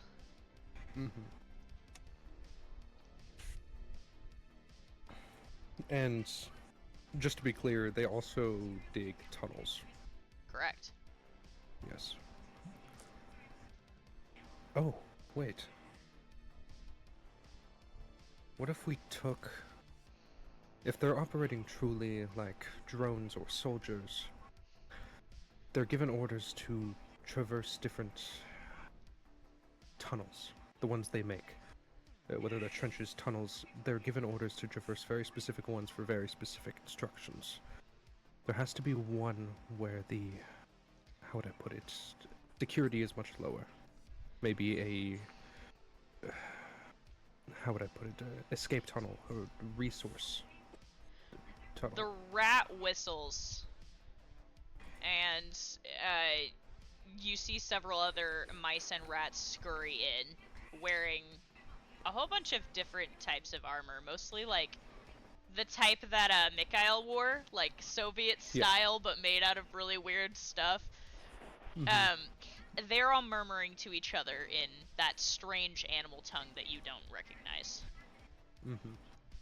My scouts say, he says, turning back to you, there is a couple tunnel systems around Kletkey where only the drones will go when they're transporting supplies to and fro. Assuming that those tunnels are connected underneath all of the hives, putting them together, it might give you access to all of them. But I can't promise you won't run into trouble down there. Trouble we can deal with, an army we cannot. As long as we can silence any who come across our path, then we should be able to go in there unnoticed, at least for... How long does it take for information to travel within their network? It moves about as fast as the crow flies, he says, looking at you, shrugging. How fast does a crow fly? Depends on how high he is. That means it should, depending on where they deliver this information, likely to higher command, the which, then it may take a few hours. We get in there. Is it an American crow or a carrion crow? Good question. It could have been an African swallow. Hey, you can't dangle a Monty Python moment in me and not expect me to go for it.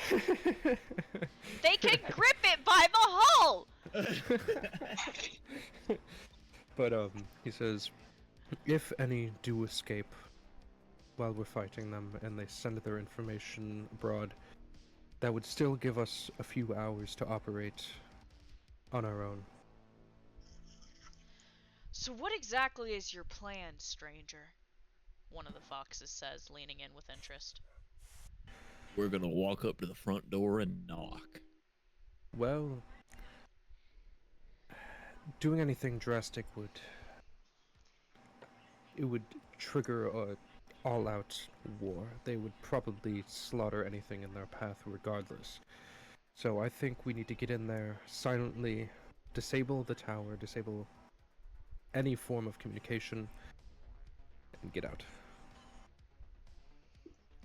Meaning we'll probably need to bring a smaller team than a big squad. Now, I hate to play the devil's advocate here because I think that signal does need to be silent.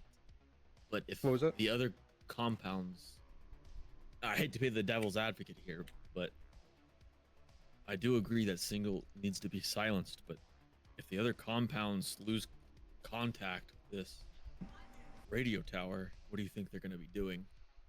That's why we need a distraction.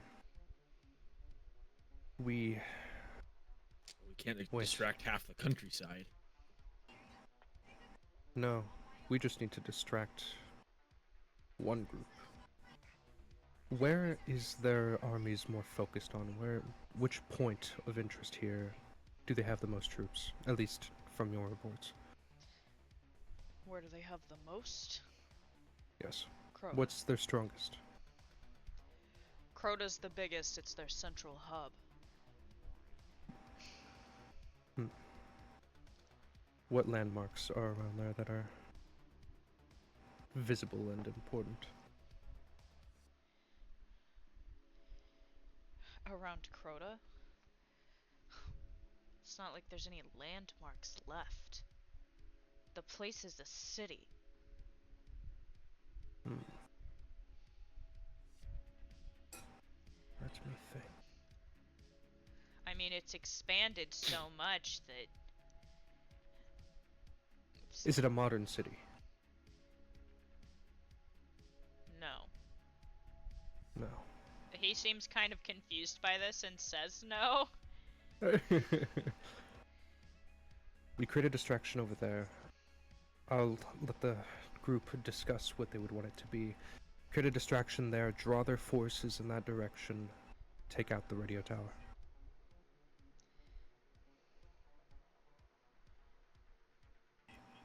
But we'll have to be very coordinated. Get everything done fast, efficiently. You can't make any hiccups. No mistakes.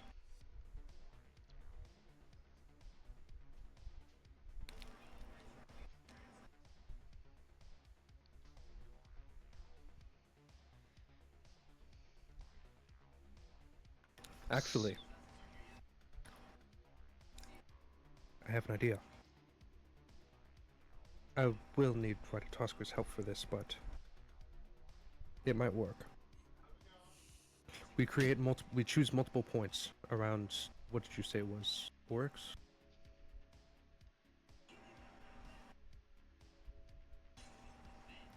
Which one are you asking about? The city. So, just above games, so y'all are Yes. like, if Yeah. you've seen the map, so Oh, Crota, yeah. Crota in the center is the biggest, Uh-huh. known as the place of judgment. If you read Yuri's notes too, you'll have that. Oryx is the shadow in the wood. You've got Knockers, which is the tower. You've got Kletkey, which is the cages. Okay. So yeah, looking at the map, Apollyon says, we create several small encampments around that city, and we cause a distraction on each individual one. We can time them to happen one after another. We draw out their forces, and then we can use Ratatoskir to get each of them to safety before the horde arrives, wasting their time and limiting their communication.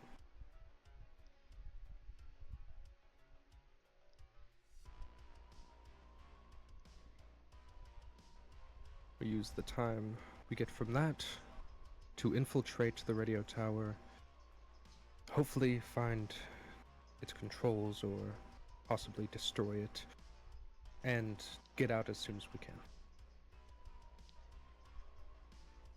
Anybody else have any ideas? Liam says to the rest of the group. I mean, I feel like we should get all good ideas out onto the table at least.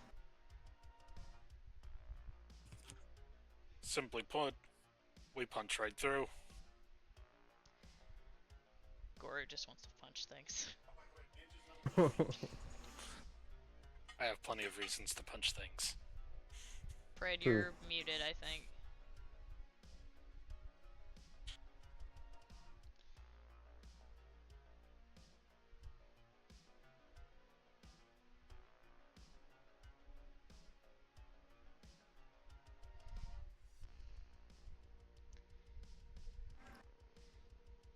So Okay, nobody sounds else has any opinion right now? No opinions? You're still Am muted. I just right? If we're able to maintain confusion, I mean, our ultimate goal if we attack the comms tower is to cause confusion and chaos for the rest of them.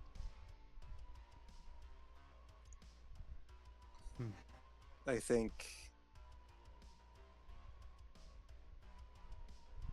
the best thing we can do is try to get in quietly. We're going to have to deal with a united front going in, but if we can deal with the whale, we will not have such an issue leaving. So if we can get in mostly unaccosted, we will, I hope, have better opportunity to get through this with minimal losses. Indeed.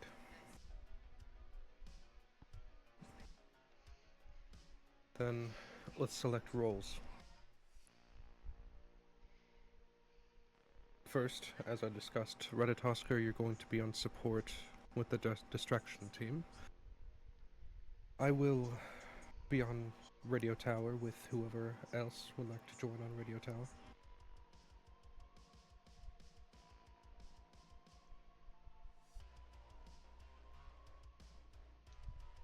Y'all are gonna have to give some input here. Yeah. I'm trying. Give me opinions. I feel like the wants radio to go tower where? would have the most resistance, so I'll go over there and help you. Very well. Okay, so hold on. So how many teams are going where? So, let's see. I was thinking for distraction, I was thinking we could probably create 3 teams out of the soldiers that we currently have within this building. 3 teams in separate locations to cause a distraction. Okay, so Maybe one around the distraction. comms. Yeah. Oh, I can do that. And then 2 the radio tower. yes. So who's going to Nokris? Oh, I'll go to Nokris. I will. Yeah, same. Pretty good at breaking shit. Mm-hmm. Is that the radio tower? Yeah. Yes. Nokris is the radio Or- tower. Yeah, Goro said he would do there because he thought that would need the most resistance. Just kind of sounded like everybody's going to the radio tower at this rate. I mean, to be Actually, fair, hitting them very hard and very suddenly would probably knock them off their asses. Mm-hmm. I am actually torn though, because I'm trying to think of, because Apollyon has a vendetta currently, so I'm trying to think if you would want to go distraction to have a higher chance of running into her, or or going with the group. There's also the matter of, I mean, you were told the witch is going to be at Crota. Oh, Your shit, main okay. target is going to be at Crota, based on what Vixen Okay. said. Okay. You also know that you have prisoners potentially being held at Kletkey and being experimented on. You know that's where all the research is being done. If Kletkey is going to be a stealth mission, I think Apollyon would be good for that since he can, Yeah. you know, Yeah. That is something he's good at, so I'll probably go with the radio tower. So it's like all of the main party is going with power. Let me find the map. There we go. I mean, potentially the way that it's sounding, if you have the distraction going, it should give you enough time to hit one option before they start to get their shit together.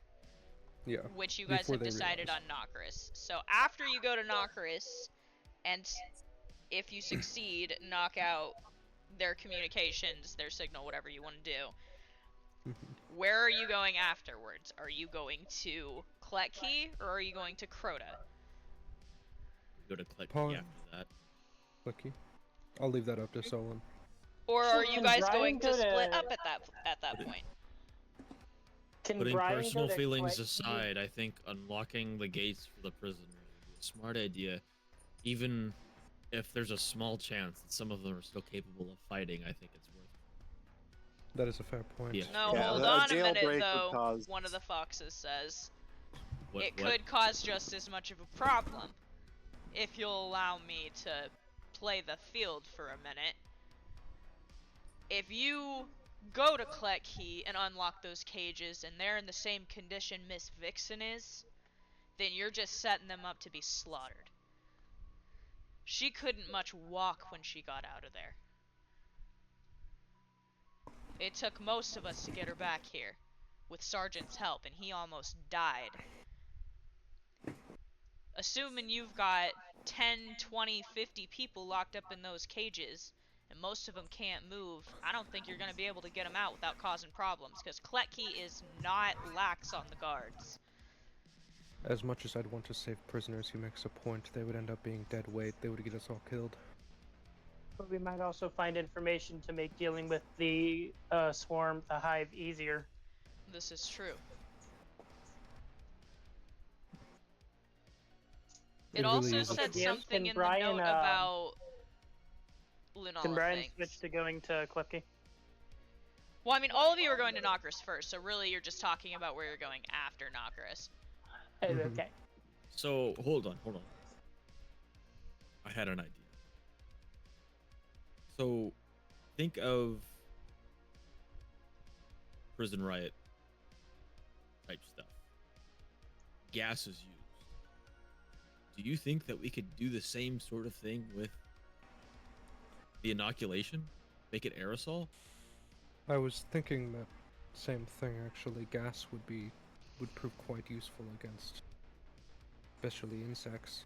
That's why I asked if it was a modern city. It would but not only work against those who aren't infected and inoculating them while they fight, but it would also more than likely inhibit those who are infected. Gas. Kind of step on the gas. Sorry.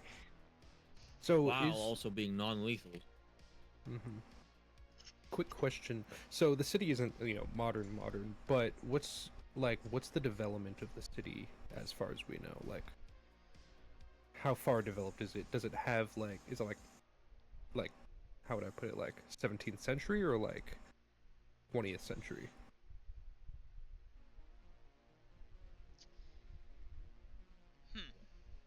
Logically, I would think, since it's been so isolated, I would think like Soviet factory town, It's more like Chernobyl Soviet, before it like, exploded. Yeah, it was like Yeah. Soviet era before the hive got there. And then the hive hit, so things So got industrial. weird. So it's very industrial. Okay. That actually gives me an idea. 20th century cities, most likely, because back then a lot of heating technology used gas. There has to be a lot of gas lines under the ground. Do you want to cause a gas explosion? We could, in a, not for this mission, but that is something that is probably maybe possible. It's an option, but it's definitely indiscriminate. You have no control over where that flame will go. Indeed. We could also just cause a gas leak. Bugs are very susceptible to gas. Very susceptible. I hate to tell you this, but so are humans. Humans are, yes. But I'm not saying for this mission. We get the humans out eventually, maybe. Cause a big boom. So what you're saying is, the rat says, you want to go underneath Crota, loosen up these old gas lines from back when the soldier boys were still here, and then light them up. Indeed. There we go. But we'd have to open up multiple at the same time. The gas lines throughout the city are likely all connected, but each valve probably isn't. So some lines are probably closed off from others. We would have to open up the whole network. This is a drastic scenario in case, we do either really well or really poorly. However, it could work. If we could at least try to get all of those people out of the city before we do such a thing, it would be a disastrous blow to their forces.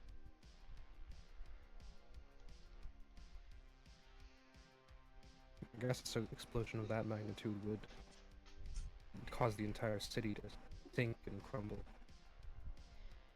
It would certainly mess up their infrastructure. And knowing some Soviet infrastructure, they have lots of deep underground facilities and tunnels. Well, That amount of pressure that underground. was before the hive began tunneling underneath of it. Indeed. My point But if it is that exploded the gas, then it might crumble some of their tunnels. that and the amount of pressure that all of those tunnels probably have, the amount of air pressure would likely cause an even greater explosion. That would wipe out more than the entire city. Probably in a satellite outpost. The rat's listening to all of this thoughtfully, and he kind of extends his hands at his sides and goes, "Well, I don't see a problem with it."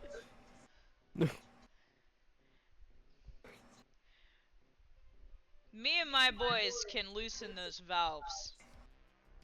If you got something that can strike up a blow like that. Apollyon is gonna snap his fingers and create some hellfire. The rat nods. Nice.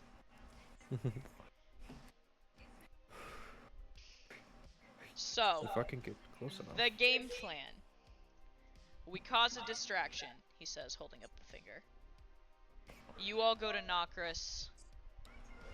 Destroy whatever's controlling these things.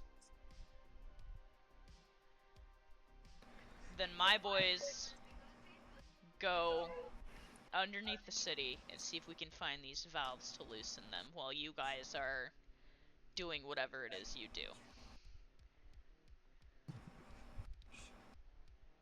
And then we all meet up after the explosion and clean up the mess.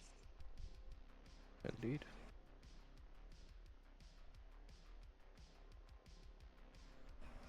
My question as the DM, are you going to go to Kletkey before you hit Crota then? Ooh. What do we think? I mean, I think so. Wait. that could. I mean, hang on. So, just to be sure that I'm tracking, we're planning on hitting Kletkey, creating some sort of disturbance. Mm-hmm. Using that disturbance to, Get into use- the radio tower. Okay, so we're going to go to Kletkey, cause a disturbance that draws the attention away from Crota, or from the radio tower. Mm-hmm. They're basically somebody else's. An infiltration team is going to cause a distraction while you guys go to the radio tower. That's step one. Mm-hmm. I mean, where would going to Kletkey be a good idea though? Because the thing is, and the group would know about this considering the information we gained from the mini campaign. Mm-hmm. There's already been a raid on Kletkey. Mm-hmm. Which means they've probably shored up their defenses. We also know that they had literal anti-tank rifles. I think it would be best to go to Kletkey after Crota personally, because after that explosion, all of them will probably try to consolidate their forces on a single location. It Yeah, the depends other on thing which too- location it would be. I'm thinking if we attack a location that's ill prepared. The thing is too, since the witch is at Crota, we could create a false flag attack. Yeah. We can go in, stir the pot, and then get out before, so we're not actually like properly attacking. Basically, what we're doing is raising the alarm, drawing the attention to Crota, Mm-hmm. so that we can hit a less defended area. Yeah. This is like a full-blown terrorist attack, Liam says under his breath. And not the first time. I've Well, done Probably won't be the last. Oh wait, Considering the random fact- question. How far Considering- away are we from the ocean? I think we're very far. So- I'm pretty Yeah. sure. Actually, currently you are a ways away from it. However, Kletkey is not that far from the ocean. Oh yeah, I can see the bank. Kletkey Yeah. Oh, yeah. is pretty close to the bay. Yeah. Okay, so what I wanted to know is if Brian used his whispering medallion, what are the chances he gets in contact with a ship that can launch an attack there? You're a little far away for a ship attack. Ah, that'd have been cool. Or So- we can prepare and go to the ocean first. See if we can stir I up mean- some allies. Yeah. The other thing. Okay, hang on. I think this might be a little too convoluted given the number of forces we have. Yeah, Yeah. I'm trying to But- make yeah. this a lot more simplistic than But than if it we is wanted currently. to get, if we wanted to get crazy with it, if Oh, we wanted to get crazy with it, we false flag attack Crota, stir the pot, draw all their attention towards that, and then we do a two-pronged attack. We hit Kletkey and the radio station at the same time. Now we're getting into real terrorist tactics. So we hit them Let's get at the crazy. same time. The communications between those two locations are going to be both sending out panic alarms. Mm-hmm. The thing is, the fourth location that we're not going to hit, I can't remember, is it Orcs or Orcs. Knockers that's the radio tower? Knockers is the radio tower. Oryx is the Okay. shadow one, and Oryx is Yeah, the so furthest away Oryx- from everything. Oryx isn't going to be giving an alarm, which could cause even more concern. So what Mhm. we do is, by doing this false flag followed by a two-pronged attack, we could cause complete pandemonium. Because they might think all locations are under attack at once, which could cause them to freeze up and panic, and they won't know how to allocate their resources. Because if we hit one, they're just going to send all their forces to that one and try and stop us. But Mm-hmm. hear me out, Liam says. If all of their forces, he says, drawing his finger around Crota, are here, when we set that nuke off that is the gas underneath of it, then you're really in terrorist tactics trying to hit the first wave of responders. Hit them fast and hard. Precisely. That's we how I hit- like it. If we hit Crota and we get everybody in there, we can set off the gas lines, cause an explosion, damage and wound them, make them believe it's a true attack, and then we go for the two-pronged strike. Suddenly, three of their major locations are under attack. They have no way of communicating exact numbers or exact causes, and one of them is either going to be communicating an all clear or is going to be giving radio silence, at least for the initial hours of the attack, Mm-hmm. which could cause even more panic. If we want to get really desperate, I may be able to do something that might cause a little bit of chaos. Depends on the favors I can pull some strings on.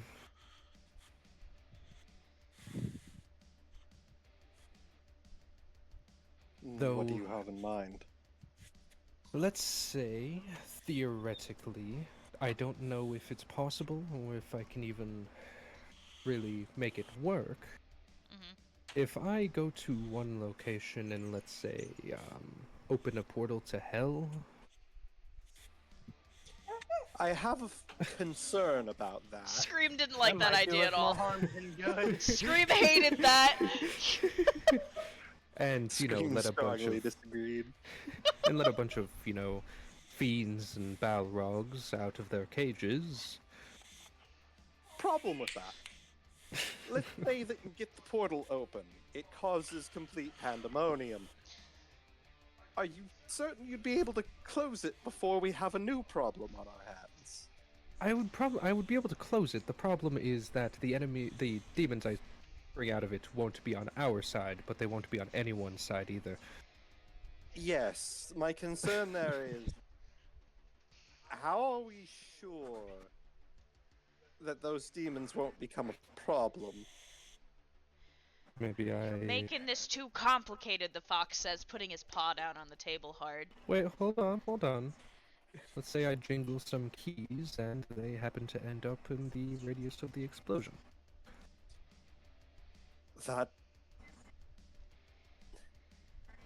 If that does work, that would be great, but my concern is there's far too many ways that could go horribly, horribly wrong. Exactly why I said it would Yeah. be a desperation tactic, not something that we're planning on doing. It's a insurance. In case all shit hits the fan, then we Improvise. summon an army of evil demons. I suppose that's a tactic. You always have to have some insurance, especially in war. I think we should just stick mutual to the destruction. plan, and that'll be the absolute worst case backup, Liam says under his breath. I agree As with that. in war, you have to have at least 50 different plans, but we'll go with this currently. We do need to keep in mind the possibility that it does go wrong. Exactly. I hate the concept of Plan B, because that implies that we only have 26 plans.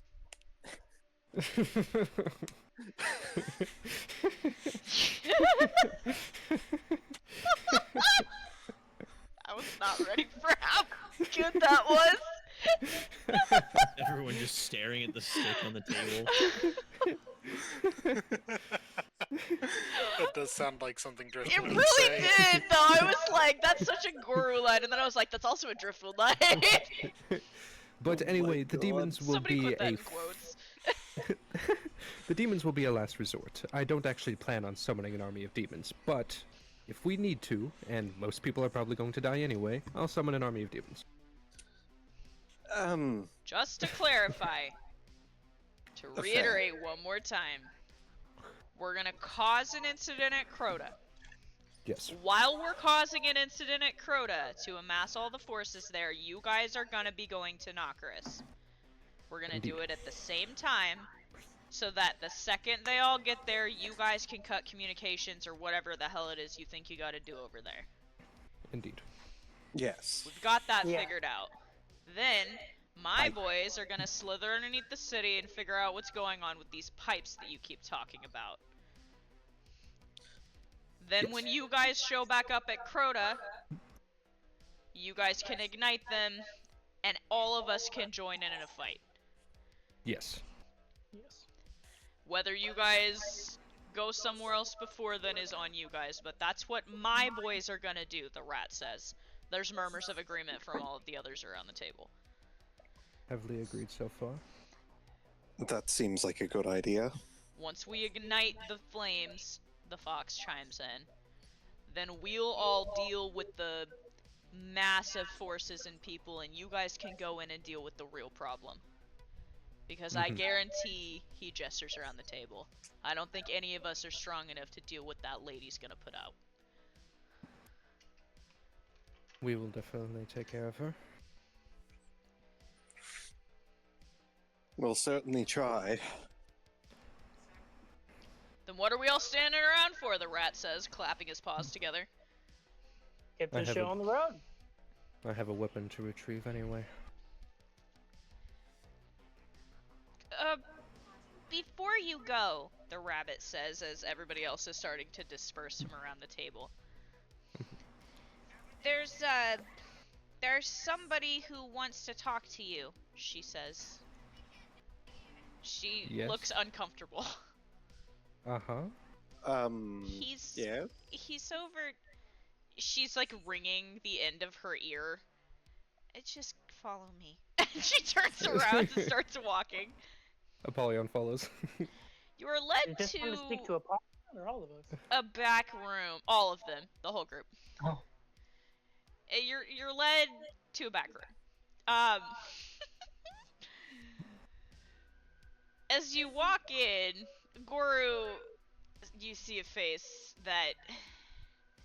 It's not that you don't want to see him, but you're not exactly comfortable. There are 3 people standing in the room.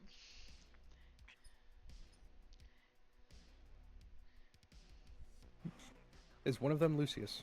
I think that's his name. No. Okay. Lucius is the rabbit. Yeah. You Why walk did in, one of them have 3 eyes? you see a cat tightening a bow tie Oh, yes. around his No. neck. No. I feel concerned. Well, if Ratatosker appears, well, if it isn't Bingus. No. Ratatosker. That's not his name. That is his name. Yes. So good I to love see it. you again. Ladies and gentlemen, it is such a pleasure to meet you. I Just tell me the names am the Venus, Sphinx. Fungus, and Boingus. Your name isn't Ratatosker call. actually Bingus, is it? No, he said. No, Ratatosker just calls him that. Oh, I will be calling you Bingus. You see the samurai cat with the Oni mask on growling. He straightens his bow tie again. You can see the tattoos on his hairless skin as he does. I am a purveyor of oddities, fine things here and there, and I do believe that my presence has been requested. He begins Quick setting question. up a table out of Don't nowhere. look at me. Where, already where know did what's the going on. table come from? I don't. He's. I honestly can't tell you. I'm so confused. He brushes it off and then reaches into his cloak pocket and rips out like an entire velvet tablecloth and puts it over top of it. And as he flaps it like a blanket he's spreading out, it lands and flutters onto the table, and there are items on top of it immediately. All kinds of items. You see what looks to be potions and vials. You see weapons of some sort. You see schematics. There's all kinds of things on this table. 2053. Nope. Oh, I wasn't muted for that.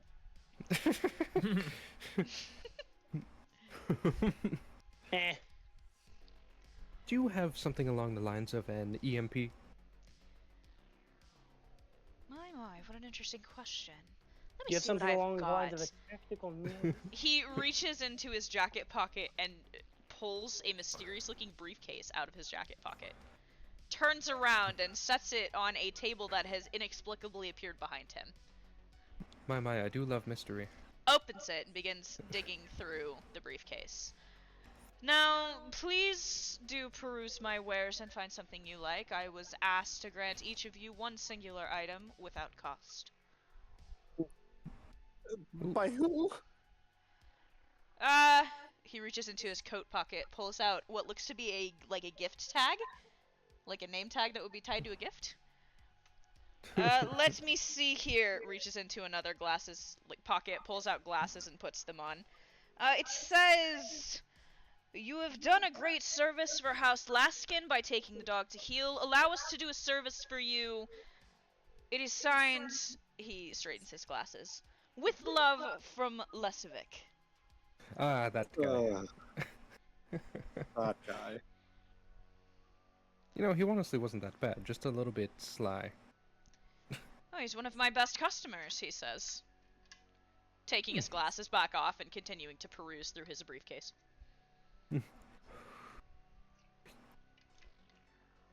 All of you are standing in front of this Yes. inexplicably odd table that he has pulled out of his coat. Okay, so what's all there? All kinds of things. So here's what I'm gonna say, DM to players. He has a variety of oddities.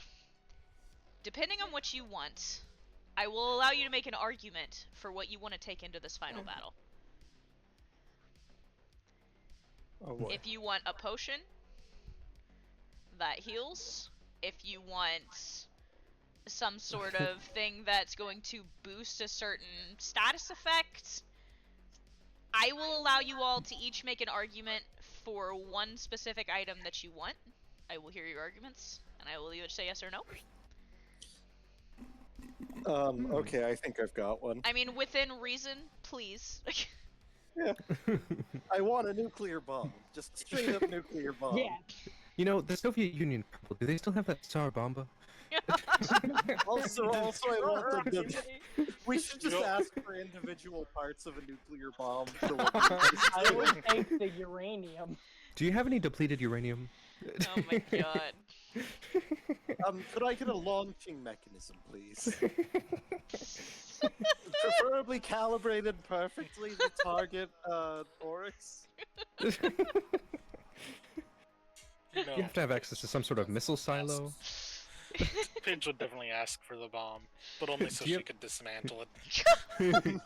I'll ask for the launch codes. Oh my god. Does they have anything that would buff like ignition for my solar Ooh. ray? So you want something that would buff your solar ray. Yeah. I'm meaning Here's a magnifying when glass. That's literally what he's gonna do. You say that to him, and he thinks for a moment, and he reaches into his briefcase and pulls out what looks to be some kind of lens, and offers it to you. So what does the lens do? You turn the lens over in your hands. It looks to be very similar to a magnifying glass, just a lot more complex in the type of glass and the depth in it. If you shoot this light or fire, whatever it is, through this lens, I do believe it should amplify the amount of output, so to speak.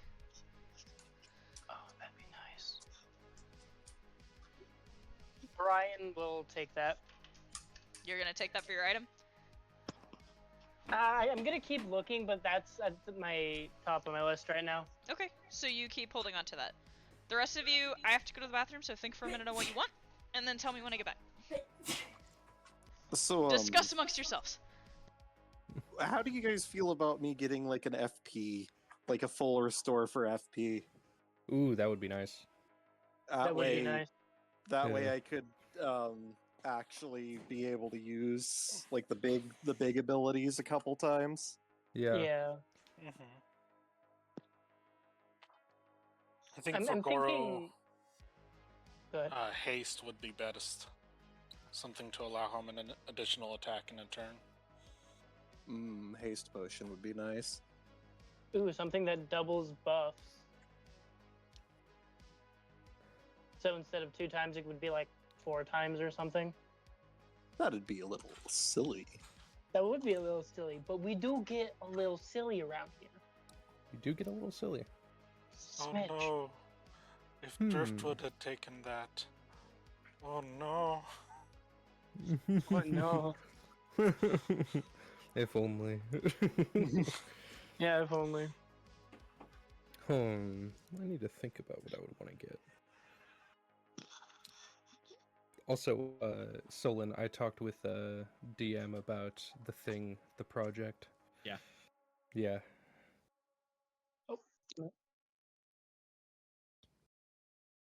Is it a go or what? Yes, she just needs to Okay. set it out. Yeah. Okay, we just have to work on it. Yeah. I think that'll be an academy thing, but yeah. I figured as much. Yeah.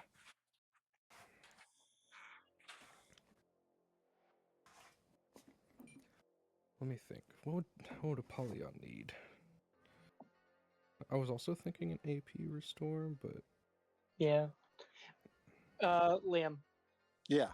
would it be okay? So for when we're into this final battle, do you think it would be better for Brian to just stay back as like a buffer, or try to go in and do damage? Kind of like with the mole from Moscow. I mean, so for the witch, we're gonna have to be prepared for some big fucking nuke abilities. I'm not. A shield I might don't be know. good for that. Yeah, some way to resist. I mean, I'm not sure what our strategy should be. Like, if we should try to, like fucking outlast her, or like a war of attrition, or if we should just try and nuke her down as quickly as possible. Like an item that would skip her turn would be pretty nice. Ooh, some sort of way to stun her. Like like a reaction type thing. We could like Yeah. if she's gonna do something we don't like, we just use it. Yeah, like a flashbang or something. speaking I of can ask Cam flashbangs, for that. actually, if Ratatosker meets up with us for the final conflict, he can do something like that. I also do have the Thunderwave ability that would. We also know specifically her weaknesses are going to be water, fire, and electricity. Oh. Because Fire, remember, we you found that note sexy. talking about how all of her weaknesses. Yeah. I don't remember who had it. I think it was in Pridwin's. Let's see. I want to use Solar Storm so bad.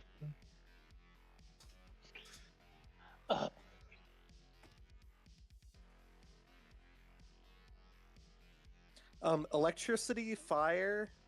She burns really easily. Isn't a fan of getting wet. Who is? These are the notes that Pridwin found on the witch, Vespene. I know what I want now, but I'll let you guys discuss. I don't know what I Okay. want now. What if we got a jar of oil and we just lit her on fire and then just waited? What if I got something to use as the conduit for the Solar Storm ability? Everyone 50 feet away, and then just poof. What about Remember, a you- silencing? Actually, I'll wait till you guys discuss because we're in a different thing right now. What about a silencing bell? That would be nice. Ooh, But would I that mean, also work on us, or? Wouldn't that wait. be able to interrupt We would her have to like. control of the? It would depend on their like flavor text. If know? it works, like silence in D&D, Apollyon would not be able to cast his abilities. Yeah. Yeah. Yeah, That's what I'm saying. It would depend on the flavor text. Because if it's like if it silences incantations, like you have to say the words, then it would work. So it would. So the way that silence works in D&D, you can cast things into it. You just can't cast spells while in it if you have to use some sort of vocal ability. Right. Yeah, Apollyon Also, requires to speak. It nullifies thunder damage. Yeah, that would be bad for Apollyon. He could step out, but he can't. He needs to speak in order to cast all of his abilities. So Yeah, I mean, to except be for fair, Soul Menace, but Vespene is going to be a caster. yeah. Most of our Probably. casters are going to rely primarily on range. Mm-hmm. So she's probably going to want to stay far away from us anyways. Mm-hmm. And on top of that, our casters are going to want to stay away from her, which means if we drop a silence on her, Oh yeah. Well, and with a our silencing bell frontliners held by can- a frontliner like Goru, he can get right into their face. So yeah, if we can basically hold her in one place with our frontliners, have Goru with the silencing bell, keep the silence on her, we could limit the amount of stuff she's able to do. Mm-hmm. Probably at least in terms of like major nuke abilities, at least. Mm-hmm.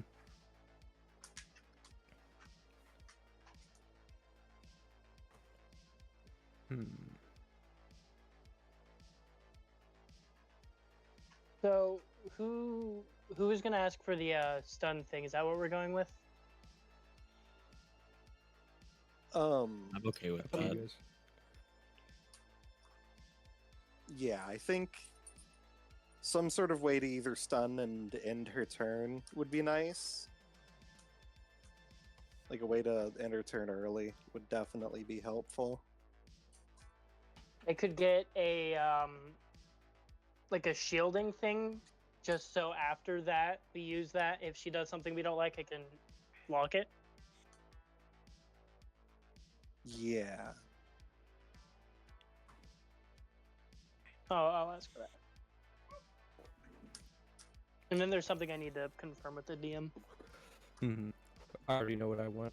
It's a funny. I like funnies. Oh, it's a funny. Yeah. Hey, Apollyon, you helped to make my character sheet. I'm gonna ask you a thing. Okay, so my solar ray, right? The way it's worded is for you create one additional solar ray for each level above proficient, and that's a beginner one. Hmm. If I can use adept abilities instead of 3 solar rays, that would be 4, right? So it's a beginner ability. Yes. So and it said for each level above proficient, right? Yes. And I can use Okay, adept so abilities. hold on, let me pull it up. Ah. Okay, where is it? It's right above Okay, there Tears it of is. Pacifist.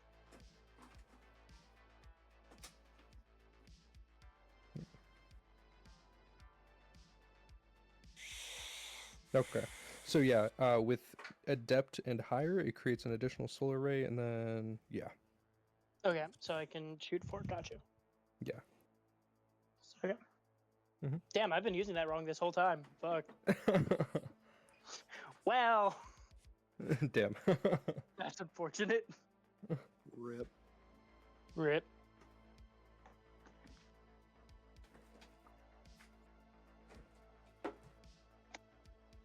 Okay.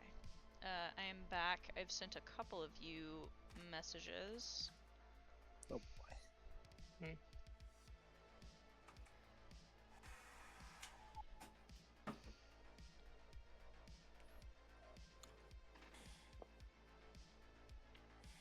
Hey DM, Yes. could I get like okay, you know the shield bubble from Halo? Could I get something like that to protect against an attack for our party? I mean, like setting up a shield wall? Yes. Titan bubble. Yes. Can I get About tree fitting? can I get the Helm of Saint 14 so that I can blind her whenever she steps into it? Fuck that. Fucking shit. Oh my god.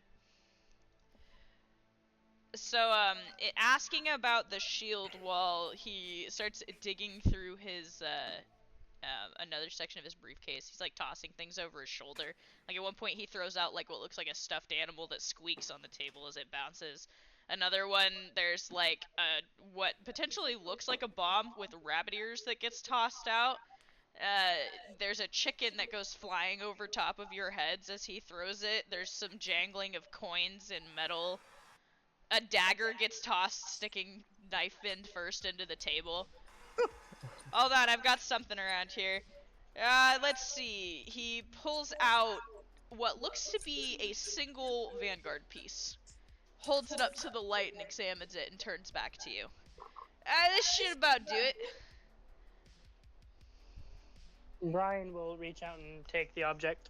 You are handed a Vanguard. You slide your arm into it and begin to lace it up, and as you do, it begins to glow. There is a beautiful gem right at the top where it kind of triangles out over the back of your hand. The gem is glowing.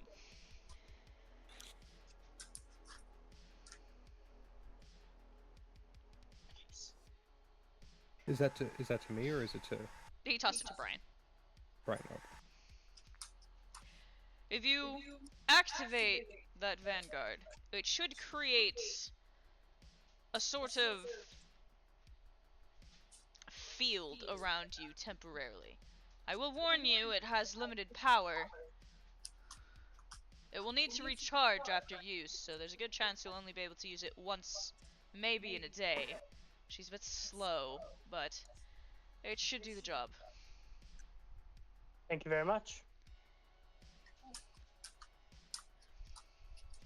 So write down the Vanguard, the Guardian's Vanguard in your inventory, if that's what you're gonna take. Let's start with Apollyon. I want that tattoo gun. The Sphinx nods. I thought you might. Now, where and what design? He begins rolling up his sleeves. He, let's see. I'm gonna think on that. Hold on. Design. You will do.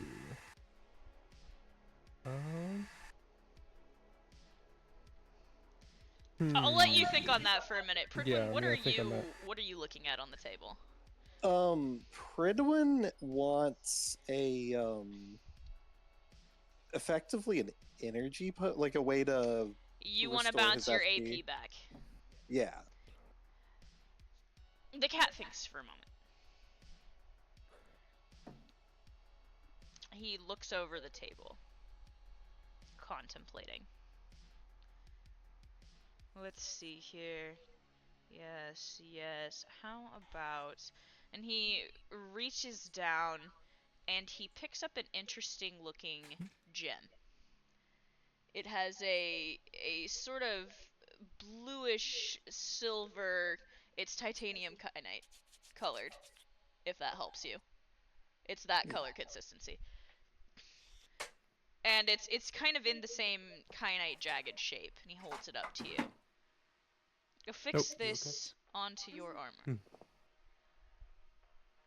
Very Okay. similarly to the Vanguard, if you activate this using your ability, he says, waving his paw around your face as though touching an aura, you should be able to restore what was lost to you. Again, like the Vanguard, it will need to recharge. It can be a fickle thing, and it breaks easily. So take much care of it. Of course.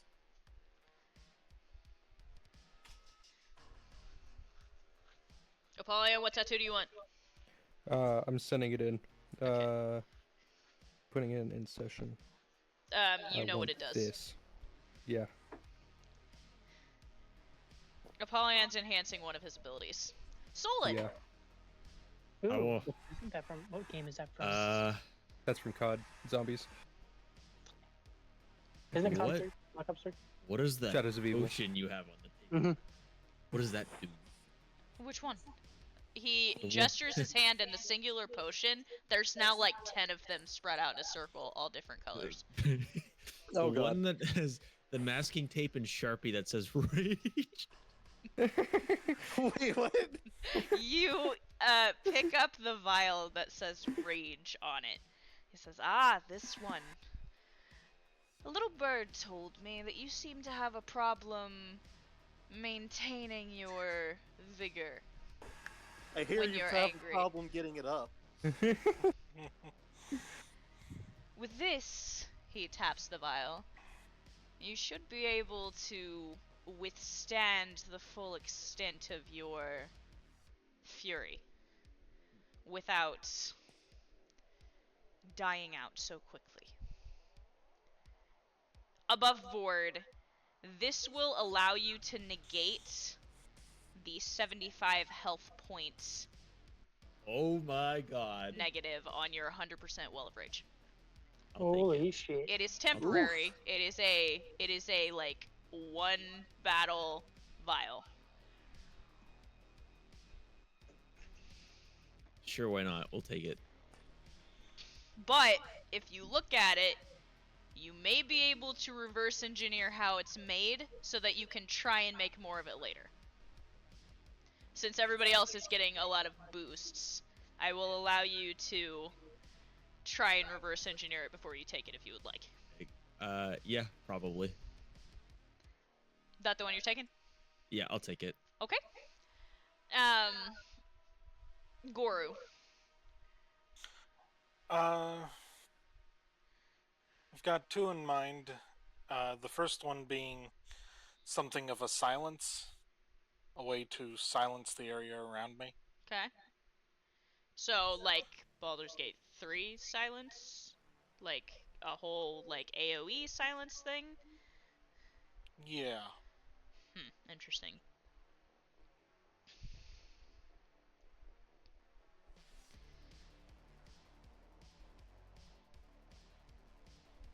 The other, a bit simpler, is an ability to act twice as fast. So haste. He snaps his finger and says, "That I can do." And he reaches down underneath of the table, which you don't remember the cloth going all the way to the floor, but it is now. And he pulls out a pair of boots. They have little wings on the side of them. Oh my fucking god.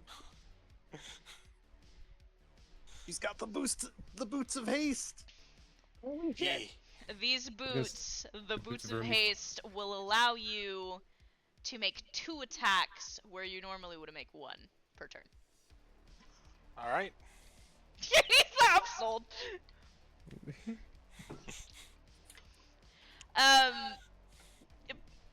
Pridwin, roll perception check. A perception check? Yeah. Okay.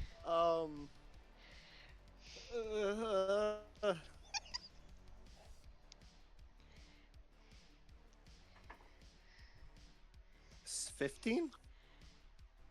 You, out of the corner of your eye, as Goro is getting handed the boots of haste, you see the Sphinx hand something to Apollyon.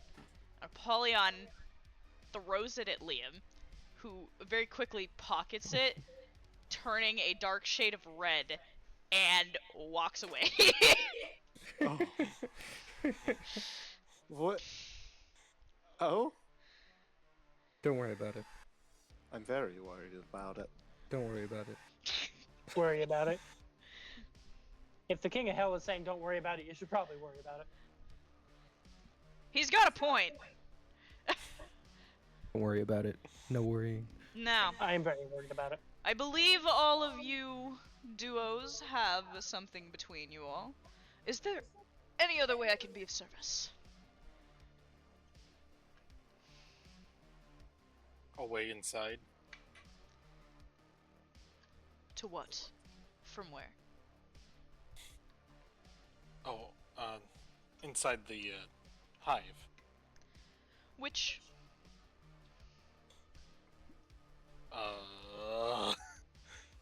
He didn't think it would get this far. I feel that. Goru's panicking. Cleckley. There we go. No, what's the other one? Too late. It's too late! Too late teleports you. I really would do that if we weren't at the end of the arc. How much would it cost to get, say, a revival item? Like, should one of us die, you use it on them and they come back to life. I don't carry in those. There's only one person that does, and he doesn't like to share his work. Damn. I believe you know him. Skeleton, cowboy hat, runs around with a horse. Oh yeah, no. Last he I does saw not like him, he was sharing. wearing some sort of Hawaiian shirt.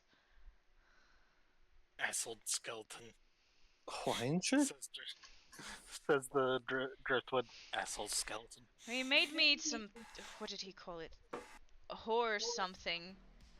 I didn't appreciate it. Just wasn't my thing. Hmm.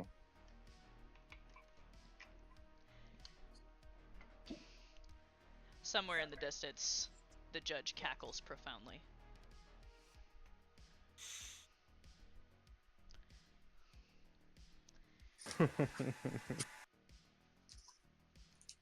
That damn cowboy. He wasn't that bad of a guy.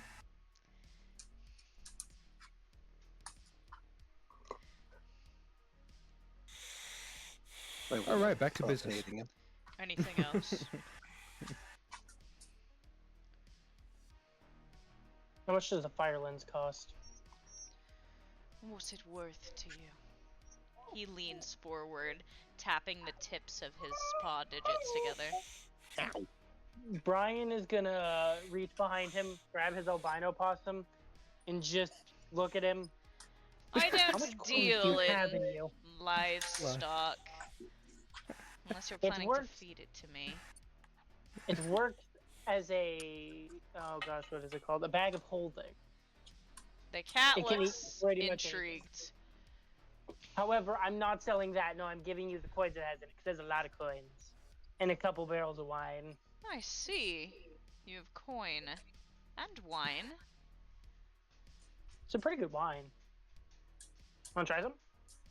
He holds a paw out. You might want to turn around. This part's nasty.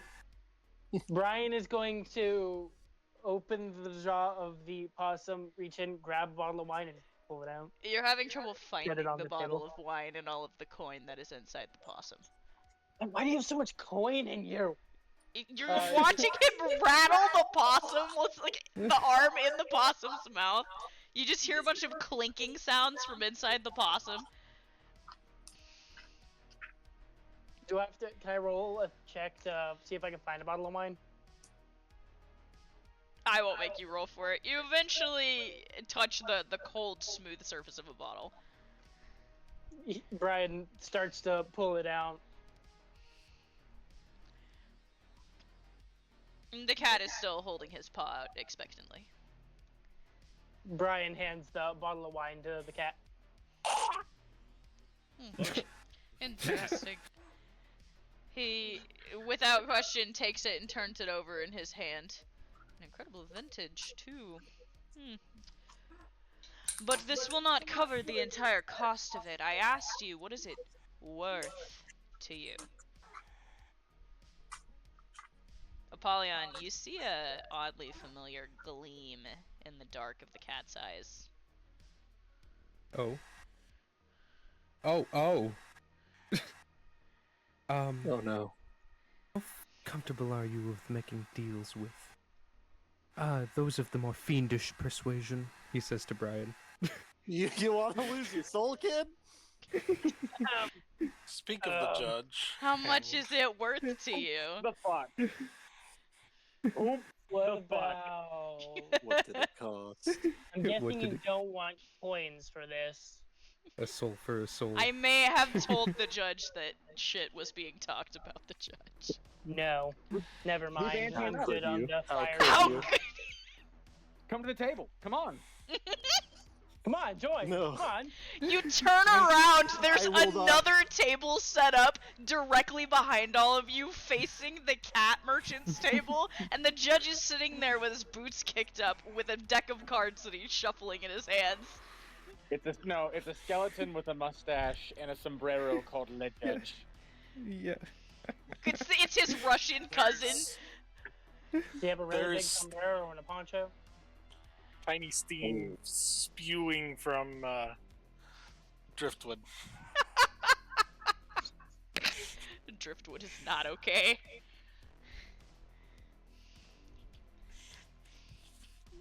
Brian would. says to the cat, never mind.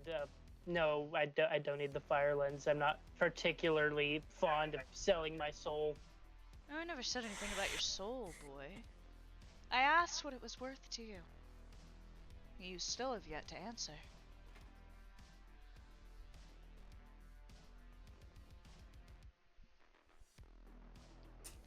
The cat is meticulously tapping his claws. I got my eye on all you fuckers. They literally just asked for a revival potion, and the cat was like, "Nah, that ain't my field. There's only one person that does that." What? You guys need a Not white my mage? problem, What's Labao. that?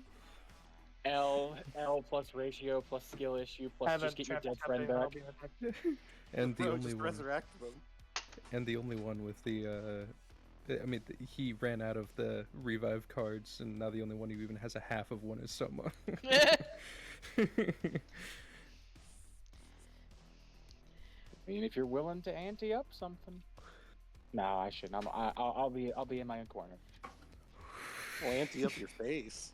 I was I'm never a always gambler. listening. You just got to make the right call. Someone has my number in this group. I don't think you Despite what guys you- realize how easy it is to summon the judge. Incredibly. Just mention Despite him what- and he shall appear. So, Despite what you Brian, think, I'm no Goro, gambler. what's it worth to you to have either of the things you asked for? Which one? Brian's gonna walk over to Apollyon and be like, "God damn it." Goro, you asked for a way to get into the hive. The It's cat. not that much. Nope. The cat's looking at you and at Brian expectantly. And he quickly summarizes what's going on and is like, nope, not worth it. I'm gonna go back to leveling my crafters now. You guys have a great session. Have fun. Have fun. Get that script on. I've asked you, what would you like and what is it worth to you? I've given you all very good, non-dangerous gifts. Do you think myself a cheat or scandalous person? I'm No, simply... I just find the price too high. I'm not asking for your soul. I am asking what it's worth. Make me an offer. Hey, DM, above the table. Approximately how much gold does the possum have in him? You've got probably at this point like maybe 350 gold in there. It's a lot. 250 gold and 3 bottles of wine.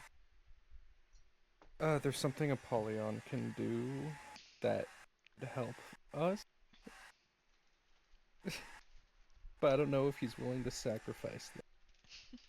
Pridwin has a considerably large coin purse if anyone wants to ask for some money. You're So, wait. offering me gold for an item that I believe is worth more. What are they asking for again? I wasn't. Brian was asking about the lens. Goro was asking about a way to get into the hive, jokingly, and the cat seems very willing to provide. Ooh, would that considerably help us? I don't know. Do you think it would? The cat says, grinning up at you. He looks to the party. Would that considerably help us?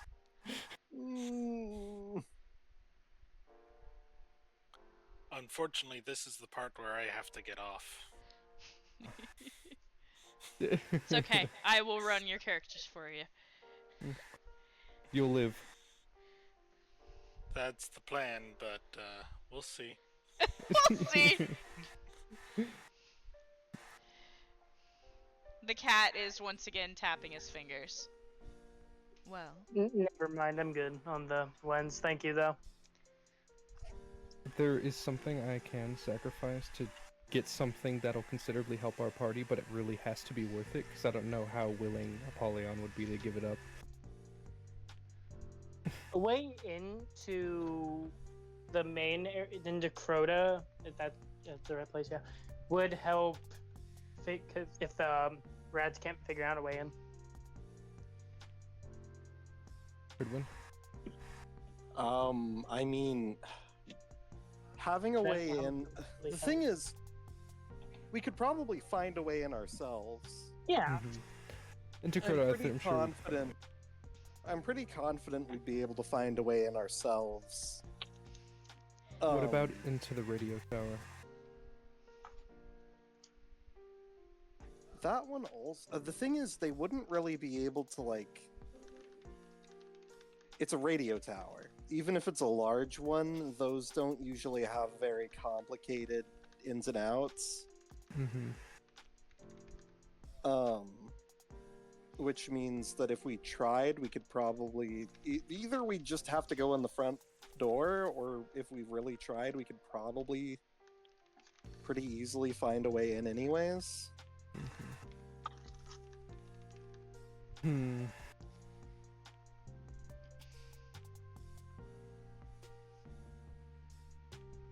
If you guys can think up a really good thing that'll really significantly help us, I'm willing to give up what he has.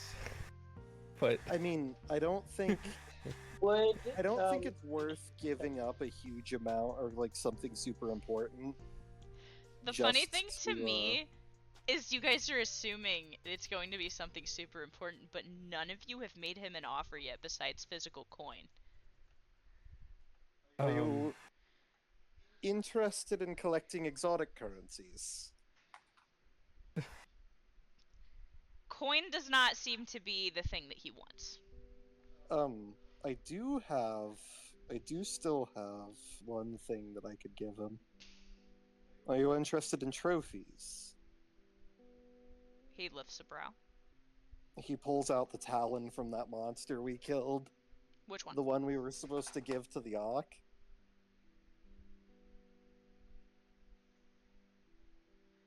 The bird you guys killed at the beginning? Yeah, the bird talon. The bird finger. Interesting. He peers at it.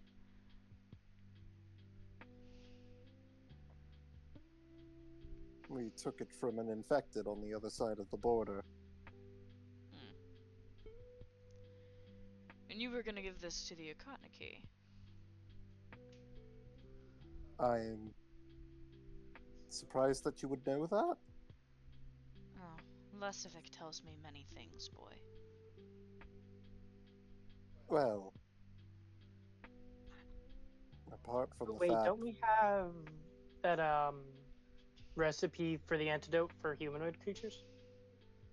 Pridwin does have the recipe, which he could offer a copy of, but he was planning on giving that to the group anyways. To the Resistance. It would feel wrong for him to just sell it to this guy. But yeah, but if we make a copy of it now, then we have a copy and we can give him the original. I don't know how the original would be worth more than the copy. It's an original. I don't know. As you guys are having this Pridwin's fucking autograph conversation, is on it. Katya steps up to the table. You see her fidgeting with something on her hands. You guys want to get into the tower easily, right? That's what you're talking about? Indeed.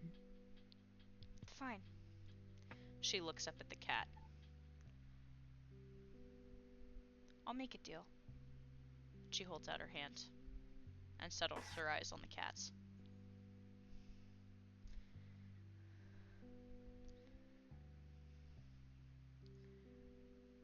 The cat looks at her. What are you offering me? My voice, she says. Temporarily, of course.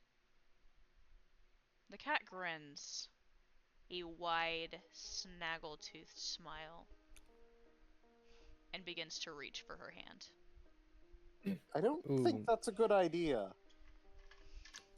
Apollyon's gonna place his hand on her shoulder and try to stop her. She stops and looks at him. As a devil, I think this may not be wise, but I commend you for your resolve. It's easy. You can tell what kind of deal he wants.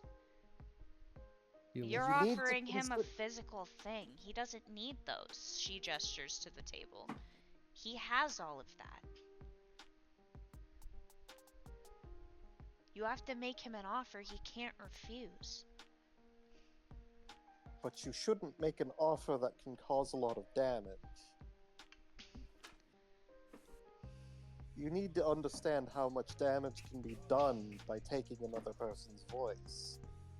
Even if he doesn't have any ill intentions. Have you got a better offer?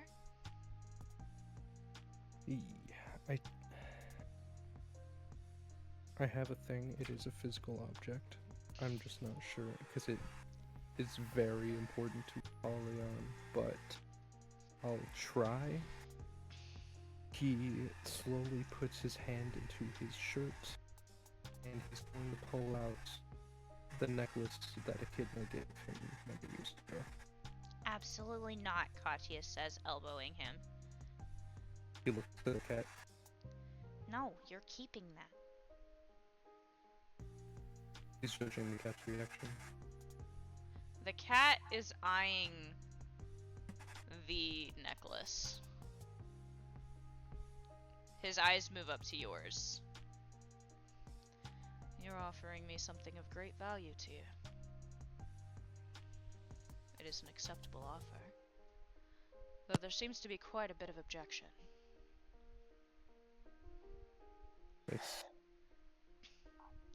It's the last part of her I have, however. If it can be used for something like this, for this mission, I think I may be willing to make a sacrifice depending on... Pridwin, stop him! Katya says, looking up at him. Apollyon, we just talked about how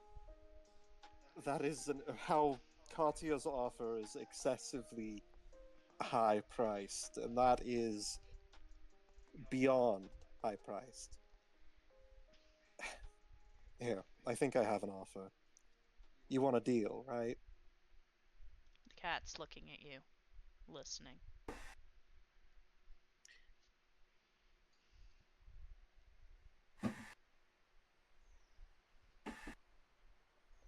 Can you wait a moment?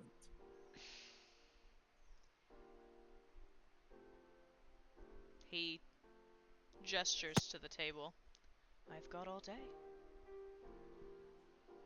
Pridwin's waiting for him to give a response. He says, I've got all day. Then the deal is complete. You've given me a moment.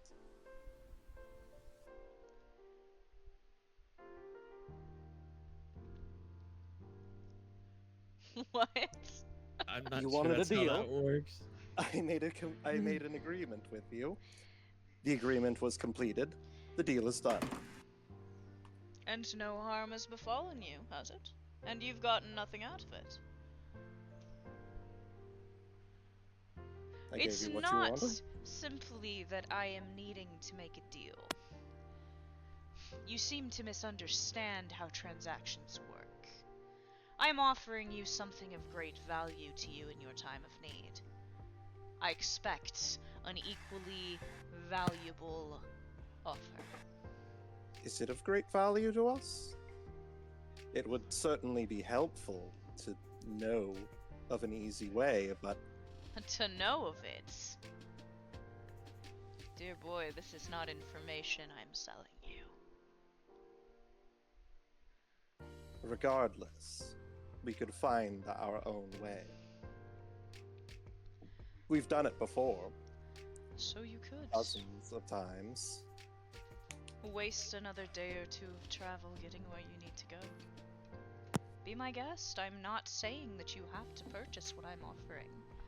I'm simply saying that as of now, you could be right where you need to be, if the price is right. I'm going to have to agree with him, honestly. Do you have information that might help us beat the witch that we're going to be going up against? I believe you already have information. We have all the information we can act on. True.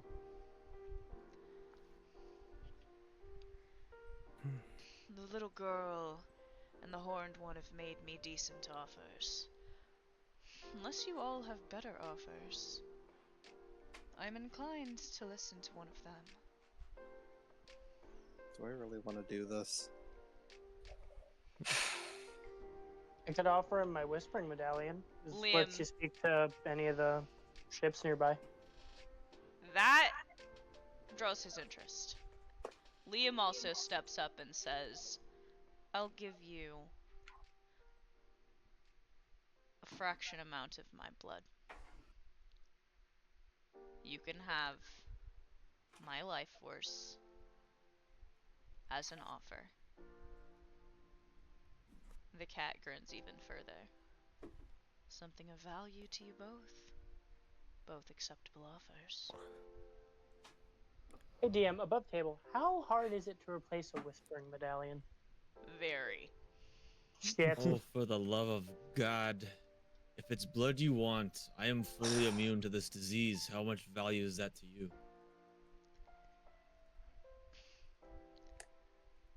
It's not so much the value to me, but the value to you of what you're offering.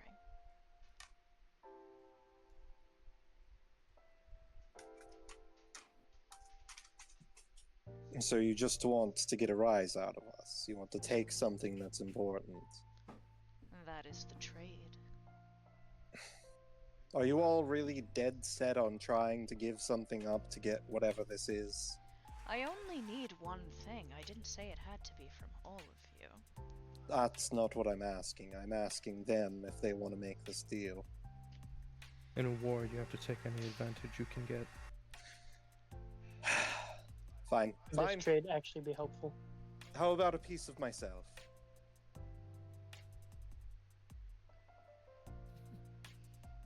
That In sounds like an what even worse offering than capacity? cat.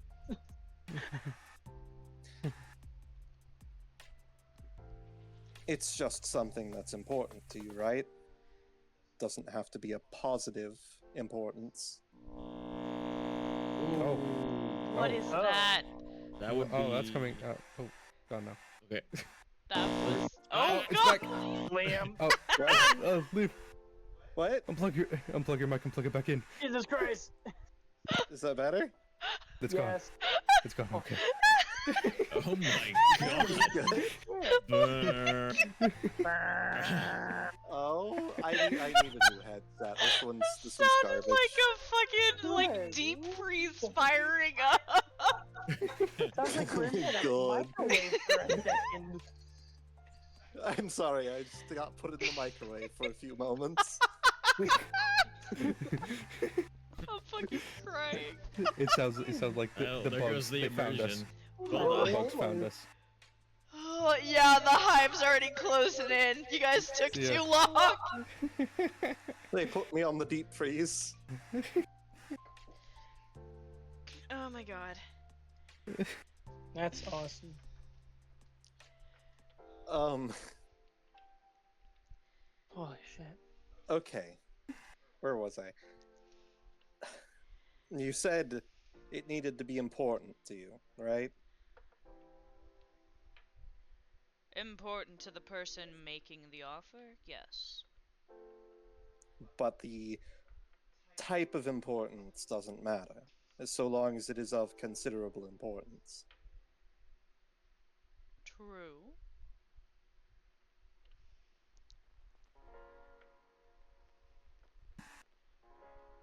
I could give you a piece of myself. A weapon from my arsenal, as it were. The cat observes you with intrigue. I didn't know that was possible. I don't know if it's possible either, but considering the nature of the deals you make, I take it that that would be something you could make happen. He walks around you, suddenly in front of you, doing a full circle, pausing, looking you up and down, walking back. Yes. Which one are you offering? My father's spear. The cat He was a dick. grins. The deep, snaggletooth smile, the ears perking with interest. You do realize separating this from you after it's been bonded is going to be extremely painful, don't you? Couldn't be any less painful than anything else he's put me through. I'll take this offer.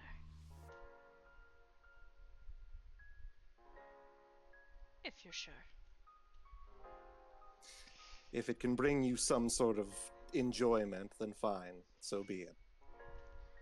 Oh, I could do many things with this, he says, moving his paw over the center of your armor, flexing the digits of his paw. Are you sure about this? Everybody's trying to give up things that they really shouldn't.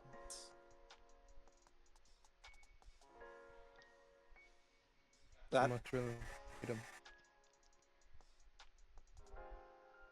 I don't know what this will do to me, but it can't possibly even come to the slightest equivalence to the suffering that having to experience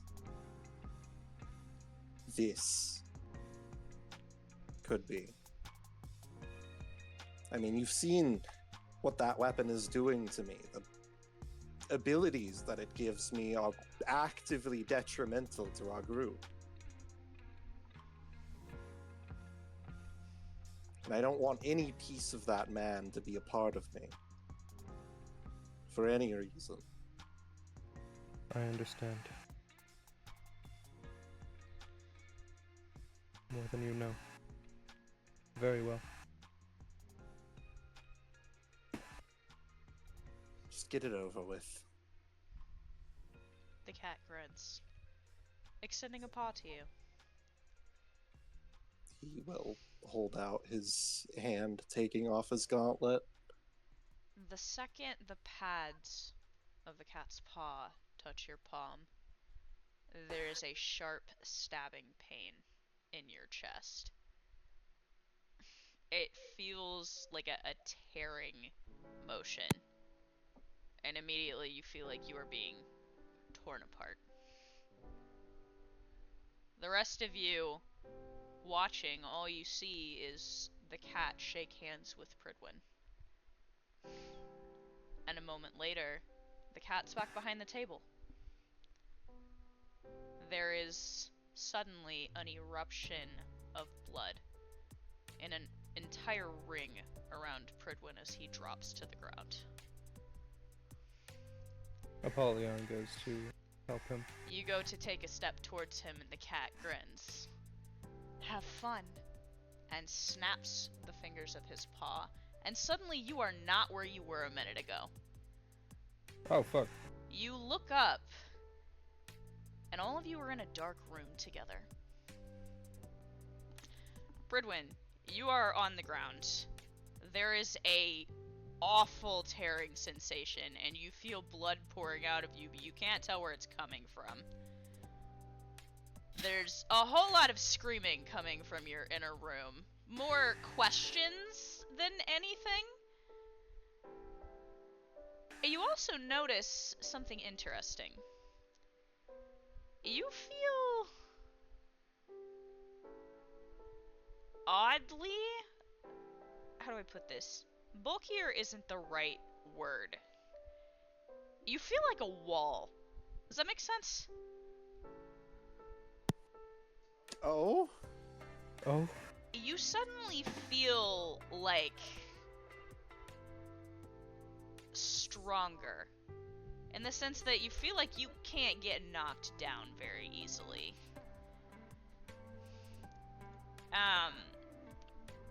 You are temporarily above board, suffering from a minus 20 to your hit points.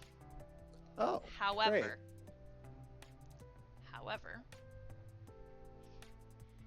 your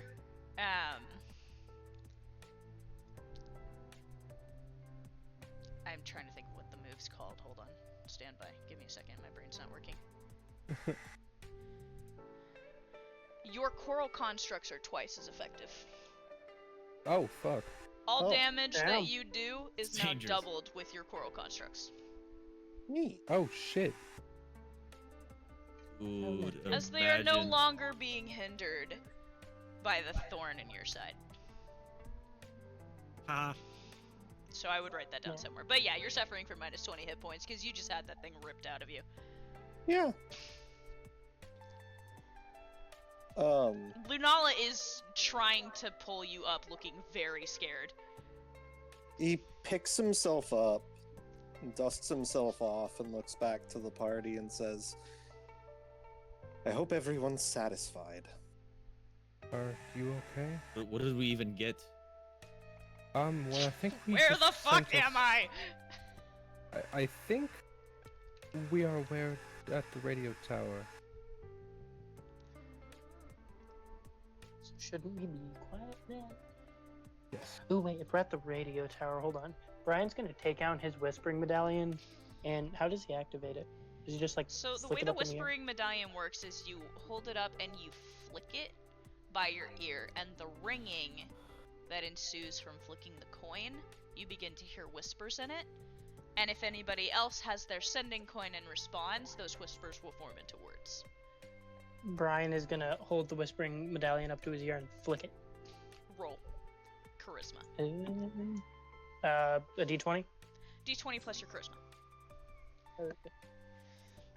Oh god. So is it both the Meister and the weapons decks? Yep. Just mine. Added. 24. Okay. The whispers, the murmurs that echo in that ringing of the coin begin to form into a word. Brian. Can I tell who's speaking? You're not sure.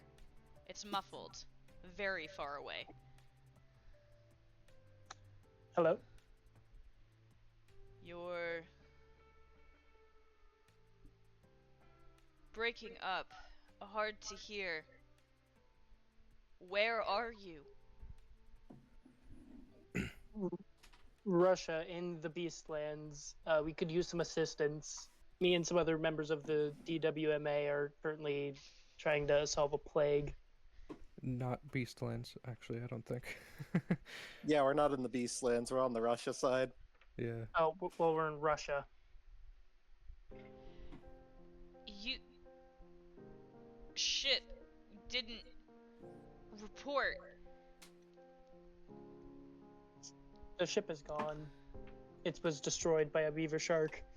Units moving South America. Big problem. No one available. Sorry. Not looking forward to Thank that you for one. the update. Ooh, wait. Is that foreshadowing for Herb's return? Oh, God, I'm not looking forward to that at all. I don't know who that is, so This I is don't a care. certified herb moment. That was my first character that I threw away for very good reason. He was not well made. That's why you remake. There's a crackling in the coin, and then it stops ringing. Shit. There's no reinforcements available. Everyone's moving to South America. Something big is happening there. Well, that That's bodes just well, our- Liam says in the background. I know, Yeah, right? that leaves Demon Army up to consideration. Oh, No, boy. it Put that on doesn't. the back Minerva says. It always does. Anyway, No. Look, if the Let's school get a had move on. reinforcements to send, I think they would have sent them already. Lunala says. You know, when we talked to Death a couple weeks ago, Yeah, fair. they That was sent that long us ago? here. This is true. yeah, honestly, the fact that they sent this team here, Could we maybe talk about this some other time? Katia says, standing Yeah, by we a kind of door have where a there's little bit. a small sliver of light coming through. Yeah, we kind of have a little bit more on our plate. Apollyon's gonna lead. He's gonna look for an exit. Katia is standing by a door where there's this sliver of light, and as you step forward, she kind of opens it and peers out in the hallway. There's a low hum reverberating throughout the entire building, but it appears you're right in the center of the radio tower. Well, that was helpful. I hope the other squads got the memo. Well, they were moving out when we left, Liam says under his Yeah. breath, looking around uncomfortably. How long do you reckon it'll be until they get to position? Could be days, probably.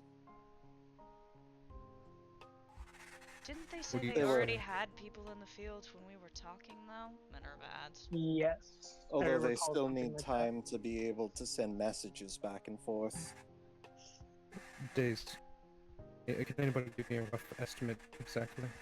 Dylan, you're cutting out. Oh.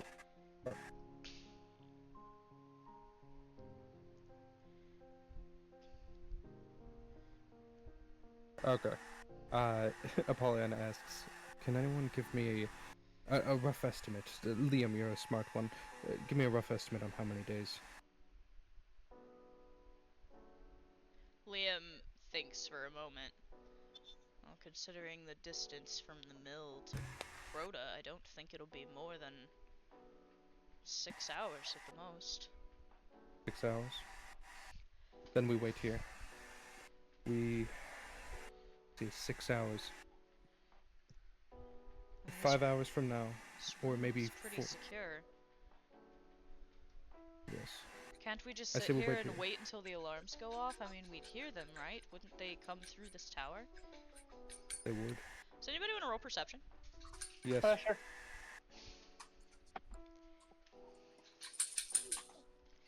16. What does that get me?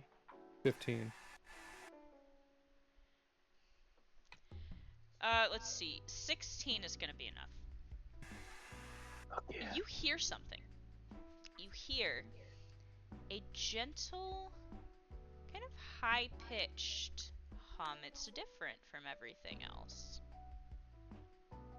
And you kind of focus in on the sound, and that's when you make it out.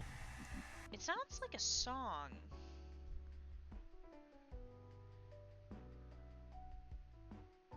Guys, I hear something that sounds like a song. A song? Like What do it's you a, hear? it's a low humming noise that's different from everything else.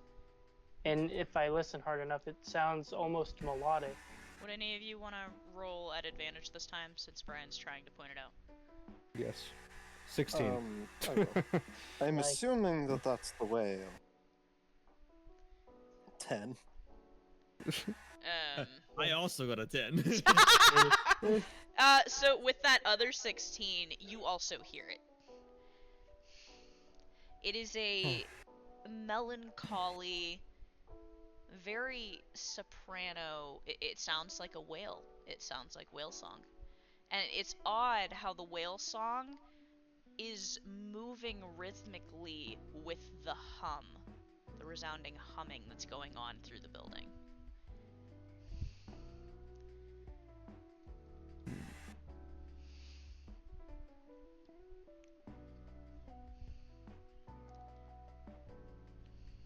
Must be how they control the bugs through some sort of song. Wasn't Pidge talking about this? Liam whispers to you, Pridwin. She kept saying something about a whale, didn't she?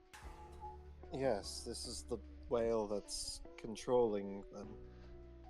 So what are we supposed to do? Kill it? Can you even That's an kill a option. celestial? That's a question that Pridwin can't Oh, wait, answer, I but know. someone else can. Too bad Soma isn't here. Too bad Arthur isn't here. Oh, Darth is actually, fucking dead. well, so Apollyon may actually know what Soma knows for a very particular reason. I'm going to I'm gonna fax you real quick. I'm interested. I'm not sure how, but I'm interested.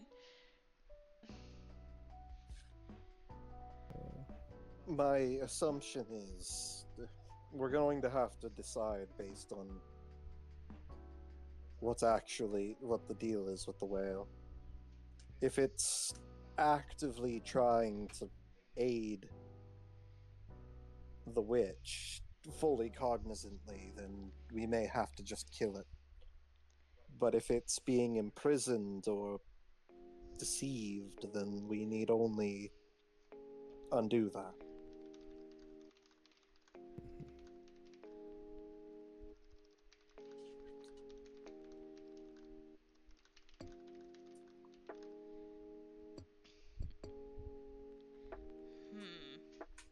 Hmm.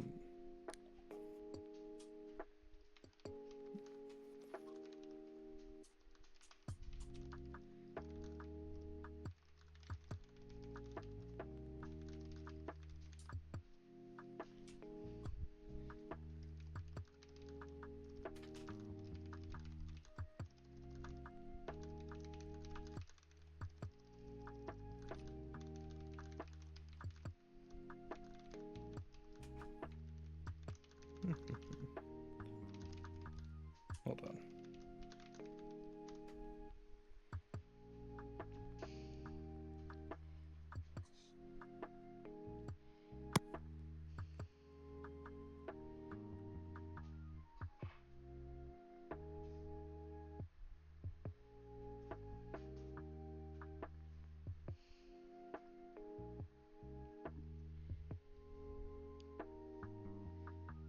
All right. Okay. Apollyon looks to the party and says, "It is very much theoretically possible to kill a celestial."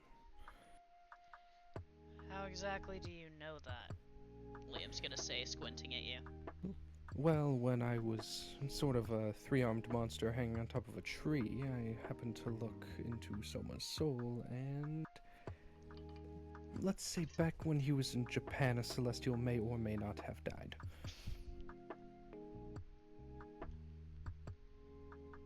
What do you mean? What was the celestial they had's name? It belonged to the other boy. His name started with a D. Katya's face begins to pale. Though I'm not entirely sure, the vision cut off right before I can get to the juicy bits, but it could very well be possible. We shouldn't try to kill it unless we have to. What did it look like? Katya says. Frozen. But also liquid, like black blood. There's a shaking in Katya's hand. She curls her fingers tight to try and hide it. Though I'm not sure if it actually did die or not. All I know is that theoretically we can subdue one.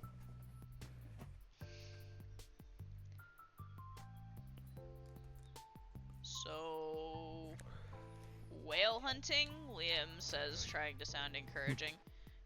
Oh yeah. I can, yeah, let's do it. Let's do whale hunting. We could also try to get up to the broadcast station and either destroy or disable the communications array. If we go up there, I Shouldn't still have we- that grenade. Shouldn't we wait to destroy it until the reports come out that there's been an attack on Crota so that that goes out, so they send help first, and then we cut off communications? Liam says, looking at you. Yes. Theoretically, we could even send emergency alerts from here. That's true, Liam says, looking excited. I know how to do that. We could probably even put in an emergency alert for the one place we aren't attacking. Yes, we can put in emergency alerts to create distractions. I didn't even think about I'll be that. back. Remember though, if we send people to the other locations, they won't get hit by the explosion. Which is why I think we could time it correctly. We could probably, honestly, we could probably even intercept communications. If we can get there before the attacks happen, we could probably do a full alert specifically for Crota. That's true. Give them a false alarm, get them there before anything happens, and strike them when they least expect it. Well, call me Ishmael, Minerva says sarcastically, walking out the door. Wait, shouldn't we wait to make sure that they're ready? Well, how long will it take us to get to Crota from here? I mean, if we're sending a false attack, does it really matter, Liam says? I mean, look, if y'all want to wait, he says, shoving his hands in his pockets, I'm down. I think waiting's too much of a risk. We have a head start. If we can take over the comms array before anything happens, we can delegate from there. Indeed. Alright, let's get ready. We should assign roles first. Who will go up to the tower to try to establish a false communication? Never split the party, Liam says, walking out the door after Minerva. What I'm thinking is if we can take control of the array first, we can prevent the people here from sending out a attack report. That means no reinforcements will be coming. And that means we can deal with the whale accordingly. And Brian used Blessing of the Storm. Since he can fly, could he fly up to the top of the radio tower? So here's and, the thing. Take someone You with guys are in a room. Like a storage room right Yes. now. And you look out, the door is as far as you've looked, and it's a hallway. A hallway that some of you squirrels would recognize. And the hallway has several doors on it on either sides, and the end of the hallway, the walls seem to get, there's a strange substance on them, and instead of being a rectangular hallway, it starts turning circular as the structure goes forward. And there's a strange, eerie glow, and it definitely sounds like a lot of the sound is coming from that direction. That's probably the control room. Or the whale. Or both. It's the control You're whale. muted. If we take over the control room, we can prevent any emergencies. If we can hold it, then we can take the time to deal with the whale. Find the comm station, take it over, hold it down. As you deal guys are with the whale. talking about this, Minerva pokes her head out from like the circular area at the end of the hall and goes, you guys should probably look at this. Apollyon walks. No time like the Look. present. Brian will Yeah. leave and go join Minerva and Liam. Sound like the present. You guys make your way down the hallway as quietly as possible, and you find that as it turns from rectangular to circular, you step on this odd substance. And you realize it's becoming part of a hive wall. If I'm gonna It's need a new outfit when we get home. to walk on for sure.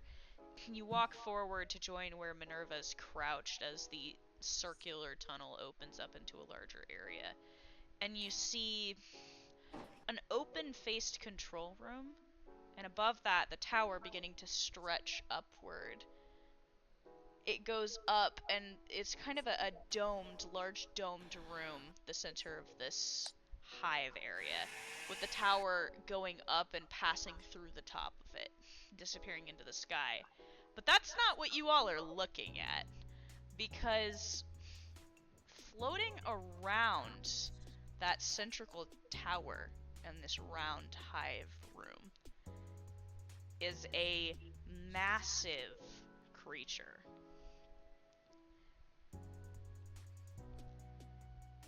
Well, there's a sad, melancholic sound coming from it. And you notice that in both of its fins and the two fins on the one side, there appears to be some sort of almost like harpoon-like chains speared through it. And it's flying a singular circle around and around and around the tower, the chains rattling and binding it to it. I have an idea. I have an idea too. What's I your also idea? have an idea. Who's going first? Fridwin is going to say, Lunola, you're able to communicate with Celestials, right? You say this to her, you turn to look at her, and you see she's just staring at the creature. And there's what looks to be tears streaming down both of her cheeks. Well, He's the gonna whale. put a hand on her shoulder. The whale clearly doesn't want to be here. Theoretically, if we can sway it to our side, we can possibly send out this whale controls the bugs, correct? It controls the infected. And there are infected bugs. Yes.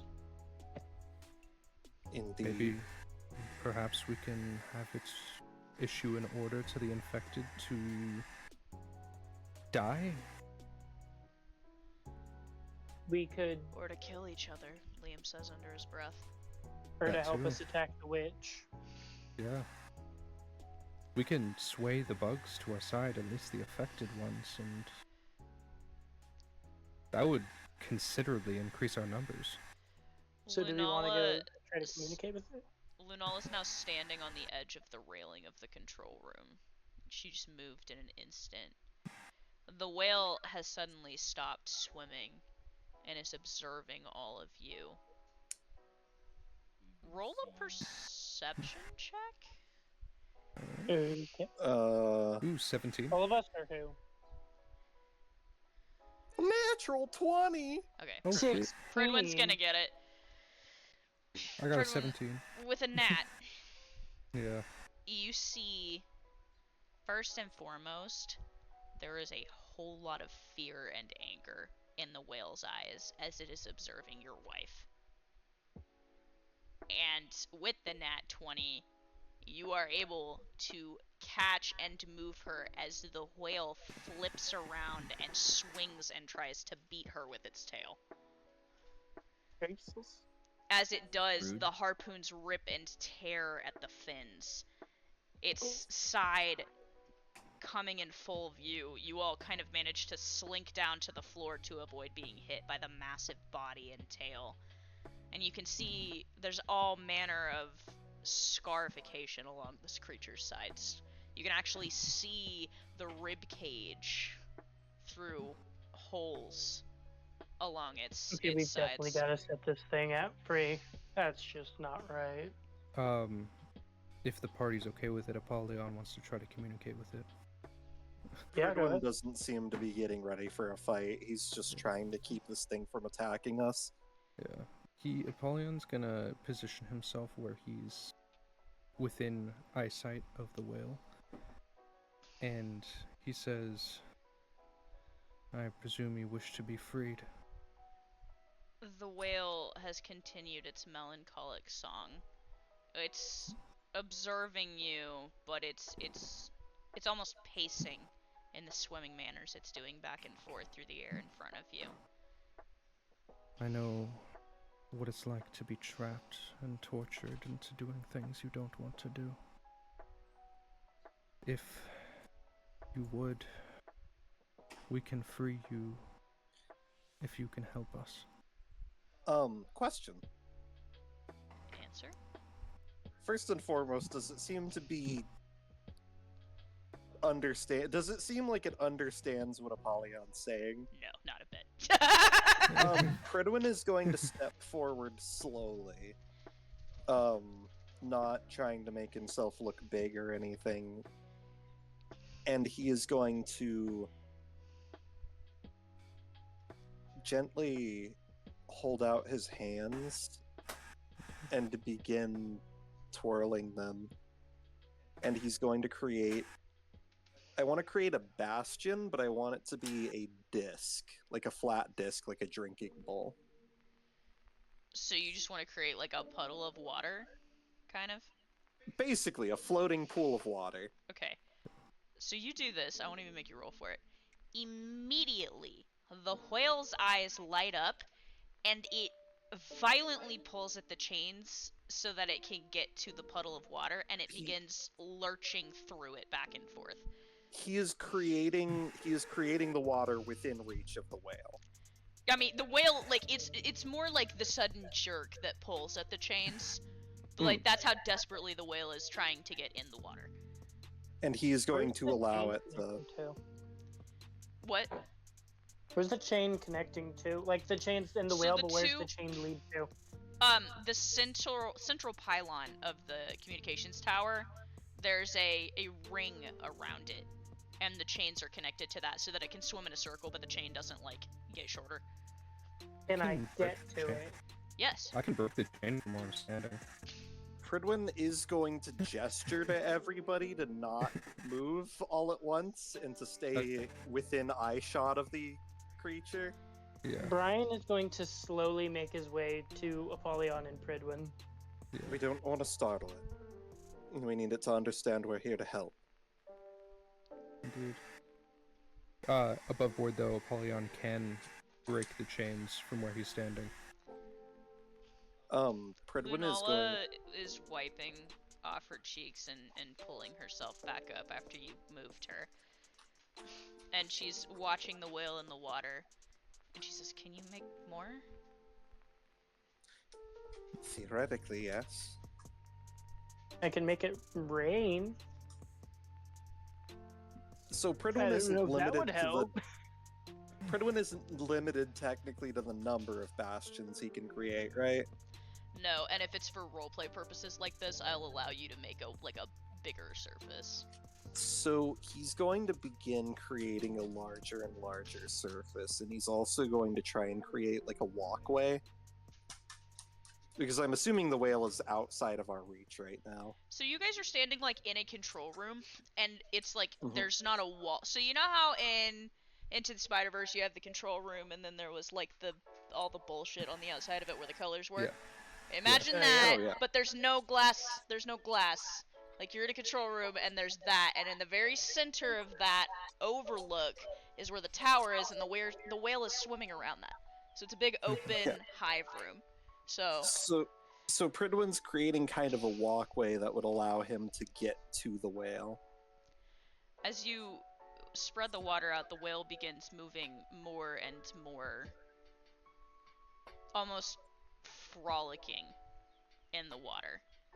There are pleased and sad sounds. And as...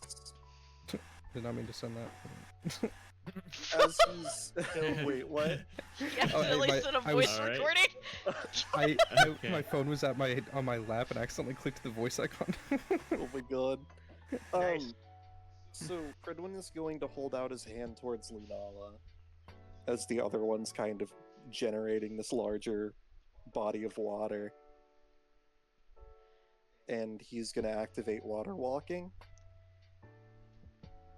Lunala gets up onto the surface of the water with his help and hesitantly starts walking towards the whale.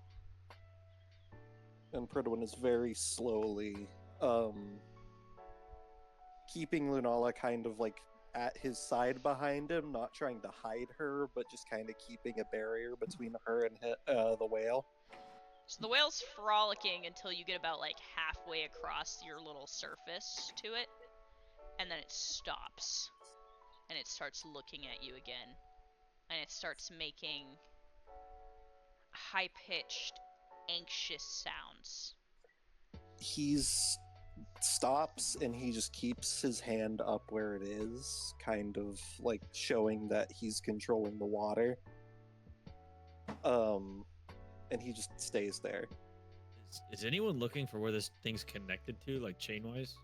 The chain's in the Yeah. center, right? Yeah. It's like a big pole Yeah. in the center. Like I said, the tower is the center of this room, the center pylon. And there's a ring around that center, and the chains are attached to the ring again so that it doesn't, like, shorten the chain when the whale swims around it.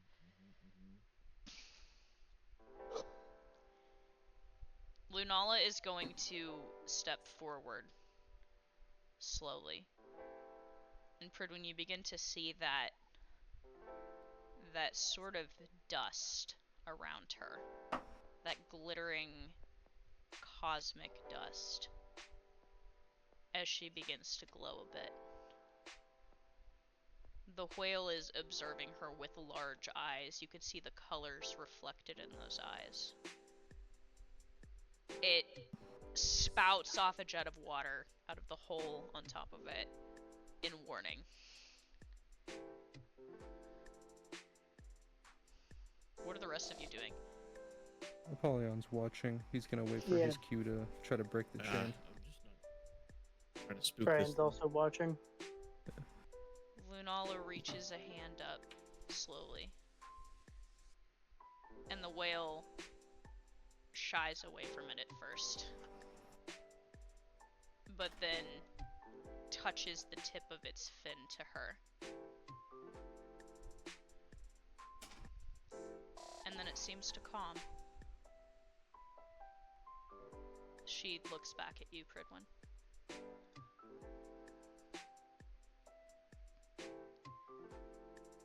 Can you help us talk with it? I think so. It's... what's the right word? Stunted? I think they brought it here when it was a baby. And it never learned how to...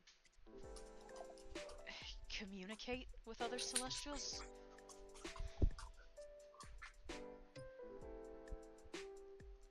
We can try. If there's any way I can help.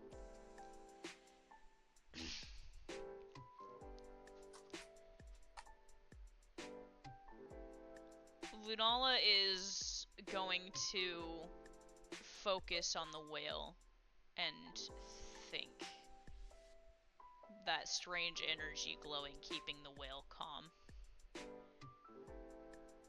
Well, first, let's get it out of these chains. Apollyon? Apollyon flicks his wrist and he's gonna use Soul Menace on the chains. Do you want me to do damage or anything? I'll let you hit it. They're not super crazy chains.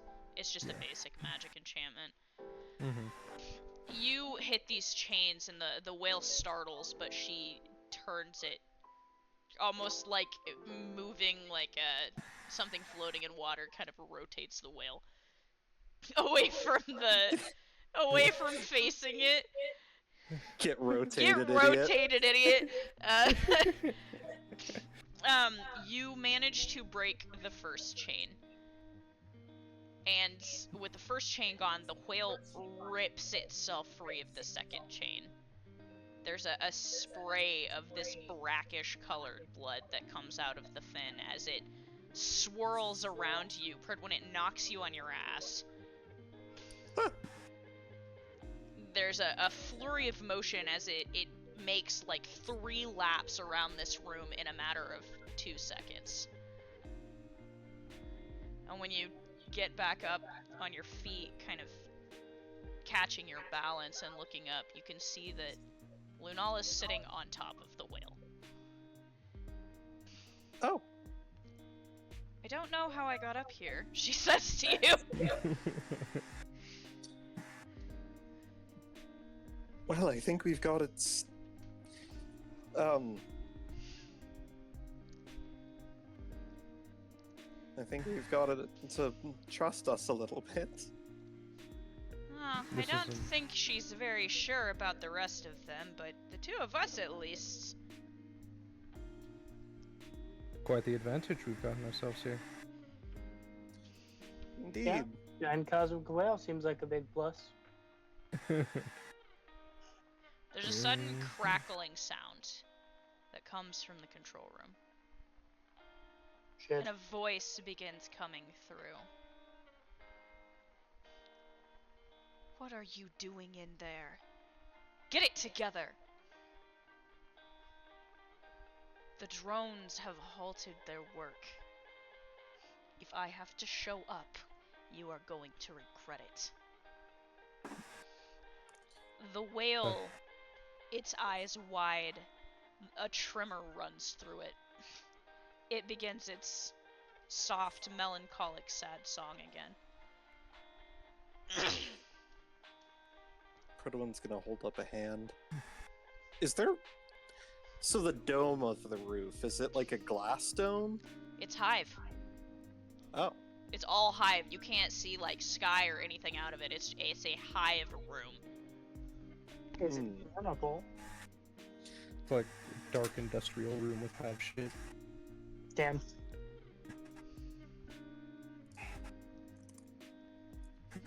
Well, we're gonna have to slay We're cutting out. see more towards our side. Oh.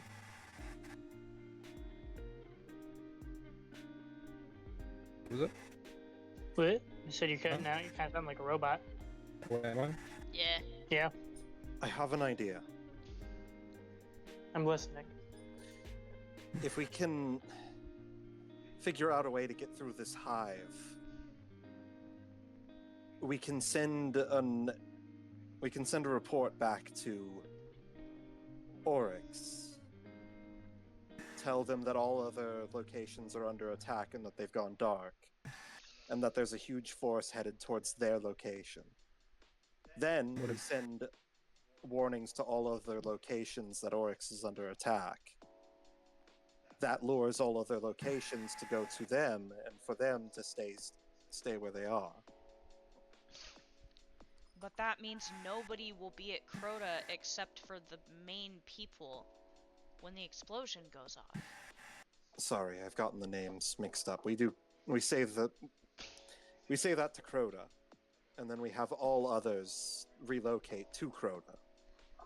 I'm tracking now, Liam says. He's looking at the equipment thoughtfully. The question is, do we want to send the report before we try to break the ceiling, or do we want to try to break the ceiling before we send the report? Let's try to break the ceiling before we send the report just to know it can be done. I say we send the report. I say we send the report first. Yeah. To be fair, if the entire radio tower explodes before we send them a warning, or after we send them a warning, it's going to be a little more suspicious. So I think we should send them a warning and then blow everything up. Yes. Well, that's if they see the explosion. If they're far enough, they'll maybe hear it. But then all of the drones over there. Yes, but once the signal stops transmitting, they'll know something's wrong.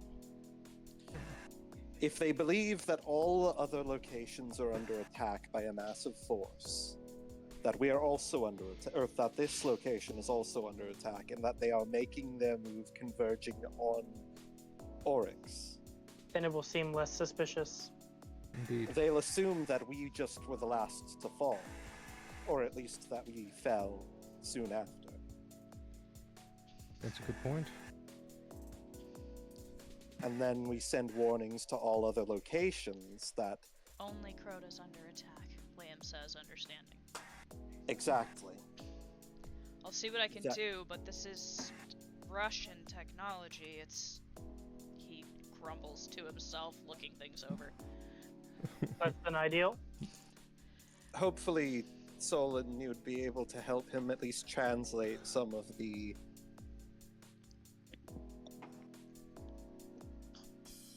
instructions. Yeah. Well, Here, let's get let's this ball rolling. let's see how good old Liam does on this prospect. He has help, so he's rolling an advantage. Okay. Solon, are you helping him? Yeah. Between the two of you, it does not take long to figure out how to send these messages. It's actually a very simple system. Alright, I think I've got everything lined out here. I'll send messages, one shortly after the other, to Crota that everyone else is under attack. Simultaneously, Solon, you on that console send the warnings to everyone else that Crota's under attack. Got it. Liam counts down, types something, and then taps something on the keyboard. You guys see the control room begin to light up. All of a sudden, you hear a low hum that sounds something akin to an alarm, but there's a buzz to it that's extremely unsettling. The whale startles at the sound and then begins a different tune. It's a warding cry out of the whale's mouth, and you hear outside the hum intensify. Pridwin's going to try and hold up his hands for it to stop. It intensifies, and then it begins to get further away. Never mind. Looks like us and the big whale are gonna be good friends. Indeed. The whale's just doing what it was trained to do, Lunala says, patting its head. It does its little, like, swoosh back and forth thing. Well, everyone ready? We need a big boom, right? Hell yeah. Pridwin's going to ready an electrical attack. Brian is gonna ready his. What could he use, actually? That's a good question. Give me a second. I'm just imagining we're all readying our biggest attacks. Everybody's about to hit this thing as hard as they possibly can. With what am I gonna hit it with? You have Xavier. Is this gonna take away my AP if I do this? Everyone else is hitting it with some elemental force. I'm hitting it with a stick. I mean, he just jumps up and starts poking the fucking... He just starts bare fist, like, punching it with his mechanical arm. That's what he's gonna do. To be fair, that's the Russian way to do it. It is! Nah, the Russian way to do it is to open a bottle of vodka, drink some, and then pour the rest of it on the electronics, okay? Fair enough. Brian's gonna hit it with that. a Cat 5 Hurricane. yeah. Apollyon's Is gonna that nudge advised Katya. with a floating whale in the vicinity? Yeah, I was about to ask that of all of you. Yeah. Yeah. It As doesn't have Pridwin's a range, preparing, so he's going fuck to say, we should probably make sure that the whale is in a safe place before we try and break the ceiling open. I'm gonna have all of you guys roll your attack to see if all of you together can break this thing on the first go. I'm gonna go to the bathroom though, so just put it in group rolls.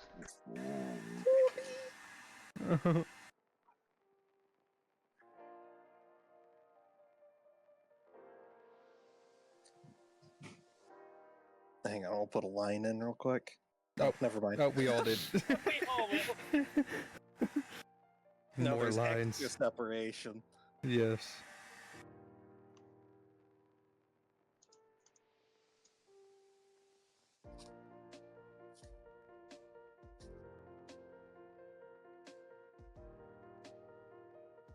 So what I'm hearing is I shouldn't use my Hurricane. I don't think that'd be I mean, advised, no. if Hurricane doesn't do an AoE, It doesn't. It's because just we're trying to that destroy one the melee hive. point. Yeah, it's just that one Yeah. melee point. And I'd imagine Category 5 would damage structures even better than like a standard attack. Yeah. So yeah, I'd say go for it. Oh fuck yeah. Apollyon's probably just gonna use Soul Menace to target weak points in the structure. Wait, this isn't gonna like take out of our AP, right? I do kind of have to have some of that for a I fight. am hoping. I'm assuming because it is going to take us time to get to Yeah. or for Crota, whichever one it was. Crota. Uh-huh. We'll have time to Maybe rest in between, so even if it Okay. does technically take AP, Mm-hmm. it should be fine. Yeah. I kind of do wish that cat had a flame conduit, so I could have used Solar Storm. God, I'm gonna be so happy when I Okay, can finally use that. I just got a fax from God. Yes, we will get our AP back. Excellent. Oh, okay. So we can Hell just dump however much we want into that ceiling. Ryan's just gonna be charging this hurricane this whole time. Just I just hear little goblin noises coming from his corner. He finally gets to blow something up after all this time.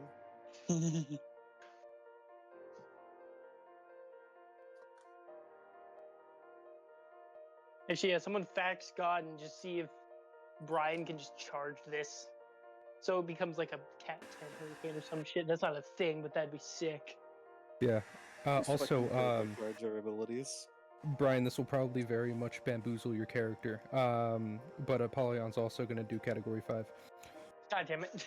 The two of you are just fucking like you know what? in synchronized prepping this ability.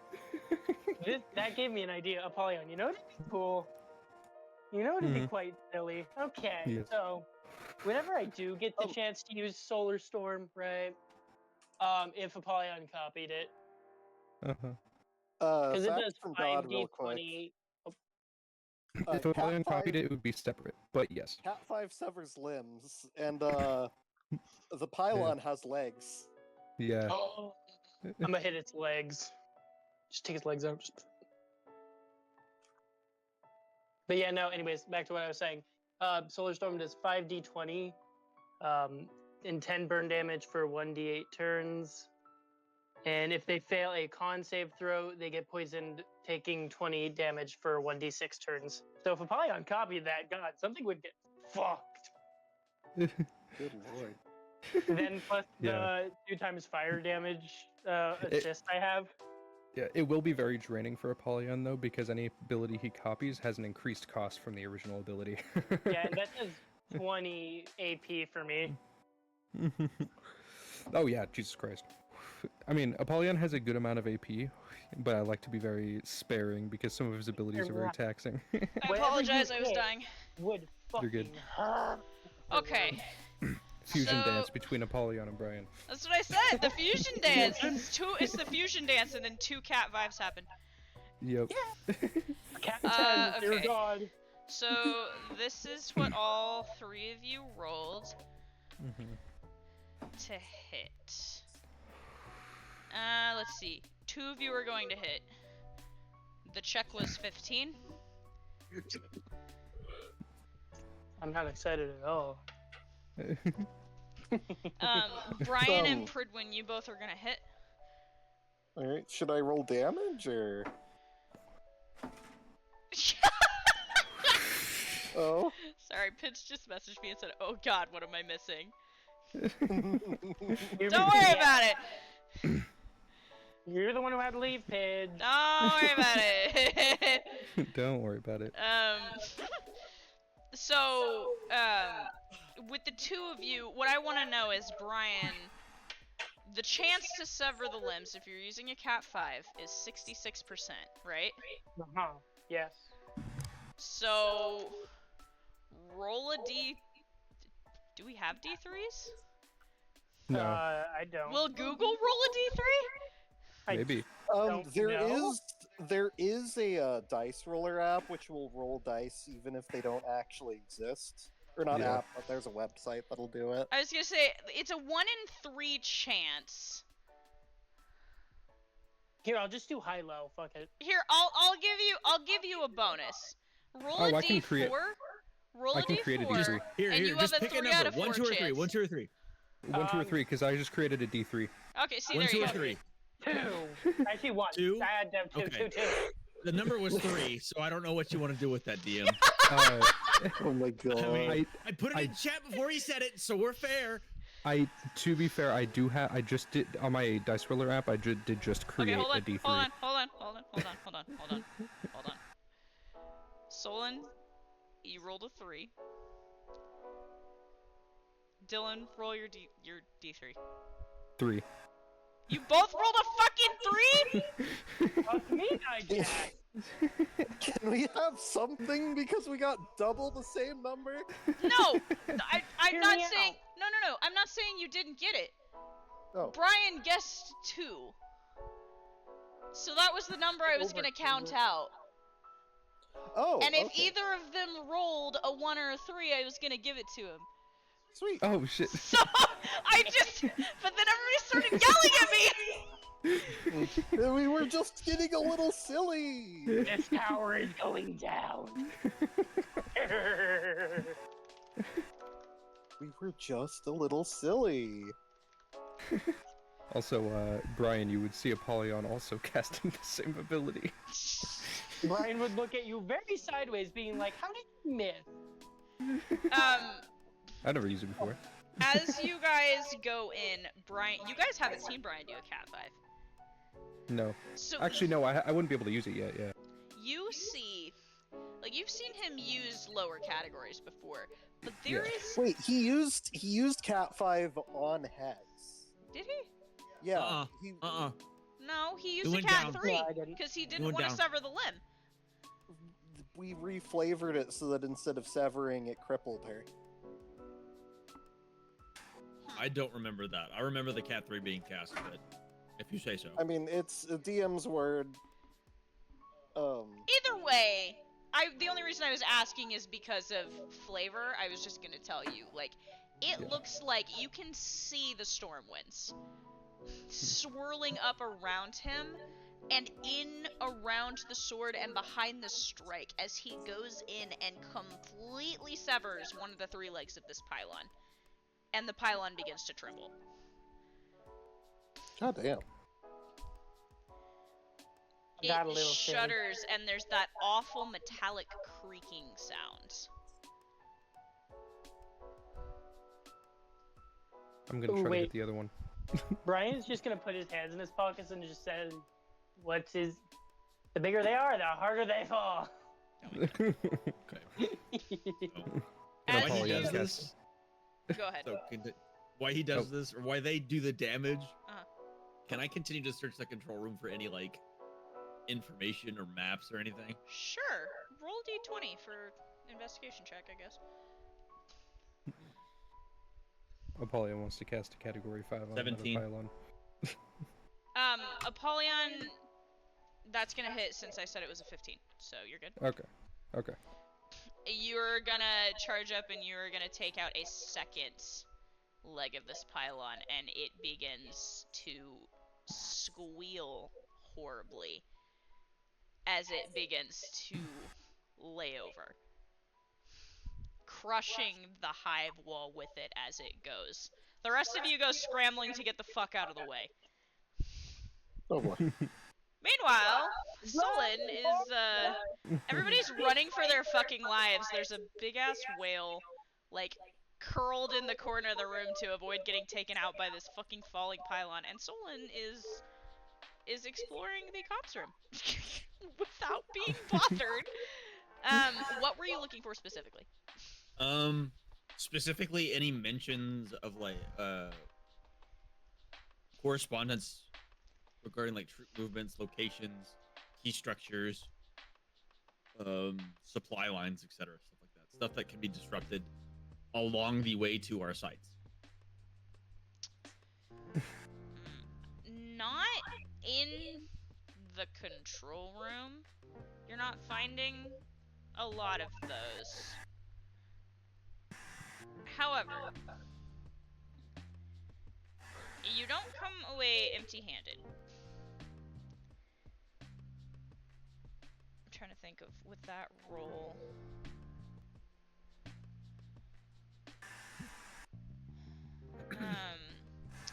So with that roll, you find a message to supposedly one of the workers,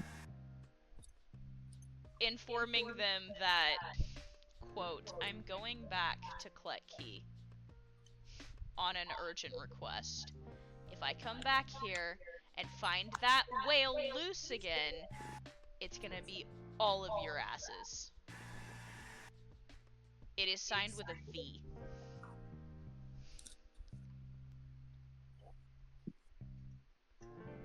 I'll take that. I will type that in the important documents. That seems like the witch is not at Crota.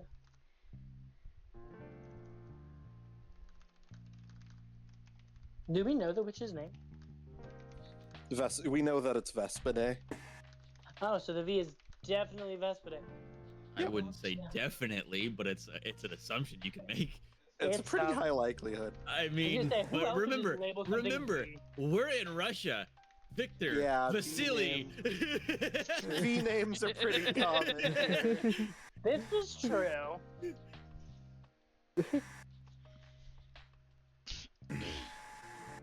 However, I'll like hand it'd be that an to the important crew person, once we not get just To right. the crew. All of you have managed to escape the falling tower. And there is now open sky above you. It is dark. Because Ooh, you wait. teleported in the middle of the night. It is pitch black outside. Yeah, fair enough. And if any of you remember from the squirrel thing, that is... good. That is a good thing for you. Good. That's good. I was gonna Because say bad. the wither does not like to work in the dark. Ah. Could I use my passive weather sense so I can see if there's gonna be rain? Because I have an idea. I want to do a thing. Yeah, go ahead. When it's the boss fight time. Yeah, no, that's literally just I can tell what the Oh, weather it's will be like passive? for the next 24 hours. Let me roll for it. Let me roll. Yeah. Where's my D4? Because if there's gonna be a storm, I want to do a thing. You got lucky. There is. Oh, This is I'm very gonna be the happy. fucking most cinematic boss fight of our lives. Oh yeah. Let's get this ball rolling. This is gonna be some fucking shit going. some fucking Pirates of the Caribbean final fight shit. Oh yeah, no. Might play some of that music. That sounds like a good idea. Now that Apollyon there's has a vendetta right now. He's open air and open sky, the whale immediately bolts for it, and Lunala gives a little eep as she is pulled along with it because she is sitting on it. I think we should probably hitch a ride. yeah. Everyone's Apollyon. trying to try and jump on the whale. All of you roll dex checks to see if you can catch up. Pridwin isn't dexterous. Can I? I will let you Apparently roll neither is like Ryan. I rolled a fucking 2. Let me add that real quick. Can I argue that Athletic? Apollyon? Can I argue that Apollyon can turn into a bird? I was gonna make athletics check, yeah. So it's either gonna be a dex check or a speed check. 34. It's speed. I got a 20. What was it? If Put it it's in the speed, group rolls. I'm dying. I will either let you make a speed or dex check. I mean, Pridwin's dexterity is slightly more serviceable. That's not bad at all. I rolled an 18. Okay. Can I I argue just that need to make sure that nobody misses it. Can I argue that Apollyon can turn into a bird? Yes. Apollyon Apollyon's fine. Yeah. Apollyon can also, like, teleport most of the time. Oh, that's Apollyon's right. I fucking forgot about fine. that. You can just make portals for funsies. What the fuck? He just learned that too. He was just like, Apollyon, you and Katya are the only ones left. Everybody else managed to get on the whale. all right. Katya yeah, was a little slow. Apollon's gonna grab Katya and then use a portal. Yeah, there's just this moment where you two like tried to get on the whale and you're both just left comedically standing there and she looks at you and goes, whoops. Ah, well. He grabs her and then uses a portal. Yeah, so all of you have managed to get on the back of this massive whale. Lunala looks like she's startled at first, but also enjoying this as the whale lurches up into the sky. And suddenly you are up there above the tree line, above the hive, amidst the stars. And in the distance, you see clouds brewing, blocking the stars, and you can see thunder, lightning lines beginning to travel across them very rapidly.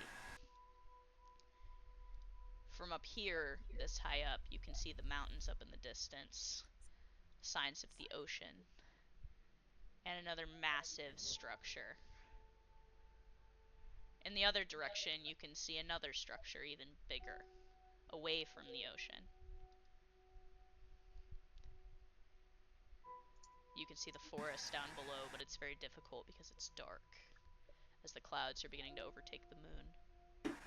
And Pridwin, I will tell you, it is a full moon. Oh boy. Oh no. Lunala is Is that sitting good or there bad? as the last rays of sunlight are covered by the storm clouds. She's got her eyes closed, her head tilted back, and she and the whale seem to be soaking in the sun and the starlight.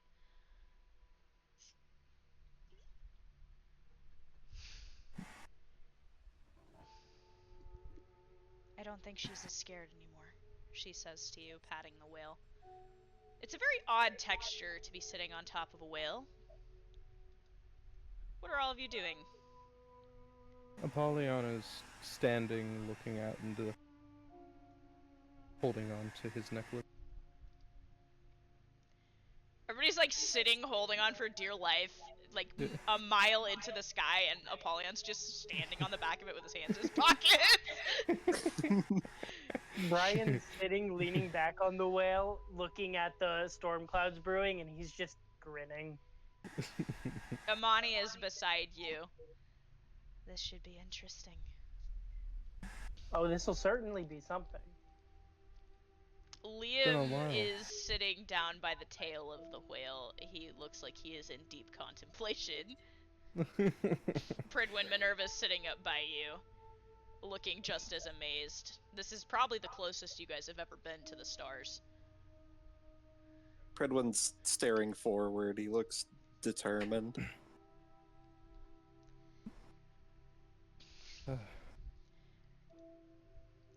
Well, You just Solon, really a little. did you share the note with him yet? Yes. Yeah, I shared it with him as soon as I got back together. Lunala is stroking the rough, rigid skin of the whale, and she says to the rest of you, should we assume that she's not going to be a Crota like everybody thought? She's probably gone to where... She's probably fallen back if they're under the assumption that everything's under attack. Yes, but consider this scenario. If she's at Kripke with the prisoners, that's just a massacre waiting to happen if we stand toe-to-toe with her in the middle of that field. Those prisoners have nowhere to go. They're in the crossfire no matter what. That's why we tried to push everybody to Oryx. But also, assuming that she knows we're coming for her, if she's at Kletkey and we go to Crota, what's to say she doesn't run? We still have the upper hand. We don't need to have a decisive victory against her as long as she's crippled for now. She's too close to the finish to run, I think. Everything that she's been trying to set up for gods only know how long is falling apart around her. For the second time. She's going to stop us, or she's going to have nothing. And even then, we'll be prepared for the next time. This isn't the Middle Ages anymore. And she's going to be on the run for the rest of her life if she can't get things back under control here. And without an army, she has no power. I say we chase her, Liam says from the back of the whale. To the ends of the earth. Let the others handle Crota. They should be able to figure out how to make a fire by themselves.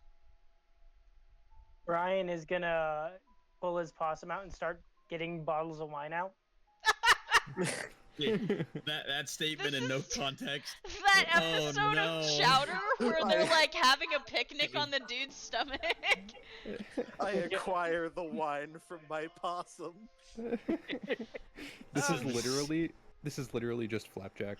Oh my god, it is just fucking Flapjack. We're looking for Candy Island. Oh my god. Can Wait, so does that Charlie's make going to Brian Candy Knuckles, or does that make him Flapjack? Brian's Yeah. Flapjack. Apollyon's Knuckles. Yeah. Yeah, that's Yeah. Yeah. 100%. Yeah.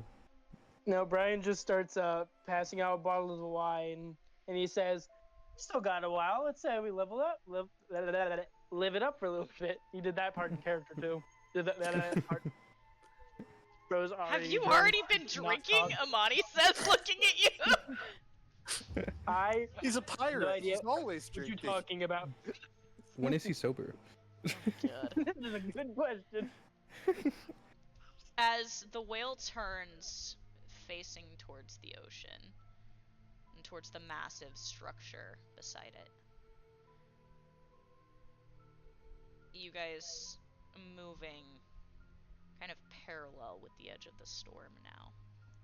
Is there anything you guys would like to do or talk about? Brian turns to Amani and goes, "Well, this certainly beats venturing around on a boat, huh?" This I could get used to, she says, laying back on the back of the whale. This is certainly Pridwin something. and Apollyon, roll me perception checks. More for a funny thing than anything else. Oh boy. That is a 11. Scream is very upset. Scream. Yeah? Do you want to roll for me? Here, hit this button. Good girl. she rolled a 12. Is that high enough? Damn, she's very upset. Tell Scream it was high enough. Oh, it was high enough. Apollyon, what did you roll? You don't need to. That was an 11. Aha! Both of you noticed because he rolled a 10. You notice that Liam is kind of like, once again, brooding. Not brooding, but he's sitting in the back of the whale facing away from all of you. And there's something reflective in his hand that he seems to be looking at. He's like sitting on the back near the tail, watching where you guys have come from and looking at whatever this thing is. Apollyon has got a big dad smile on his face. Can Pridwin see what it is? Not from here, but Liam seems very... Liam seems to be in the middle of some sort of crisis. Oh. Pridwin's going to stumble over across the whale. Whale walking is a little different from water walking. Pridwin casts whale walking. Oh my god. Apollyon's gonna walk up to Minerva. Pridwin, you get back there, and he doesn't seem to notice you. He seems very focused on whatever he's thinking about. Something on your mind? He scrambles and nearly drops the thing in his hand, desperately catching it and shoving his hand in his hoodie pocket. Was he able to catch a glimpse of it? Roll another perception check. Let's see if you saw it. Boy. Scream, you want to roll this one too? It's the dog buff. 18. So, you caught the shine.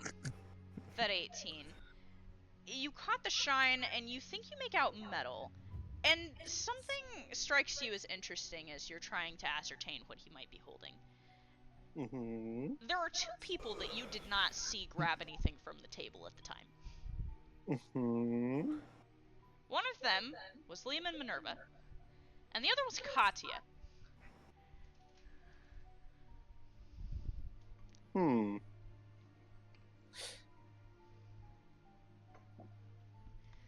The metal object, how big was it exactly? Not very. Would you say that it would be roughly around like the size of a dime in diameter? Perhaps hollow on the inside? You're kind of close to that.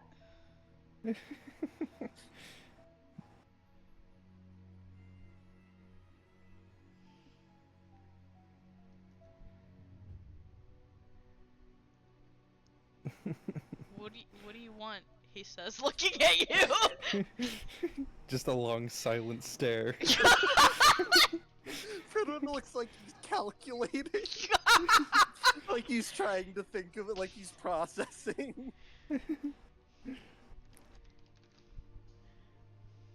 I thought that there was something on your mind.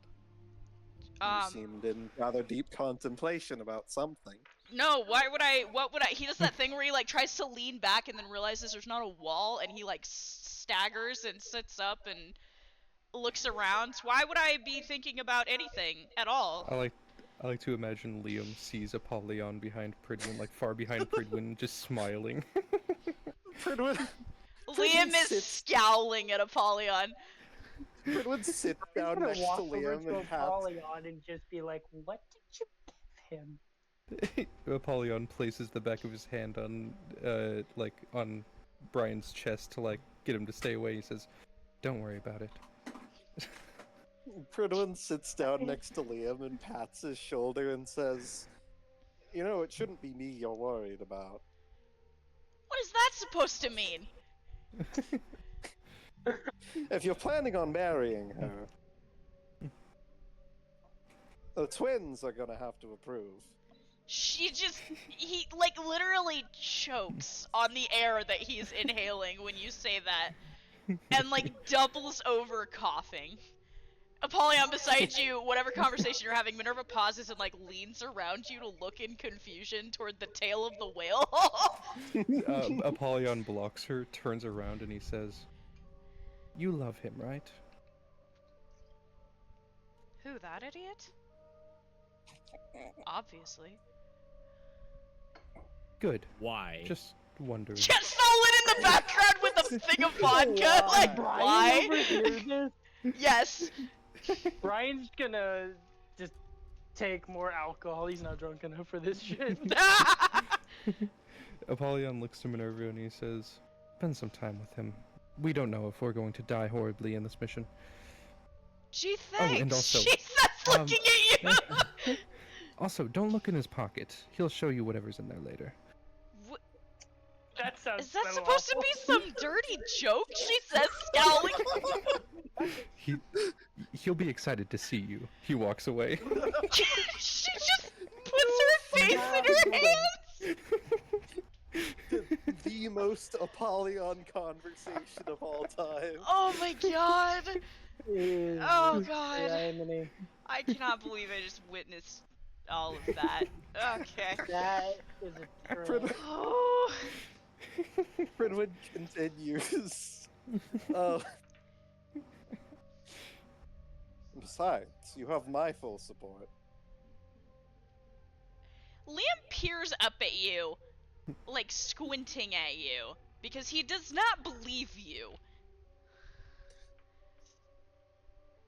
I mean, do you love her? I mean,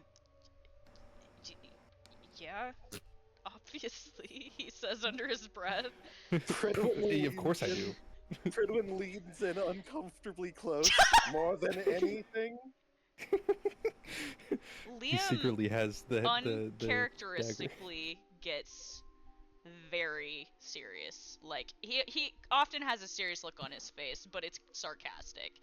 He looks up at you and meets your eyes, and even behind the mask, you can tell he's got a completely dead set expression. I've never been more sure about something. Then you have my full support. He is still squinting at you. You wanted to kill me like 8 months ago when you saw her coming out of my room. I had my reservations about you. Cause you were a dick! You hear somebody say in the background on the whale! It could just be Brian drunkenly yelling that. This is supposed to be a private conversation. We're on a whale. How private can you be? We're on a whale! I had my reservations. I thought you were brash and you clearly had issues. But it didn't take very long for me to think that you were a good man underneath all of that. He scowls at the thought. You've done so much, not just for her, but for everyone in this group, especially Katia. I mean, you gave your life to protect her. Yeah, well, he kind of glances away. She scares the shit out of me, so. And yet you protected her. You clearly care for this group, for Minerva. You've proven to be an exceptional individual. You are strong, honest, and brave. You bear the exemplary marks of a Rhizostome, and I would be proud to call you my brother. You think for the sneakiest second that you see a tear slip down into his mask. Apollonia's gonna approach. I trust beyond shadow of a doubt that you two would be great together. And you'll have exceptional kids. He just slowly puts his head in between his knees. You just hear Ryan start choking on his wine after that. You hear- Also, if you break her heart, it's her you should be afraid of, not me. I'm already afraid of her, he says under his breath. Like any man should be. Exactly. Always get with a woman that'll actually kill you. Oh, one more question. Has she shown you the poncho collection? He sighs. I don't want to talk about it. But that's a yes. Yep. She has never shown another man her poncho collection before. That says all that I need to know. Really? So- He so- says, so looking at her, wait, because she wait. likes to wear them during. Never mind. She likes to wear them, but she's never shown anyone the full collection. Apollonia's gonna wait. grab him. Oh wait, you go. Pridwin, he seems like he's originally thinking that he's talking about just in general, and then he seems to stop. And then he slowly looks back at Liam and says, Liam just kind of has a hand over his mouth where the mask is. I'm That's going to what the pretend mask is for. I did not hear that.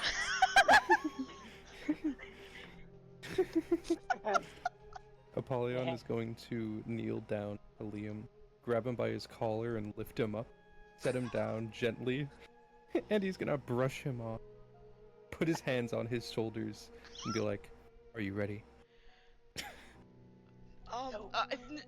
No, he says, looking at you. And as he says that, Apollyon says, "Good," and then he throws him at Minerva. I wasn't either. Meanwhile, like, fucking Minerva and Lunala are sitting up at, like, the front of the whale. And Minerva's just sitting there, and she looks like she's contemplating something. And she looks over at Lunala and she goes, "Why are guys idiots?" Lunala goes, "I don't know." Just sitting there. I guess he's gonna show me something in his pants. That's what he said, and I don't know what Apollyon meant by that. Do I need to be concerned? Like, I don't know. And all of a sudden, like, there's this shuffling, and Liam's standing there with his hands in his pockets. You wanna join me on the tail of this whale? Tail of the He whale. says, shoving his hands deeper in his pockets awkwardly. See, The he's whale. perfect for it. He already has the poetry down. He's rhyming. He's already doing better than I did. All the boys are standing there, like, taking notes and musing quietly to each other in, like, a line. Brian is just drunkenly sleeping. Just look at the Riz! The unspoken Riz! Minerva, looking confused, gets up, and Lunala shrugs at her, and they start walking towards the back of the whale. Liam gives you a kind of helpless look as he walks by Apollyon! Pridwin just puts up, like, 2 thumbs up. Oh my god. You know what I've realized about this party? Uh-huh. They have a strange way of attracting the most unnatural females.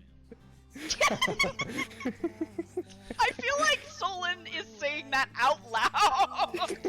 I very much am. That is exactly what that was. To be fair, most of us aren't even entirely human. Most of us. That doesn't diminish my point.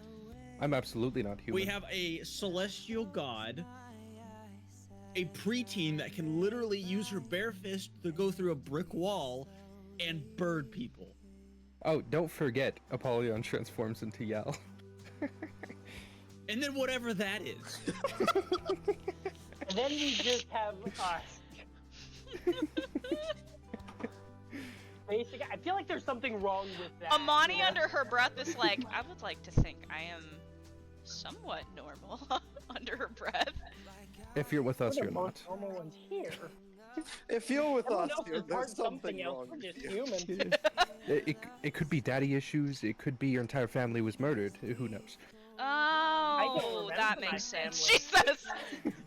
Maybe you're secretly the half-child of a demon, or a witch, or some sort of horrible monster. Or, you know, You a would king think of hell would that come with ended up some dying. cool- You would think that would come with some sort of cool powers, though. I could just I mean- hit shit with a hurricane. It comes with cool powers, but also severe trauma. Or maybe the trauma's where the powers come from. That's fair. I mean, me out. Soma was very strong for his age as a demon. Hear me out. If I don't remember anything, I can't have trauma. As you guys are having That's this trauma. conversation. That's trauma. Liam and Minerva are kind of standing on the tail of this whale. Both of them kind of have their hands shoved in their pockets. And they just stand there for a hot, Just awkward standing there. minute. Weirdly. Oh no, he's failing. It's okay. Just you let him cook. He's floundering out there. Apollyon puts his hand on Pridwin's chest and he says, "Hold up, let him cook." But it's... As they're standing I there. fear that if I allow him to keep cooking, he's going to burn it. Let him cook. Liam, do you want to voice Minerva for a minute? Yeah, you want me to voice Minerva for this? Sure. If you want. Oh, lordy. Liam I'll is voice. standing there quietly, and he. Hold on, I'm curious if Minerva can see how badly he's shaking right now. I like to imagine Minerva. Probably. The answer I is like to- probably. I like to imagine that in Minerva's mind, she's just like, he's gonna show me what's in his pants right here on this in front of everyone. Babe, What? not in front of the whole party. Not on the whale, bro! Minerva can definitely see how badly that he's shaking right now. She, And She like looks him up and down and then says, "So Apollyon said you wanted to show me something in your pants." don't listen to him, Liv says. Please. I just thought maybe we could talk. He says, giving her an awkward smile. Talk. Yeah, it's really pretty out here with the storm moving in. Oh, like you, he says under his breath.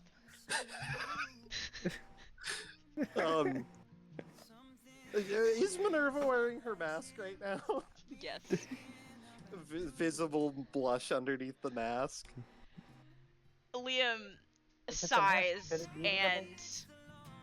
for one of the few times since you've seen him, he reaches up and he unhooks the mask from his ear. And he unhooks it from the other, and he takes it off and he shoves it in his pocket. Not something Minerva hasn't seen, but in the lightning as it lights up, you can really see the deep scars and the forced smile scar lines on either side of his mouth. Well healed, but never going to disappear. And they light up with each strike of lightning, and he says, "Look. Apollyon told me we're probably all gonna die. Horribly. And I took that to heart. And I just wanted a minute with you in case the worst case happens." I mean, we almost die all the time, but this is definitely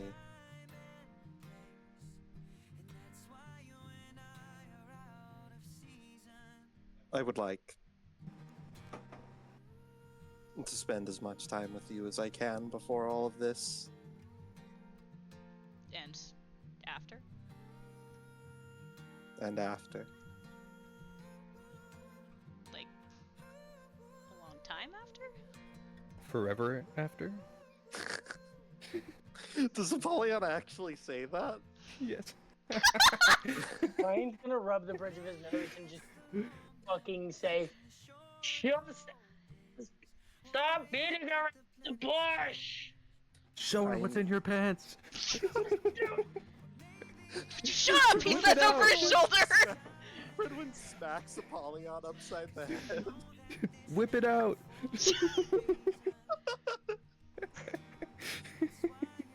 I'm sorry, they're all idiots. I don't know what's gotten into them. They're very dumb, but I mean, I can't really imagine us not being together. He smiles a little. You said that. You actually said that.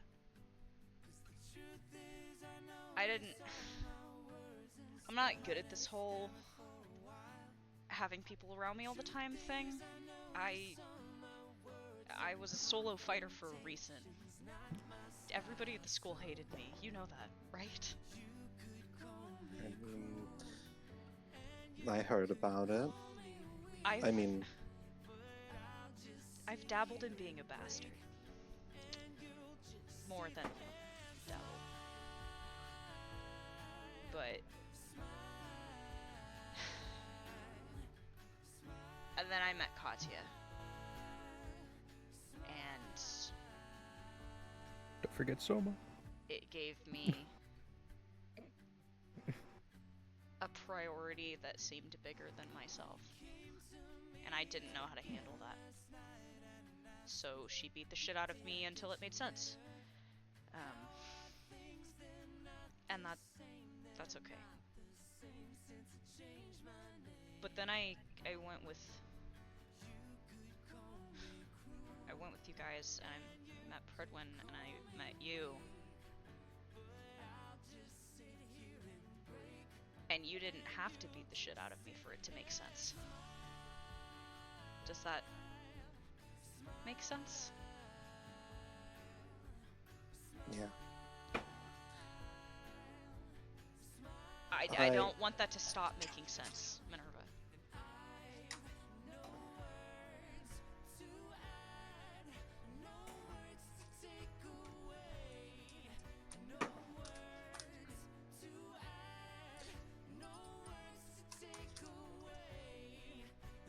You met me pretty early on. I'm sure you remember how I used to be. I barely even spoke to anybody. Matter of fact, the first time I spoke to anyone who wasn't a family member was when I started in the DWMA.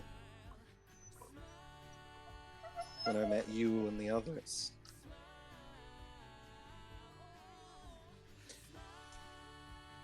I always struggled to be around people. But she brings her hands up to her mask and slowly pulls it down and says, "Around you, I feel like I can be myself."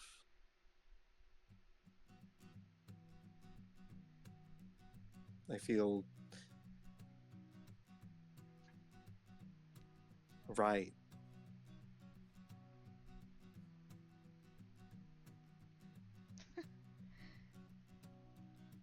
Oh god, you're serious. Oh god, this would be easier if you just stabbed me at the beginning of the conversation. Oh god, I didn't think I was gonna get this far. He kind of puts his head in his hands. Stabbing isn't off the table. Hey, that's my line. Ryan's gonna whisper to Apollyon, I don't even want to know what they're into. This is concerning. Minerva just gives him a wink. Did you not know that everyone in this party is a freak? Apparently, I do now. You haven't seen it yet, but what You Goodwin and Lunala get up to in the bedroom? Oof. I don't didn't want even to get see to meet that. fucking Lewis. You didn't even get to meet Lewis. Oh yeah, now Lewis You is permanently haven't dating seen Soma. Freaky. I am horribly concerned. Yeah, Lewis is now permanently dating Soma. He What the turned fuck? himself into a monster so that he could fuck another monster. Yeah, What the fuck? And then the party had to kill him. yeah. Yep. What the fuck? He Soma also didn't eviscerated get to him. fuck the monster. Yeah. This is, I'm imagining this whole conversation is also canon. Yeah. It's happening. end, It's all though, happening. In the I don't very have end, enough though, wine for this. in the very end, though, his staff got to live happily instead of Soma. What the Brian's gonna rummage around in his freaking possum to see if he has more wine in there. Guys, shut up, Amani says, elbowing you. DM, does Brian find more alcohol? You do. You have another bottle of wine. Just chugs it. Oh, dear I'm not God. drunk enough for this. I'm not nearly drunk enough for this shit. Liam has walked out all the way onto the edge of the tail as he's you know, kind of panicking for a minute.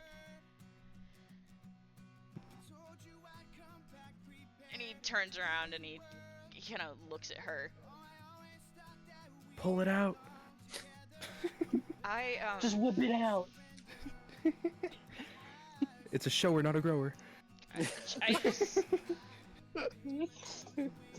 look, I'm bad at this, okay? And everybody else is making a point to make that really obvious, and I don't know how to do this, and we're on a fucking whale, and I just... Minerva just puts a hand on his shoulder, looks him dead in the eyes, and says, "Whatever you're going to say,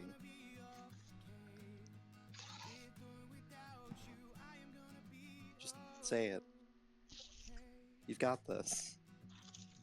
Brian, upon hearing that, just whispers, "Thank you, God."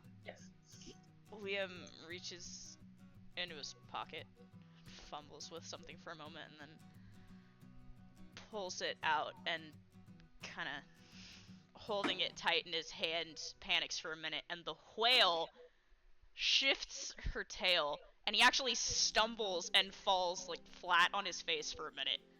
Staggering, tries to get himself up, and Hell yeah. finds himself on one knee. Oh. He looks at her and he says, "Fuck it.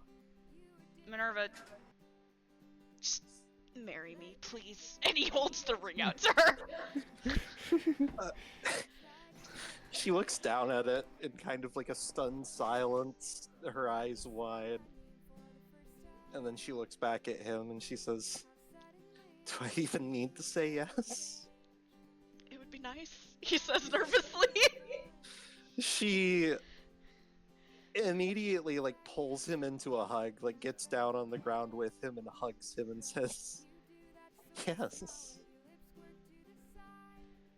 "Oh, thank God," he says. puts his head back. There's just like tears in the corners of his eyes of like half panic, half Whoa! relief. Whoa! Hold up. Sorry. I hate to interrupt this, but did they announce Incredibles 3? I have no idea. Whoa! I haven't even I'm, seen Incredibles I'm enjoying the dialogue, but someone just kind of texted me that. Solon's got his fucking PDA out. He's just going. He's totally an iPad did. kid. They did. The They did. most They D&D did. thing I've ever seen in my life. Minerva just suddenly looks up and over at Solon and she goes, "Oh, no way." He's They fucking also- Word? vodka scrolling through Twitter. Apollyon is also Word. Apollyon's also doing, and he's like, "Oh, they also teased Toy Story 5." Oh, look, we're What? getting live action Incredibles, Stitch what? too. Toy Story. All of them at once. I'm honestly hyped for God. the new Either Shrek. of those are. Oh my god. Hear me? Did you hear they're making a new Shrek movie? I did Oh my hear that, yeah. God. Yeah. Oh my god. I'm imagining like it started with Apollyon like trying to like take pictures or record like they did when Pridwin proposed, and then the pop-up came up, and that's how this whole thing started. Meanwhile, Brian just has no idea what the F any of those are because he's lived on a ship his entire life. Yup. He's just like, what is either of those? Liam pulls himself to his feet, pulls her up, and I guess I should tell you what the ring actually looks like. So, the description of the ring is... I gotta pull it back up real quick. Basically, it's a silver and gold band that's a wave pattern, and there's a really large black diamond with topaz set on either side of it. God damn. And it's glowing with this kind of magical glow. And when he puts it on Minerva, he says, Apollyon hinted there was some kind of magical thing about this. It probably won't explode.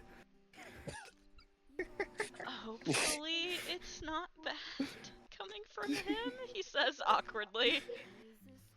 You got me an enchanted ring. I got you an enchanted ring, he says, and shoves his hands back in his pockets awkwardly. And here I thought that nobody could top Pridwin and Lunala's rings. You hear that, Pridwin? Rubs the back of his neck awkwardly and kind of looks back out over into the darkness and the stars. You gotta do better, Pridwin. Oh, I'm sorry. I didn't realize a literal piece of my soul wasn't good enough. No. Liam and Minerva kind of walk off the end of the tail, and Liam, for a minute, grabs her hand and like lifts it in the air and makes a face at you guys and goes, "There you go," he says. I'm Apollyon. proud of you! Apollyon begins cheering and clapping. And then he Minerva, walks up I'm to imagining when Pridwin says this, looks confused as fuck. And here I Apollyon thought I still- was gonna have to shield him from you trying to take him out. Apollyon walks up to the both of them, puts his hand on their shoulder.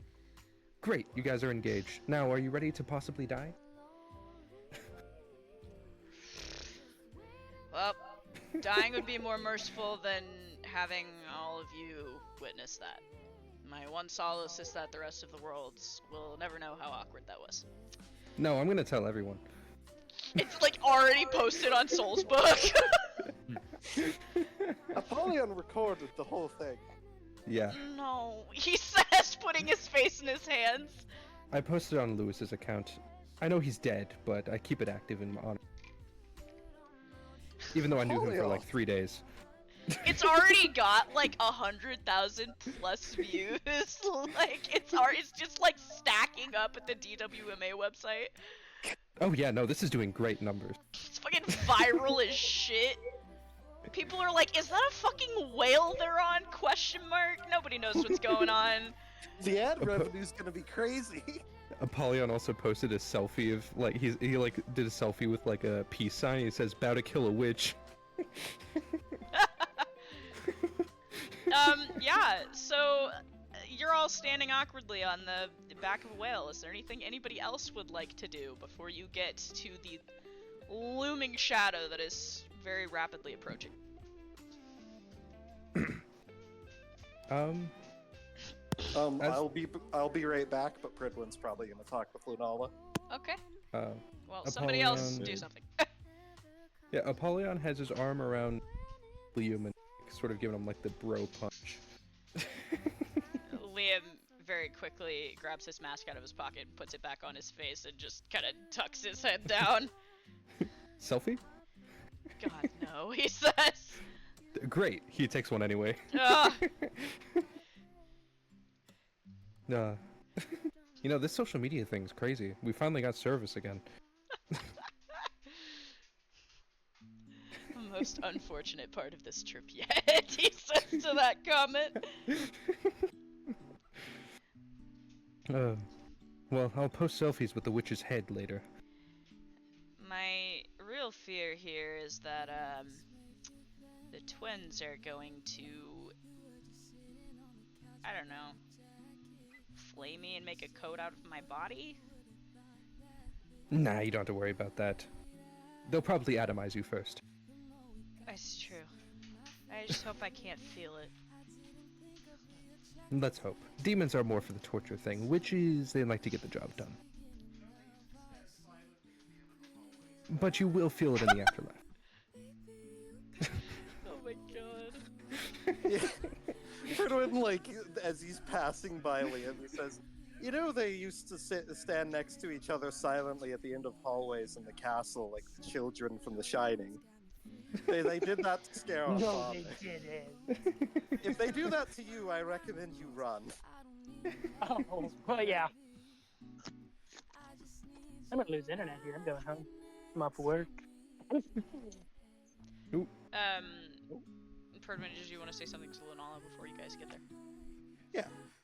He's gonna sit down with her, Okay. and he's gonna say, "So,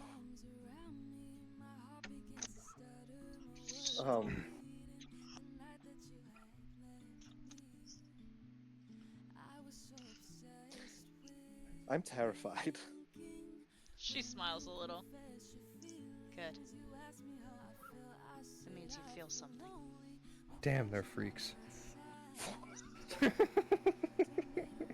like I'm gonna need to get headphones. Ugh. Look, it's not the first time we've been in a life or death situation. Yeah. Definitely will not be the last. It's not the first time we fought a witch either, but First time for me. nonetheless. Wait. Trust me, it's more terrifying than any of the stories could ever prepare you for. Look, if we can handle broken Apollyon with an attitude from hell, if we can handle getting married in an academy full of people who want to cut me in half just so they can make themselves stronger, I don't think anything can be worse. I suppose you're not wrong. We had our minute back before our little spar with Hex.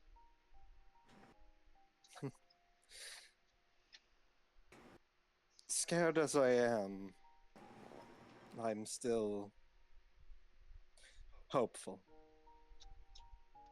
I feel that as long as I'm by your side, we can handle anything. Well, hopefully nothing comes between us then. I would never let that happen. Not even for a moment. Going home. Well, Good.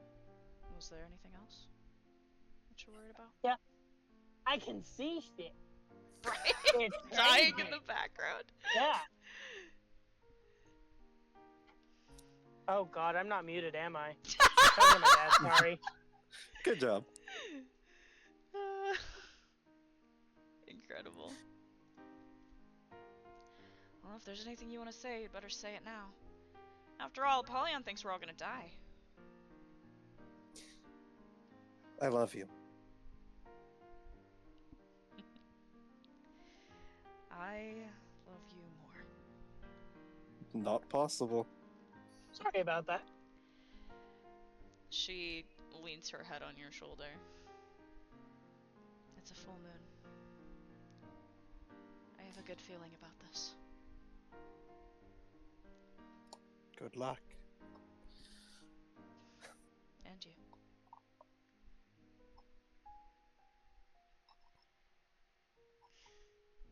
The shadow in the distance. It begins to make itself clear. And you see a awful structure beginning to come into view. There's a strange, almost ethereal glow to it that allows you to see it in the darkness. The storm clouds passing overhead, and with each flash of lightning you get the real view of it.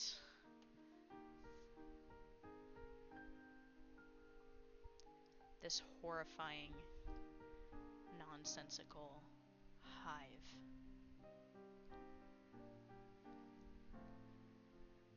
The whale lets out an uneasy noise and begins to slow. What is your plan for descent?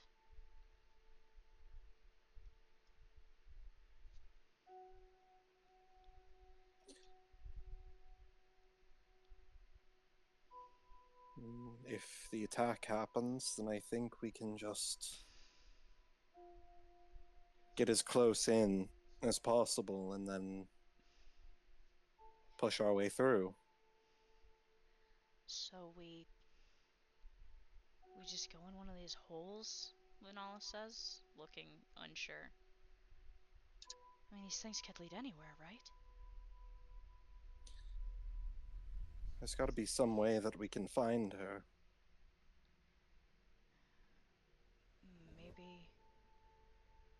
Maybe I can draw her out. Yeah, we don't need to go in. We just need her to come out. Okay. I haven't done this very often, but I can try, I guess. If you think that's a good idea. I mean, we're standing on the back of a flying whale. How much weirder can it get? It only gets weirder. She reaches up and presses her palm to her chest and closes her eyes, and there's a soft glow. And she whispers under her breath, "Soul protect. Off." Oh boy. And there was kind of a hum from the hive beneath you, and now there's an eerie silence. Not a single sound to be heard. You hear another voice from behind you. "Narcissa, soul protect off."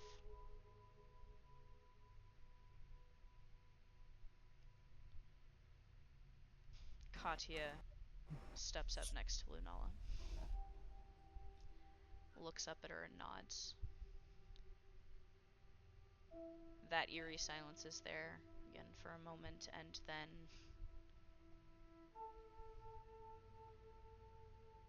there's a hum. You see something in the tunnel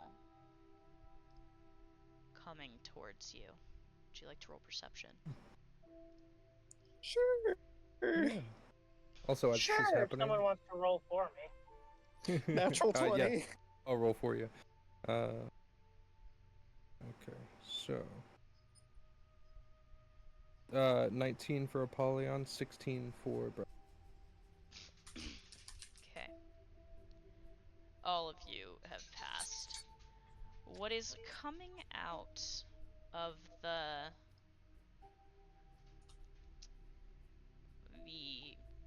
tunnel, I guess we'll say. It kind of splits into 3. And you see, rapidly approaching your location are these 3 figures.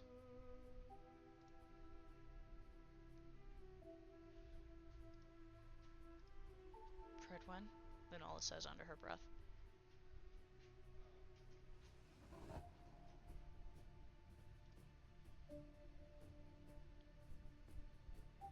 Sorry, I don't know why it kicked me out of the call.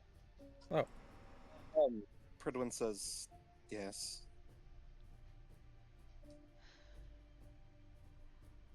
I don't think they're slowing down. She holds her hand out. Pridwin's going to take it and immediately transform. She braces herself. Other people begin flashing. Is Brian ready rolling stuff? Yes. Yeah. Just keep in mind, you guys are mid-air still. You are very high off the ground on the back of this whale. The 3 wasp warriors level themselves. The one with the spear evening itself out and looking at them. Well, well, well, what is this? Bringing us our lost little pet back. How very sweet of you. Kindly remove yourselves from the whale's back and be on your way. Pridwin just looks down. I don't Unfortunately. Oh. No, go ahead. Apollyon looks down and he says, I don't think we will. Interesting. Catching you looking down at the distance beneath the whale in the ground, she smiles. Ah, that'll make this easy then. And she is immediately going to swing her spear at you. I'm gonna need all of you to roll initiative. Oh shit. Yippee!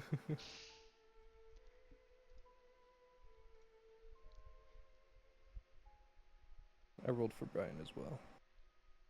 Thank you. Yes.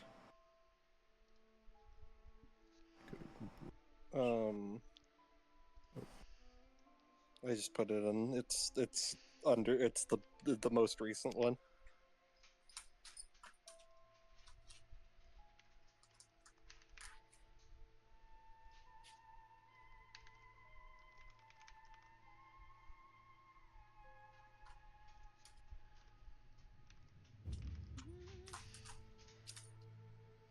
Oh, you both rolled a 12. Jesus. Oh. I'll let Brian go first before Pridwin. Okay. 1, 2, 3.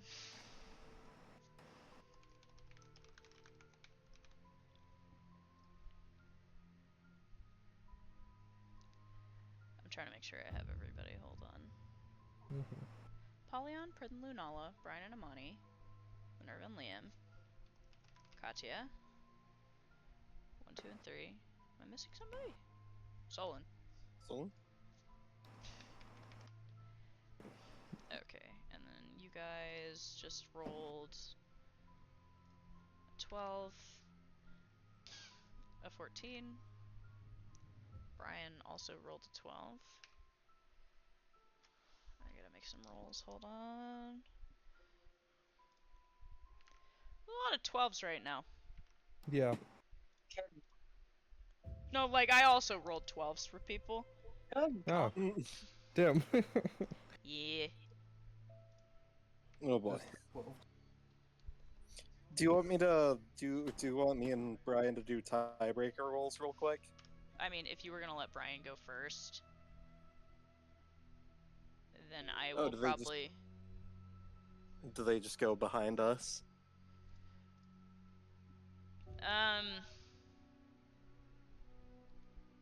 I mean, if you guys want to roll a tiebreaker, go ahead. Cause yeah, Sure. I've got multiple people that rolled the same I don't care, number, but Fridwin I was can just go kind of before me. sorting it the way that Mhm. the system sorted it. I was just gonna leave it. Mm-hmm. Do you want me to roll for Brian real quick? For the Alright, you can go tiebreaker? before me or after me. You can if you would like to. Alright, so it's a 15 for Pridwin on tiebreaker and an 18 for Brian. Or 15 for Pridwin, 18 for Brian. I'm gonna let those new rolls sit.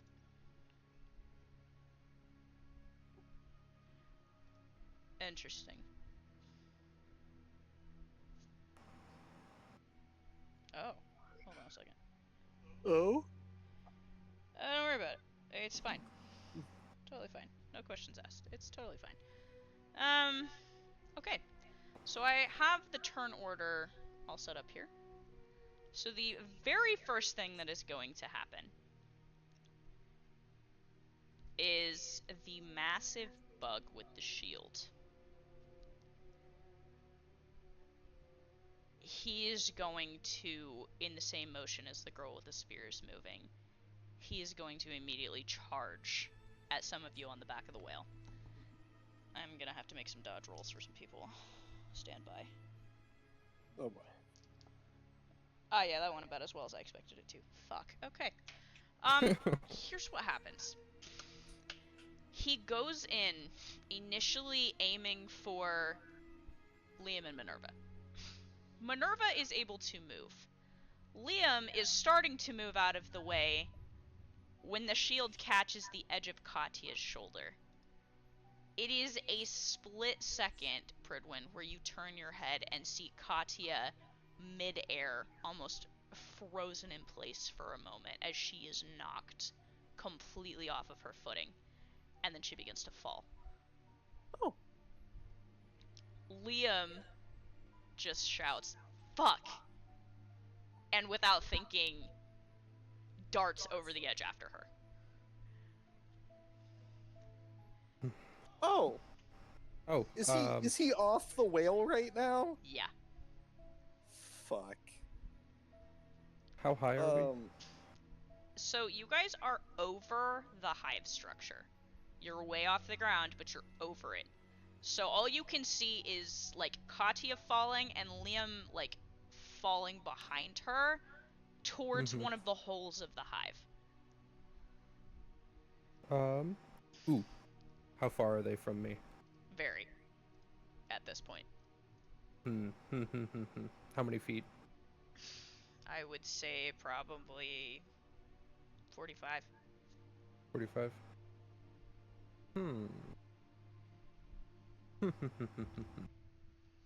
Or something I can do, I just don't know if... Let's see. Don't want to split our forces too much. Pridwin can't do Brian shit. be able to, since he has his whirlwind step active or prepared, could he teleport, use 45 of his 100 feet to get there, and then the rest to get back? No, because I would be using it twice. Okay.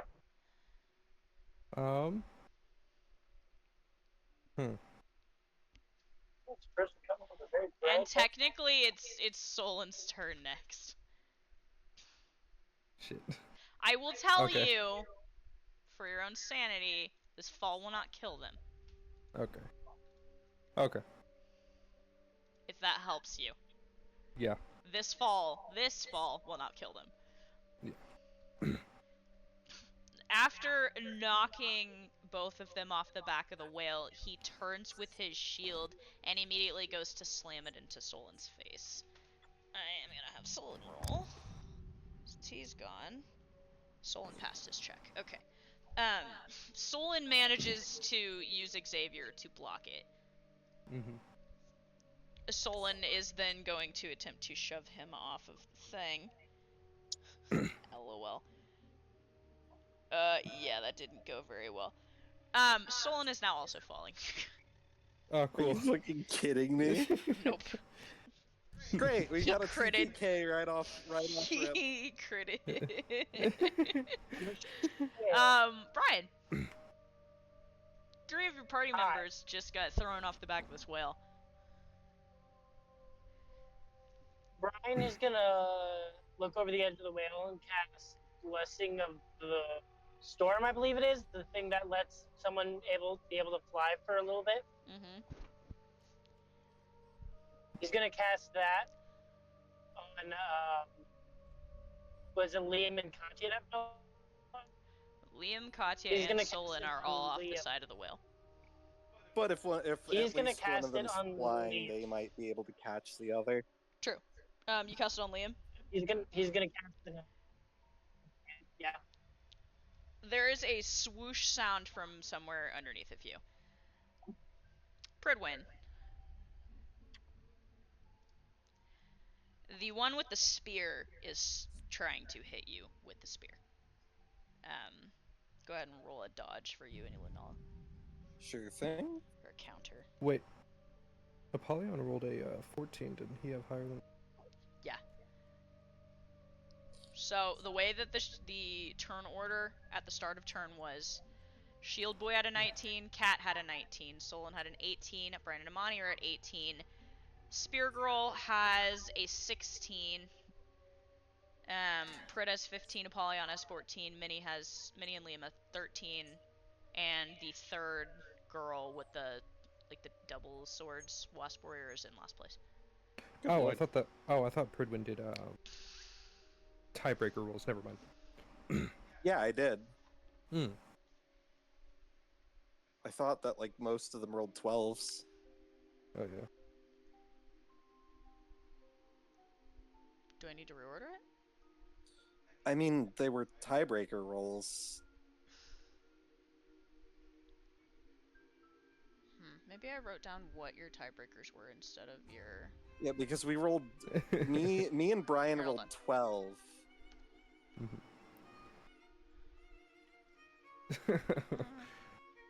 Look, I have slept less than 6 hours in the last 2 days. No, Leave me no, alone. you're good. You're good. It's just let's see. So could Brian, have and the then Prid, and situation- then her. Okay, so technically it would be Apollyon. But the Spear Girl's still gonna go first because she rolled a 16. So she's still that gonna was try a- and beat the shit out of... That was a natural 20 on the counter. Good, because she rolled a fucking 9. Go ahead and make a counter. Alright. That's a natural 20 on the hit. Oh my god. Oh my god. Well, she rolled a fucking 3, God. so... Lunala just fucking grabs the spear with Pridwin's gauntlet. Here, can I flavor it? She Yes. grabs the fucking spear, immediately, like, jabs into this insect with the butt of it, and then tosses it off the edge. Hi. And Pridwin says, as soon as we're done with you, we're going to slaughter your queen like cattle. So the spear you just threw?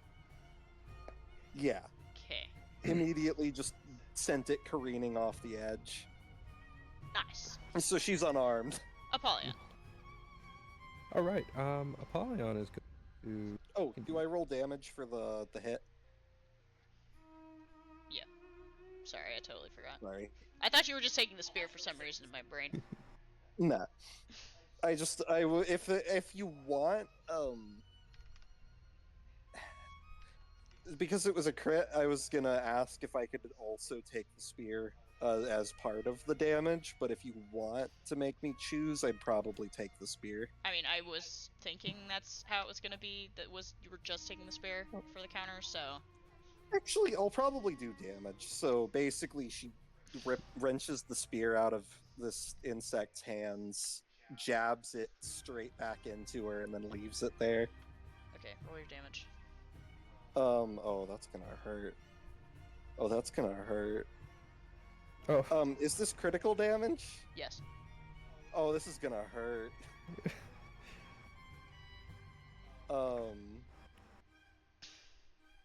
This is gonna hurt. You saying that repeatedly does not inspire confidence. That's 70 points of damage. Okay. Down. Damn. How's how's the morale looking all of a sudden? She is not happy. And she is bleeding a lot. This vile, dark greenish blood. Apollyon. Uh-huh. You just watched Pridwin fuck this chick up. Yeah. Apollyon, with his hands in his pockets, steps forward, and he says, "Nobody knows the divide and conquer game like I do."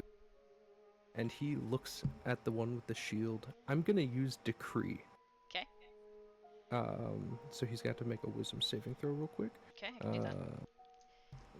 Let me do my wisdom. Ooh. Oh god. Oh, for some reason I had Brian's page pulled up. What the fuck? It's because you were rolling okay. for him. Oh, that's right. Okay, hold on. I need to do math. If it beats a 17, you're good. Yeah, it's 43. Okay, you're good. He looks at him and he says, "Fall."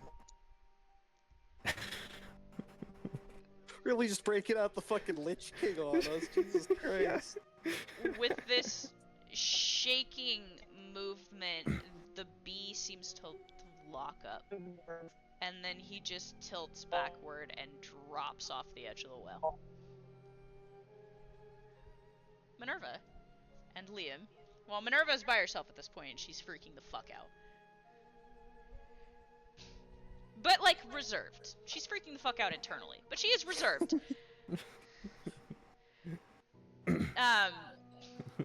So she is going to take a stab at the... Actually, this could be really funny. She is going to leap off of the side of the whale to attack the fucking wasp woman. Oh shit. Holy shit, why am I rolling 3s for all the bees? Okay, well she's gonna fucking hit. Call that a 3B. Oh, shut the fuck up! Right now! How dare you! Oh my lord. Okay, hold on, I gotta look at her. It's strength by herself. I have died and back. Is he on the... Is Minerva's stuff on the right or the left? Wait, what? I'm trying to figure out which stats are Minerva's. Oh, the stats? Oh god, hang on. You know, it should be high enough either way, honestly. Let me... I mean, Plus- I'm pretty sure her dex is much higher than Liam's is. So that should help. Let's see. So it's gonna do, like, fucking 37 damage? God damn. Damn. And the wasp lady currently has Minerva, like, clinging to her, flying around, like, in the air trying to catch her balance, and Minerva's pissed. Brian, I already had you go, even though I just reordered your turn, so I'm just gonna skip you for this round. Prid. Oh, okay, hang on. Yeah, so Minerva's on the right side. Let me grab Prid. Prid's gonna go for another basic attack on, Spear Lady. Okay. Roll. It was a 17 hit? Yes. Okay. This is gonna hurt. Not as much, but it's gonna hurt. 36? Okay. As Lunala immediately delivers a fucking uppercut. She does not look good. As she rips the spear out of herself after taking this hit and coughs up a mouthful of that green blood. Let's see. It is Sword Lady's turn to hit. She's currently being grappled, so she's gonna try and get out of that shit. And she did not. Hey, Paige. Well, Shit, let's alive see. again. That makes Hello. it Spear Boy's turn. She's gonna take a swing at you, Pridwin. Roll to dodge. All right. Does a 17 hit? That matches. I've always gone to the defense. All right. So you're good. So Apollyon. Winala manages to quickly parry. Yeah. Which one is the most injured? The Spear Lady. Okay. He looks at the spear lady, or actually no, before he does, he like pushes back his hair, and he transforms into his armor. suit. Holy shit! Pidge is back. Sorry, I got excited. You're good. But he sort of pushes his hair back, and then manifests his armor around him. Looks at the one with the spear, flicks his wrist, and then he's gonna use Soul Menace. Okay. Yeah. That's an automatic hit, right? Yes. And that does how much damage? 20. God, you're all so fucking close. You're so close. But not there yet. Damn it. Let's see. Minerva's gonna take another stab at this lady with advantage. She did not need the advantage because I'm rolling shit for these bees! You can still try and make it a crit. Okay, I let's said, see. fuck these bees in particular. Fuck these Yeah. bees in particular. Let's Fuck see here. them bees. Fuck them hoes! 113 minus... It's gonna be... The wasp that she is on top of is not looking good. Either. Which is not great, because she's very high above the ground also.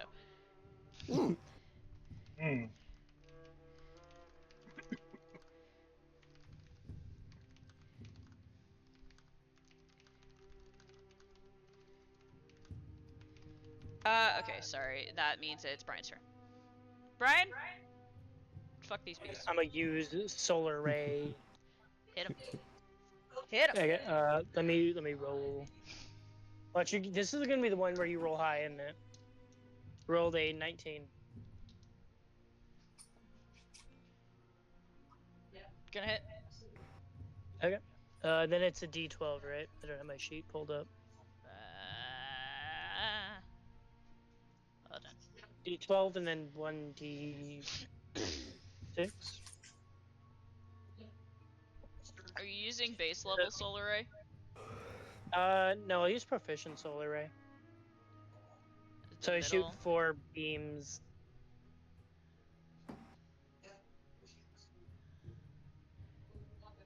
After it. I'm dying, sorry, hold on. 1 second. I'm gonna. The fuck is Solar Ray? It's somewhere. It's not that far down. Hurl them, the target, make a range attack for each ray. You have to make a attempt to hit for each one of the rays. I think he's gone. I can roll for him. Yeah, go ahead. How many? 4? No, it'll just be a minute. 3. 3? Yeah. Okay. Okay, so that is Bless you. that's an 18, a 7, and a 13. Okay, all of those are gonna hit. Ooh.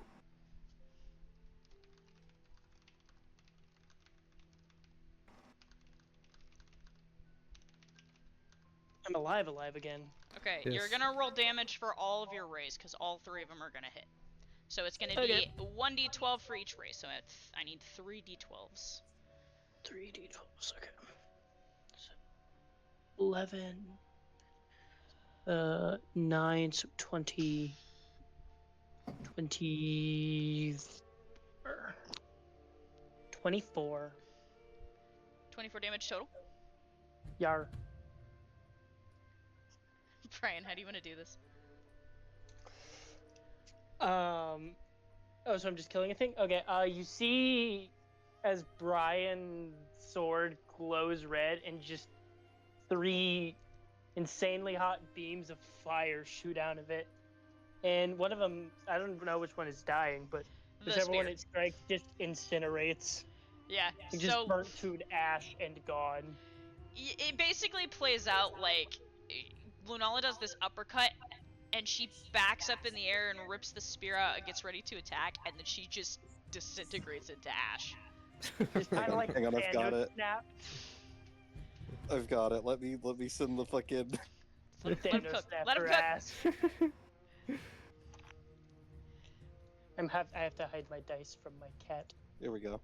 Otherwise, the cat is going to harass them. Yep. Let's see. Pridwin, Lunala, the only person left is the one that she is on top of currently stabbing. Alright, hang on, so it's Pridwin's turn. Another basic attack. Chick with the swords is having a very bad day. All of them are having very bad days. That's a 19? Hit. Yippee! That's not a lot of damage, but Pridwin and Lunala have quite a bit of strength. So that's gonna be 31 points of damage. Narrowly avoiding hitting Minerva as this creature spins and writhes trying to get her off. You manage to strike the wasp warrior. She takes more damage. She's bleeding heavily from many different cuts and wounds on her body, that dark green awful liquid dripping down.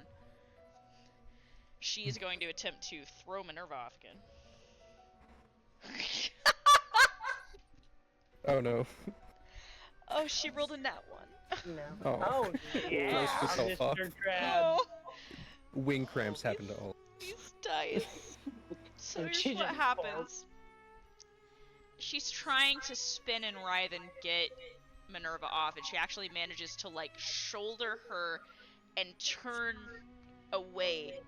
And as she turns, she finds herself face to face with Pridwin and Lunala. Like, right, she's just right there. Hello. Fuck, she says. That. Apollyon. Apollyon, he's gonna add to the terror that insect is going through. He's gonna walk right behind her. He has his arm. He's just really menacing. Oh my god. Are you gonna He's just attack Whole her or party no? slowly converging on her. Yeah, no, literally that's how it is, because Minerva's on her back. She's face to face with Pridwin and Lunala. Apollyon's also, like, getting in behind her. That means Brian's to the side. She's basically right in the center of this fucking circle. We won't jump you. Come out. We're not gonna We won't jump you. We jump you. promise. Come outside. I just Okay. want to talk. Why are you biting me? So We just wanna what I can only imagine what they're going through right now. Okay. He's going to.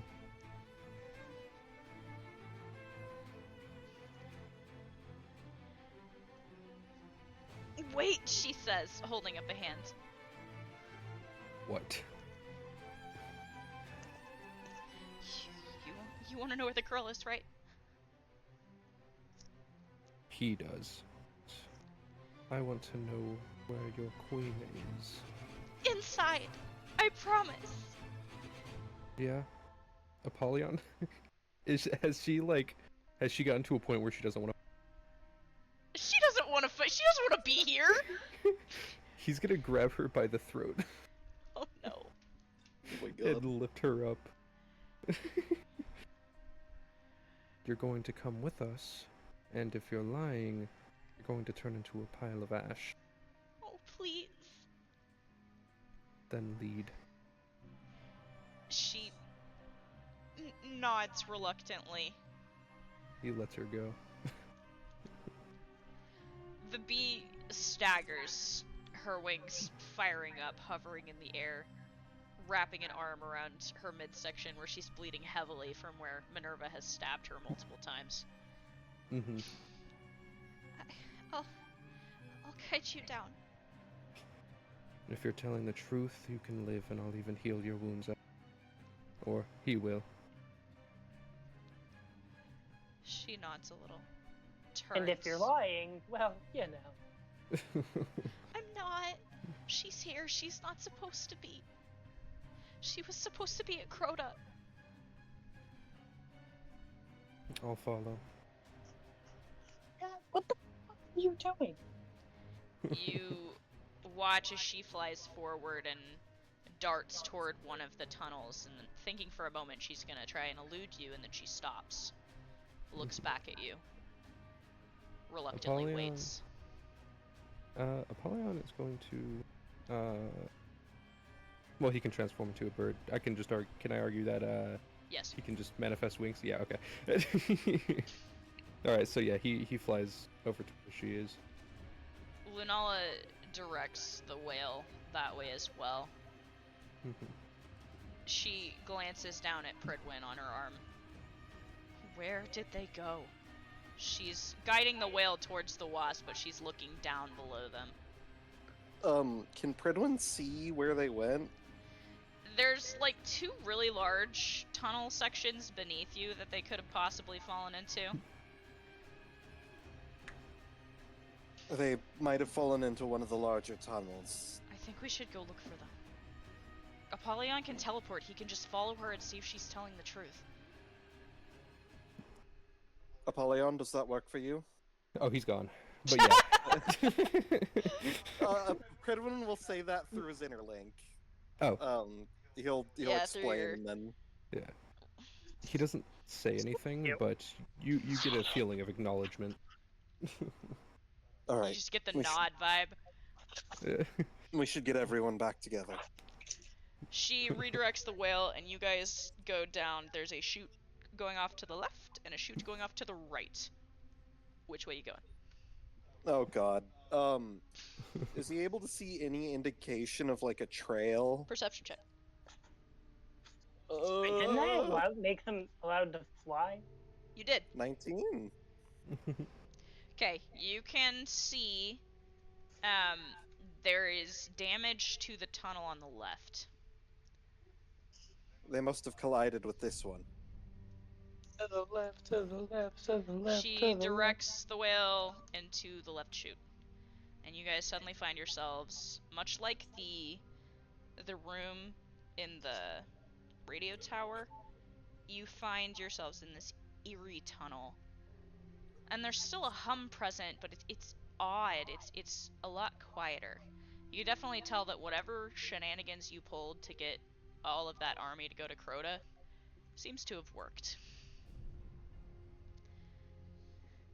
As you're flying down, you hear a coughing sound.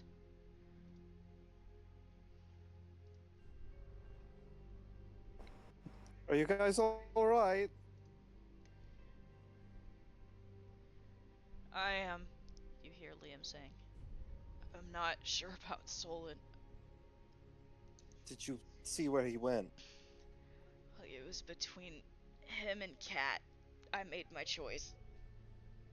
That's okay. You're okay. Liam is crouched in this crevice that he's made trying to catch Kat, and he's just clutching her to his chest.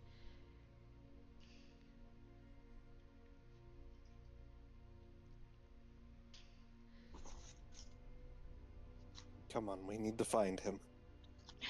Here, he says, and tries to hand you Katya out of the crevice. Pridwin will take her. I think the shield knocked her out. She's got a really dark spot on her face. Are you okay? Do you need any healing? I'm fine. Brian did that weird wind shit on me. Thanks, by the way, he says under his breath. You're very welcome. You guys look around. You don't see Solid anywhere. Meanwhile, Phil, are you able to talk?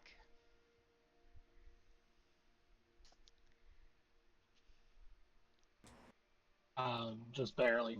I am sitting in an open lobby at a desk. So. Understandable.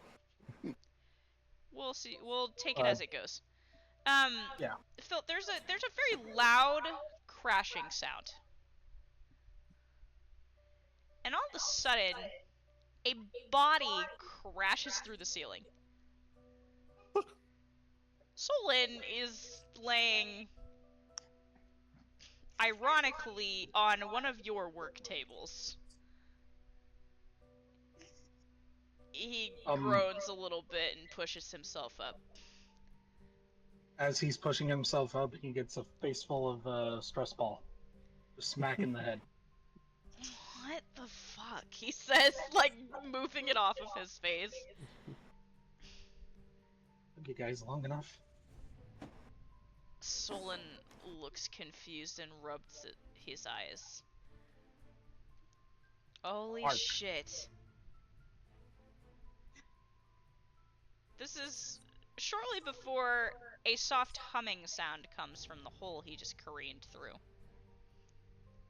Page Why is there flinches humming and in your hole? ducks behind something. Apollyon, you are following this bee down. She is going very fast, and you are having to keep up with her. Uh-huh.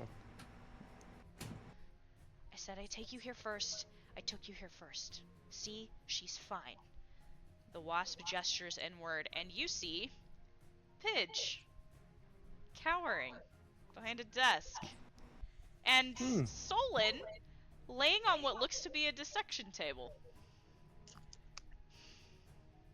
Oh. While I agree this was helpful, he walks up to her. They weren't what I wanted. I thought you were looking for her, she says, gesturing to Pidge. Your queen. She's further in. Take me. Fine. And her wings begin to hum again, and she lights up and goes through the ceiling once more. Yep. Before she does that, he would have tried. Your voice cut out again. Oh, here once.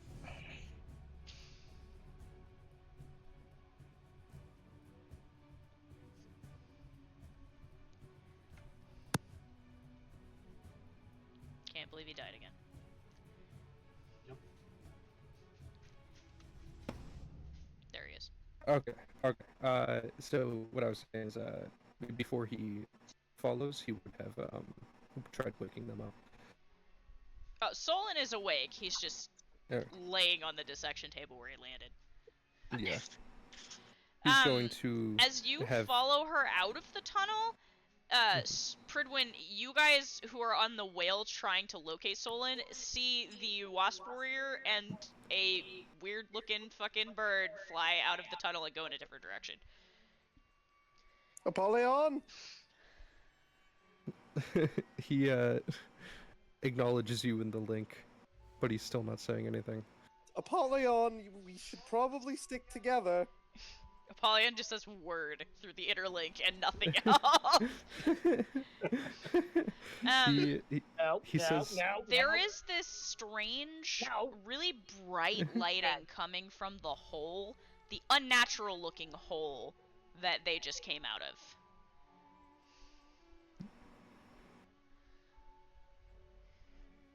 Do you guys go towards it? Yeah. Oh, I'm all for investigating weird-looking holes. So the whale stops and hovers over this hole. The whale will not fit in the hole. It is body-sized. And as you peer down into the hole, you can see Solon laying on what looks to be a table. What? Why are you? Oh god, no! It's fucking with my dice. Please stop. I'll take that as an L. Not the cat. The cat is being a menace. So yeah, you see Solon laying on the table, and you start to get a look at this room. as you're peering into this hole. I'm It gonna looks put like you in the box. a laboratory. The walls are still made of hive, but the inside is as clean as a clean room. There are tables, and the lighting in here is brilliant, like what you'd find in a surgery room. And there's a bit of movement, almost just out of view from where you're standing, Pridwin. And you see a flash of whitish hair.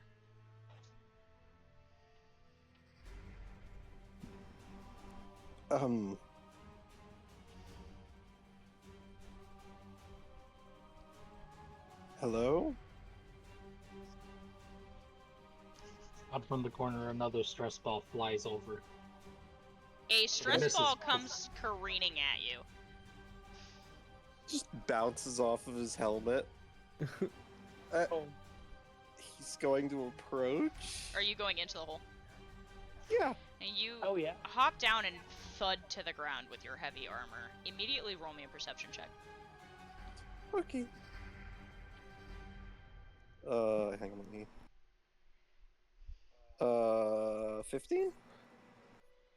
There is a smell that meets your nose immediately. You know the smell of death. But worse, you know the smell of burning flesh. Oh. What in the world? You turn and you look, and you see Pidge crouched in the corner. You see experimental things laid out on these tables. Technology. You see a body laid open on one of the counters near Solon. Pidge. Is that you?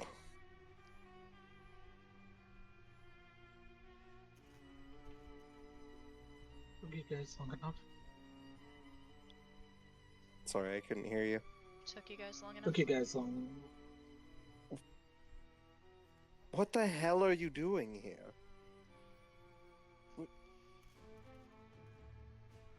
She's on the verge of tears as she looks up.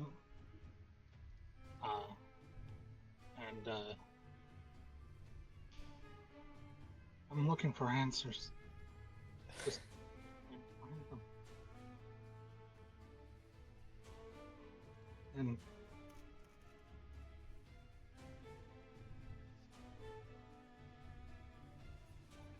just a more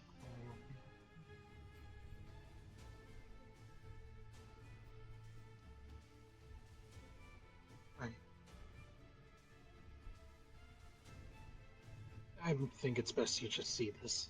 And she pulls out a leather-bound notebook and puts it in front of him. He'll open it. You see the beginnings of research notes. Definitely in Pidge's handwriting. You would know it. She's been trying to formulate something, work on something. And you're trying to comprehend the notes. Roll me a intelligence check. Pridwin has solid intelligence. Hang on. I hope to God that can carry him because he rolled shit. Can I add Lunala's intelligence to Yeah, that? you two are together. I would So say it's she gonna can be- help you. It's gonna be a 22. Okay, it's barely enough. It doesn't make a whole lot of sense to you, to either of you, but through the drawings, there's one particular that you see that looks like the rough sketch of a person with an arrow, and then what looks to be a soul coming out of the person, and then another arrow, and then the soul with another arrow going into some kind of technological object. You're researching how to transfer souls into technology? Figured I could reverse engineer it. Reverse engineer it? You mean the technology already exists? Oh, wait. You mean take the soul... I'm sorry, I'm not sure I'm entirely tracking. Do you mean reverse engineering the things we found in the other book? If you can put a object in, if you can put a soul into an object, can't you take it out? I see. You want to try and remove the souls from the objects, but where would they go?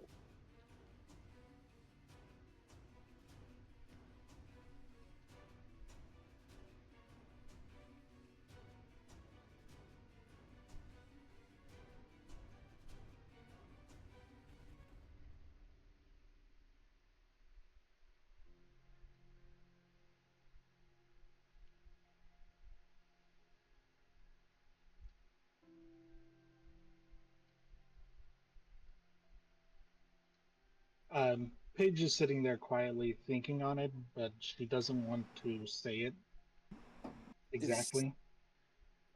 Is Ayn around? Yes.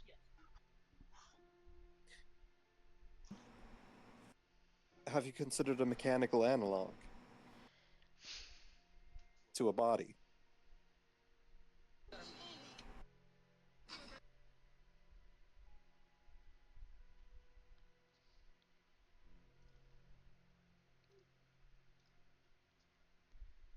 If you can put the soul in an object, could you not put the soul into a machine? Wouldn't you give the soul rest? If you could figure out how to. I mean, if we could get the souls to death, then I'm sure she'd be able to help them pass on. But if you're simply trying to find a way to move the soul from one place to another, or to give it another chance at life... Can we stop for a minute? Lunala whispers to you, and maybe ask the question of why the fuck we're even having this conversation in the first place? As I was asked to. That's my point. Why?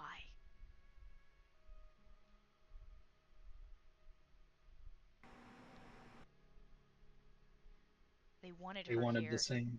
They lured her here for this.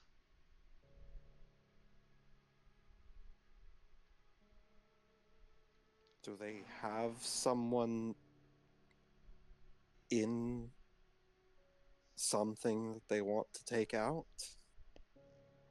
Or put in?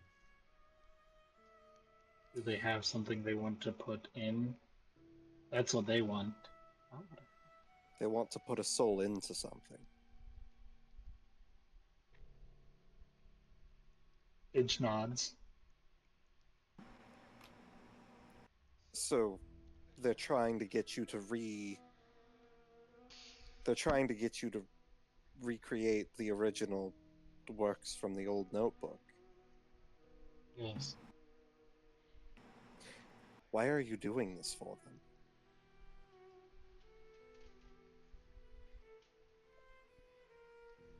Because I wanted answers. Answers to what?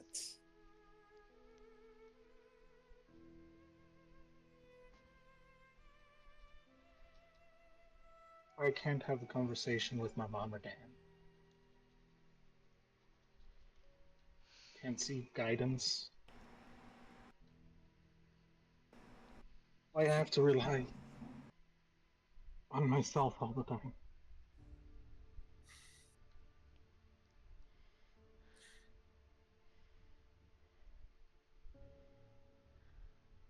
Why did they go? Why did they choose to be You're not, weapons of all things?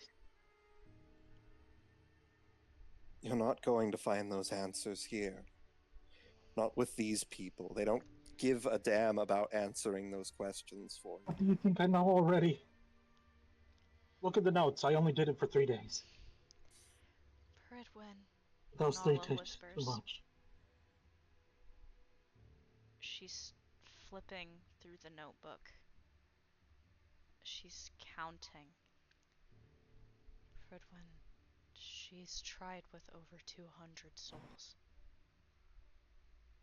Where are they? Where are they?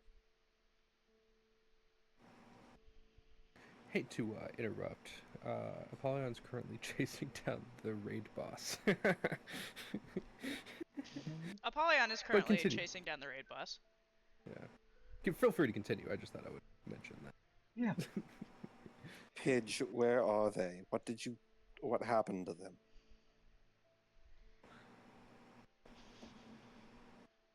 How do you harvest souls? What do you mean, how do you harvest souls? It's not a freaking vague question here. Pridwin, How do you that get a soul? smell becomes a lot heavier the closer you are to Pidge. You killed those people. 200 people.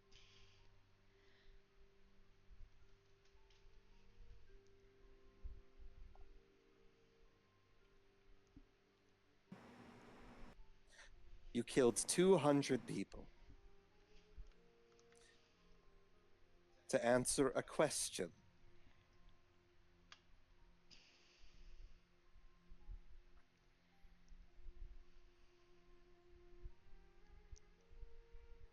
Pidge, I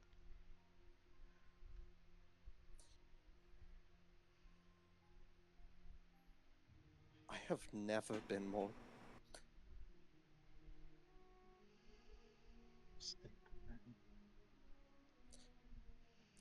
more disappointed in myself.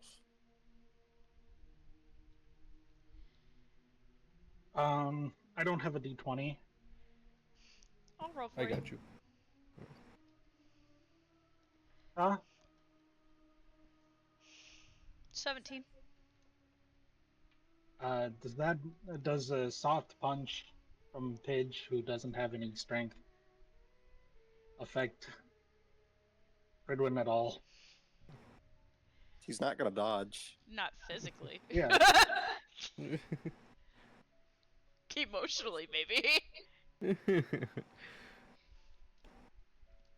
Don't you dare take the blame for this. I'm not taking the blame for this. You made this choice. And you bear its consequences. But the fact that I failed to notice, the fact that I failed to be there for you,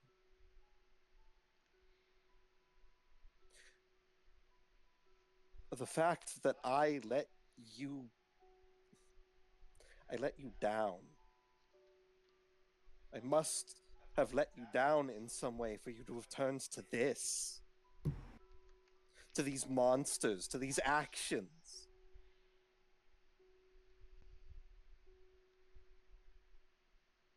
I thought that with this, I could also learn as much as I could about them. Their security's good, and they change things. The building keeps shifting and changing, and I don't even know where this lab is anymore.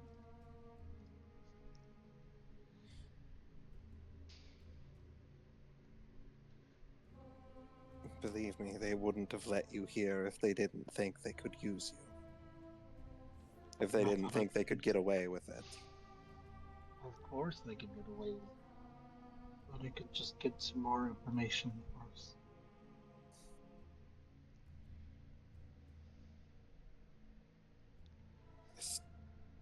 noble as that goal might have been, you should have talked with us. When? When you were getting ready to kill each other? When I blew up a tree and killed thousands?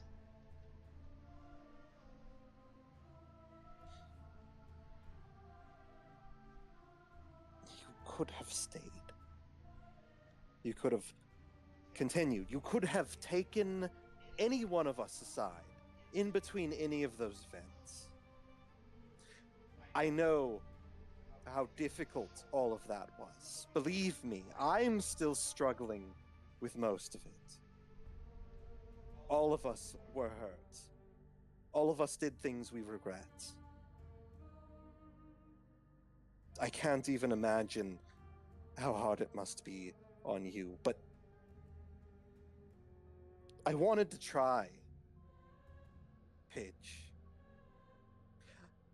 I know I can't be your parents or anything like that, but we're supposed to be a team.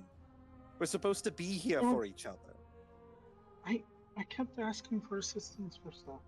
And every time you just looked at me.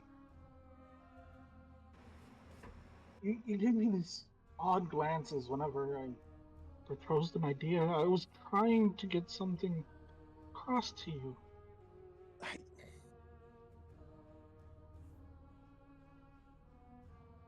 I never tried to dismiss or disregard you. I didn't. Everything that we've been through, I should have been more attentive. I should have paid more attention, but I was so caught up with myself and with everyone else that I just ignored you. And I wish I didn't.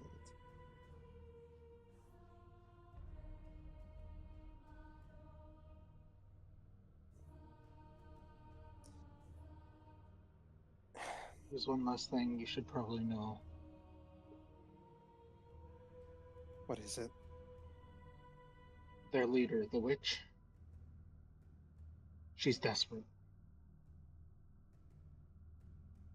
Someone needs her to finish this.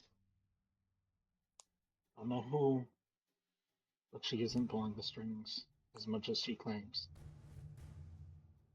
She's under someone else. I think I know exactly who that is, but continue.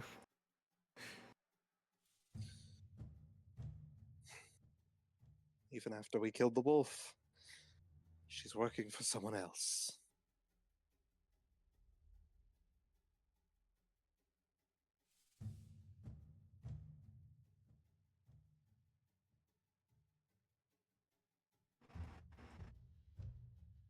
Pidge.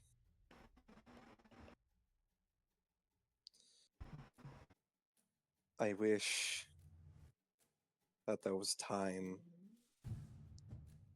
for me to talk with you about this, all of this. I wish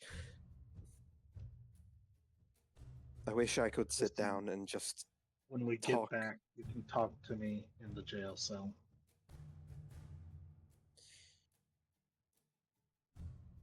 Yes. We will have time to talk later. But for now, remember what I told you.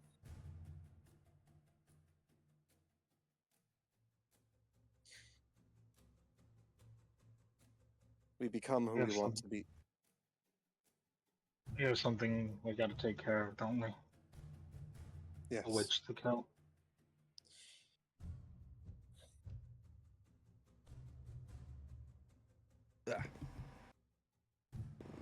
Pause on She- you. Apollyon, Uh-huh. following this wasp through a convoluted mess of tunnels. You've passed by areas that look like they lead to jail cells. You've passed by laboratories, but this wasp is leading you further inward. Deeper and deeper into the hive. I'm trying to pull up the image that you're gonna see.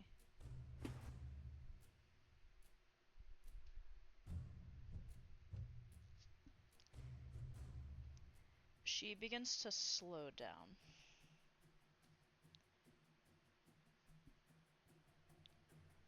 In this strange, cavernous area, glowing with all these off colors. Working areas where you once saw the different areas where things have hatched. She's in there. She points to the massive hanging structure in the ceiling in the center of the room. And it looks like almost the size of a small skyscraper to you.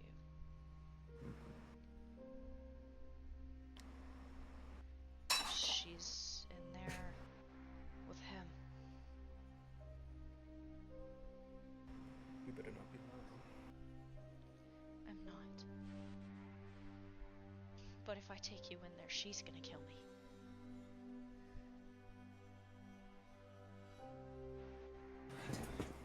Then leave while you still can. You don't have to tell her twice. She fucking bails.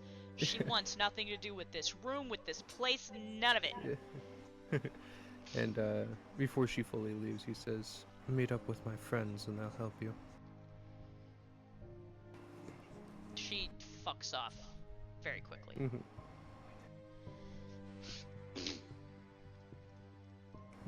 He's going to approach the structure. You start walking towards the structure. You have to... At this point... Oh, wait, what? Go ahead. His armor is also off at this point. There's passages that seem to lead up to it, kind of like giant bridges. Mm-hmm. You start walking up them. You enter into one of these cavernous rooms. And there's a strange hum around you. I'm gonna send you what you see. And nobody else, because you're alone. Mm-hmm. You see bodies along the walls. Like this. Oh. Husks.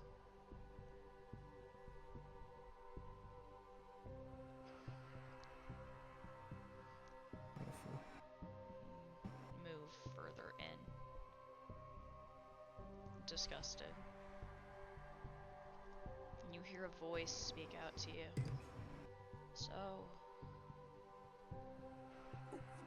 you've finally decided to show up.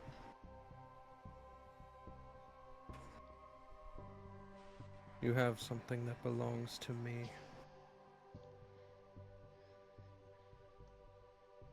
Really?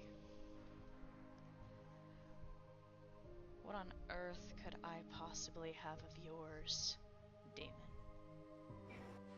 The holder of the spear. Oh. You're talking about my daughter. The voice flits around you. She always wanted to be her father's favorite.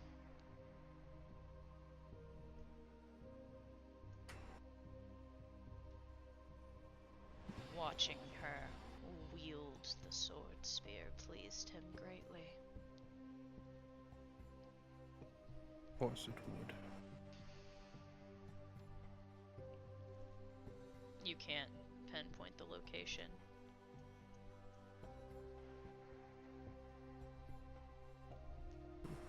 If that's all you want,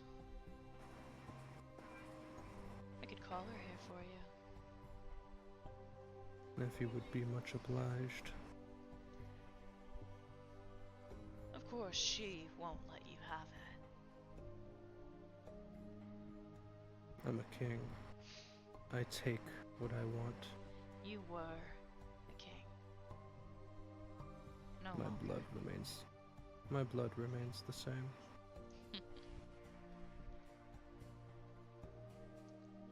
Blood it or not, without your throne you are nothing. And here you stand, alone, trying to reclaim the lost vestiges and pieces of what you once had. It'll never No. be the same. You see, death could not hold me, especially for very long, and that Mephisto is only warming my seat for me. I know not of who you speak, nor do I care. I stayed out of my husband's business, and he stayed out of mine. If you want to meet Syrian that badly, I'll call her for you, but you will meet the business end of her spear. You should not have come here alone, demon. I am never alone.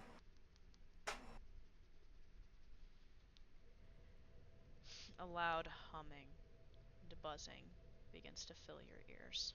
Fredwin, you guys are still in the lab.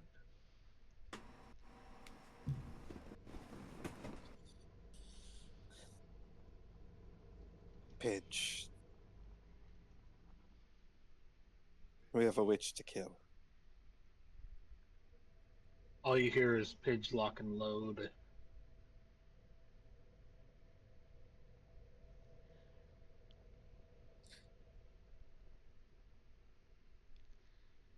No matter what, you're still one of my friends. And I will be by your side till the bitter end.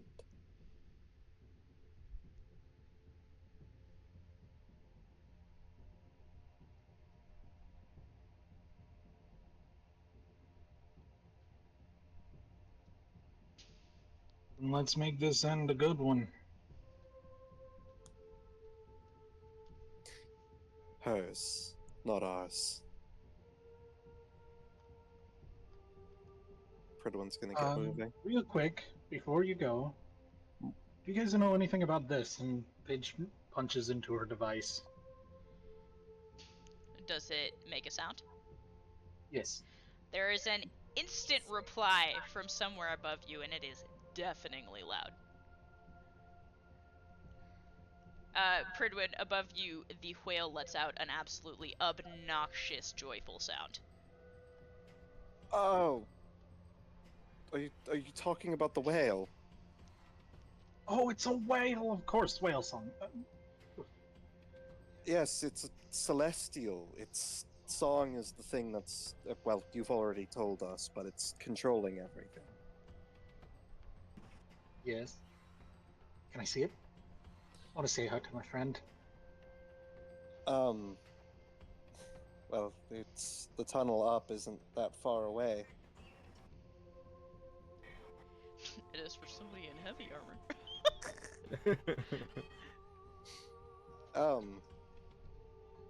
I guess she'll yeet herself. Yeet techniques herself up there without even saying a word to you. Pidge, there is a massive whale in the tunnel. It is a celestial whale. There's a picture in the face claims, and it looks beautiful. I saw it. It's really cool. The second it sees you, and like hears the device make the sound, it kind of wiggles and bounces around you like a puppy would. She's hugging the jaw of it as best she can. You look absolutely tiny compared to this whale, so it's really awkward to see, but hey, at least it's happy. Pridwin, Lunala takes you in your weapon form and gets out of the hole, so you don't have to figure out how to do that. Yippee! You're welcome. And all of you managed to get back onto the back of this whale.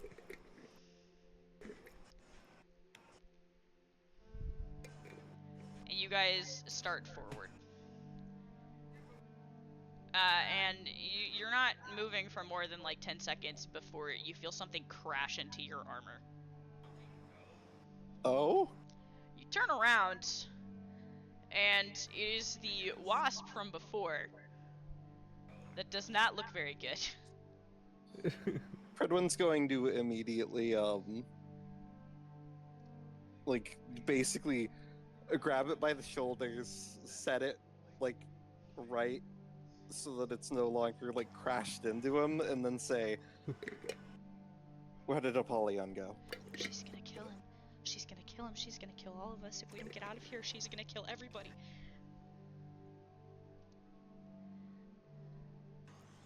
Hey, he snaps his fingers. You don't understand. Anybody that goes in with the child is gonna die. Nobody gets to see the child. Nobody lays a hand on the child.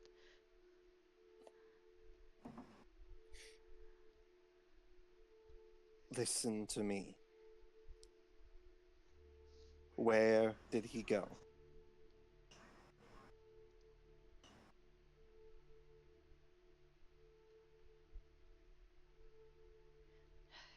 He went. He went in to see her. He went into the inner room. The path. Shh, I don't want to go back. Just tell me how to get there. She sighs, takes in a deep breath, and says, left, right, left, right, down. Big room, the thing in the center. Pridwin immediately hands her a solo cup full of water and says, "Drink this, you'll feel better. Also probably start running."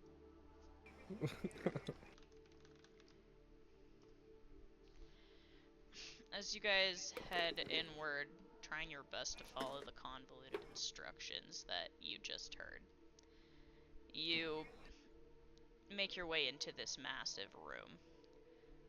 The strangeness of it, the hive shape, the honeycomb patterns, the disgusting walls.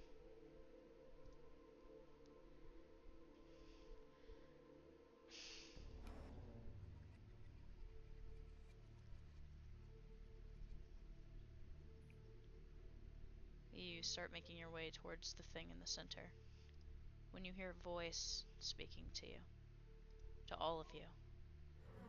The voice doesn't seem to have a direction.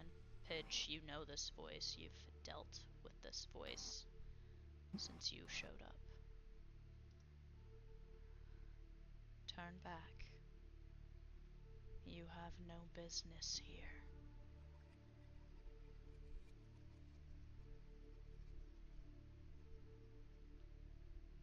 All of you hear it as though the woman is there right in front of you, but you see no one. We have business. No.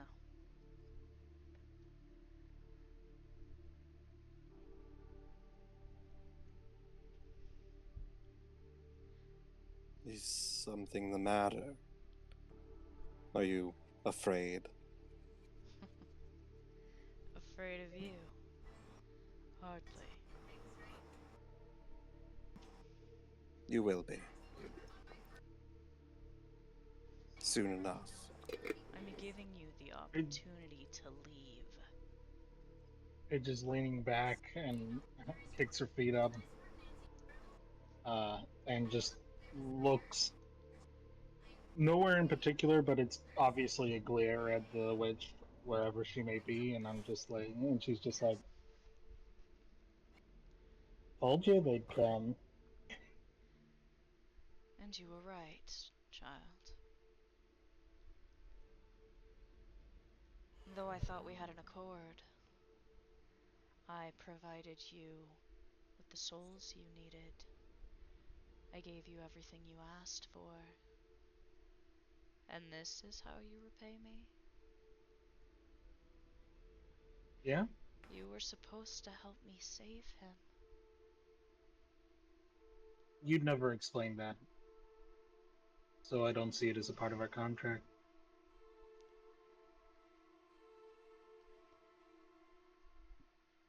Which I'm breaking anyway, so who gives a shit? Last warning. I will not let you harm him. I sincerely doubt any harm will come to him. This is Vespene I'm speaking to, correct? You know my name.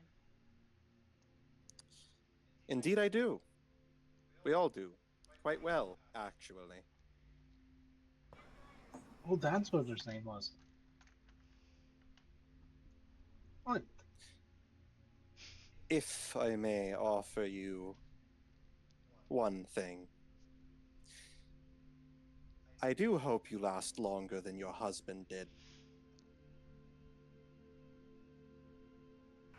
There is dead silence in response. In the distance, you hear a low, angry hum begin to drone. That's where I'm gonna cut it. Fuck, I wanted to beat the shit out of the girl. Soon. Next session, we will officially end the rush art. Alright. Will it be back to normal schedule, or are we doing another long session? It will be back to normal schedule, hopefully. Yeah. I cannot do these days often. Most of us can't. Yeah. Yeah. I'm saying more out of time restriction than anything. Just Yeah. weekends are not great. Yeah, that's fair.